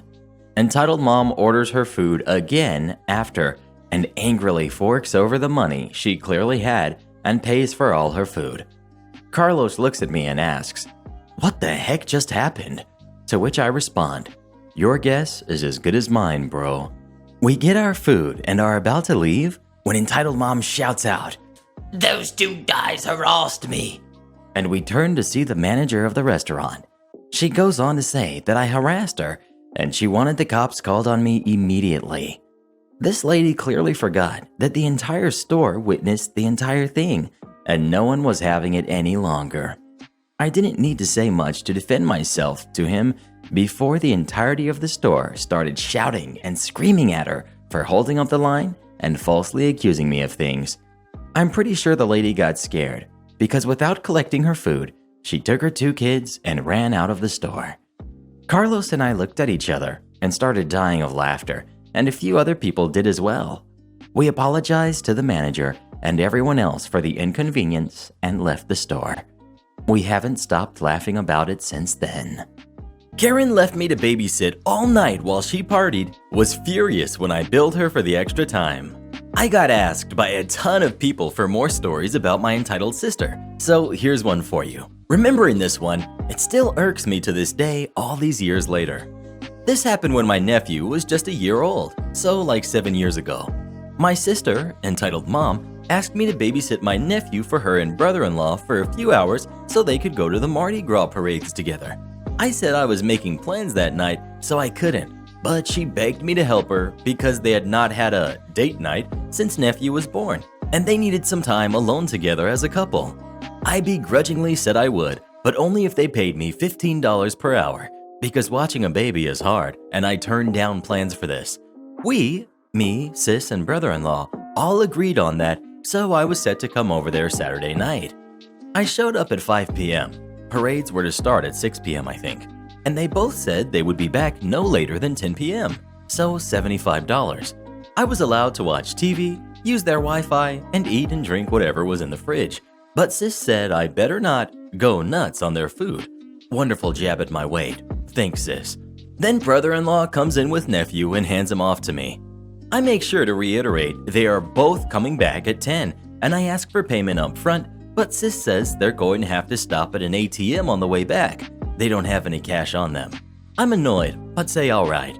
I ask if they're going to be drinking and how they'll get back if they are, and also drive me home, because our mom drove me to their place, so I was stuck. And sister says, "Of course we're not," but I don't believe her. She can't have fun without a beer. But while she's getting her jacket, brother-in-law says he's not drinking anything, but she probably will, so he'll be the designated driver. At least there's that. I bid them goodbye and settle in with my nephew. I play with him for hours, put on his favorite cartoons, and feed him dinner and change him, etc. All the usual stuff. I'm not a stranger to babysitting for relatives, so this isn't new for me. But nephew is hard to get to sleep. He wants his mom and dad. This had been the first time he had gone to sleep without them there, and cried for almost an hour, no matter the different ways I tried to soothe him, before eventually wearing himself out and falling asleep at almost 9 p.m. I was tired, but glad I was almost done for the night. 10 p.m. rolled around, nothing. Then it got to be 10:30, so I called sis to see what the holdup was. She answered, and I could tell she'd been drinking. She was giggly, and after I asked where they were, she said they were looking for her shoe. And she said something about how they ran into our cousin, another entitled person. Great. And they were totally heading back ASAP. I said to hurry up, and she said something I literally couldn't understand before she hung up on me. 11 p.m. rolled around, and still nothing, so I called her back. It rang and rang before going to voicemail. She ended the call instead of answering. I try again, and it rings even less this time before going to voicemail. She turned her phone off, or it died. I call her again, and the same result. I can't call brother-in-law because I don't have his phone number. Never had to call him before. I consider calling our mom to see if she can get in touch with sis, but it's past 11 p.m. at this point, so I know she's asleep by now, so I don't bother. I don't want to wake her up unless there's an actual emergency. Plus, nephew woke up at some point around then, so I had to pause trying to contact my sis and focus on getting him calmed down and sleeping again. It took a while, but he fell right asleep after I started scratching his back. A legit trick to get kids to sleep, knocks them right out. So then I wait. They finally roll up at nearly 1:30 a.m. I'm upset by this point and tired, Just want to get paid and crawl into bed. I'd been up since 8 a.m., so I was really tired. Brother-in-law and sis stumble in. She's barefoot with her shoes in one hand and laughing loudly.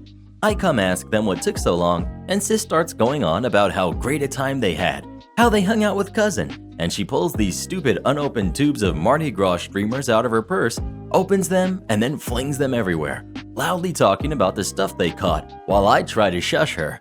Nephew is asleep, and I don't want him waking up again. She starts handing me all this crap from her purse that she said she got just for me, so don't be mad at me, okay? Like that junk would make her leaving me stranded at her place for almost twice as long as she had promised would make everything better. The stuff was just a bunch of smushed moon pies, tons of beads, plastic cups, and other junk. I said thanks, but told them I wanted to go home. Sis waved me off and said to brother-in-law to take me home before going and flopping down onto the couch to sleep, I guess. I get my stuff and brother-in-law takes me home, and I remind him to stop at an ATM, and he sort of sighs. Like, I get he was probably tired from dealing with my drunk sister for hours, but I needed my payment. He stops at a drive-through ATM, looks at me and says, "All right, $75, right?" Not proud of this, but I actually let out a loud, "Ha ha," and said that no, it would have been $75 if they had come home at 10, like they had said, but they showed up at almost 2 a.m., 3 hours late. So they owed me $125. He didn't look happy, but he got the money out and gave me my pay before silently driving me home. I went to bed exhausted, but $125 richer. Next day around noon, sis called me furious I'd conned brother-in-law out of so much money when we had all agreed on them paying me $75. I asked if she was still drunk because what we had all agreed on was that I'd be paid $15 per hour, and they left me with their son for 8 hours. I also mentioned how she had said they wouldn't be drinking. She replied that she had been joking. Of course she was going to drink. It was Mardi Gras. I said I got paid for the work I did, but she kept arguing that I didn't really work for it because nephew was asleep most of the time I was there. I said it didn't matter. I was still sitting for her, and how you'd be expected to pay a security guard to sit and do nothing even if things were calm while he was on the clock. She yelled that wasn't the same thing, and we argued back and forth with her saying I should have done it for free. He's family. You should want to be around him. I finally got fed up and said that next time she could hire some other sitter because I won't do it, or try to get some other family member to watch nephew for free, a fat chance, before hanging up. I didn't want to argue with a potentially hungover nuisance. She tried running to our mom about this, but mom told her that she needed to not hire babysitters if she couldn't afford to pay them. Sis called me the next day and said she told all of her friends that I was crappy and took advantage of them being late by charging them a ton more, and that none of them would hire me to babysit after this. I didn't really care because her friends are losers that I have no relationship with. Plus, I only babysat for one a handful of times, and her kids are loud as heck to boot, so no real loss there. I didn't babysit after that at her place ever again. I would only babysit if I was paid up front and would take nephew, and niece later, out somewhere and then drop them off with her when the allotted time was over so she couldn't leave them with me for longer. Would you babysit for a family member if they asked you to? And if so, would you charge them for it? Please let us know. Force me to pay and I'll leave you a bad review on Yelp. Imagine your wife tricks you into cheating with her sister and then completely loses it on you. That's exactly what happens in our next story. It just popped up on your screen. Give it a tap, come have a listen. You won't believe what happens next.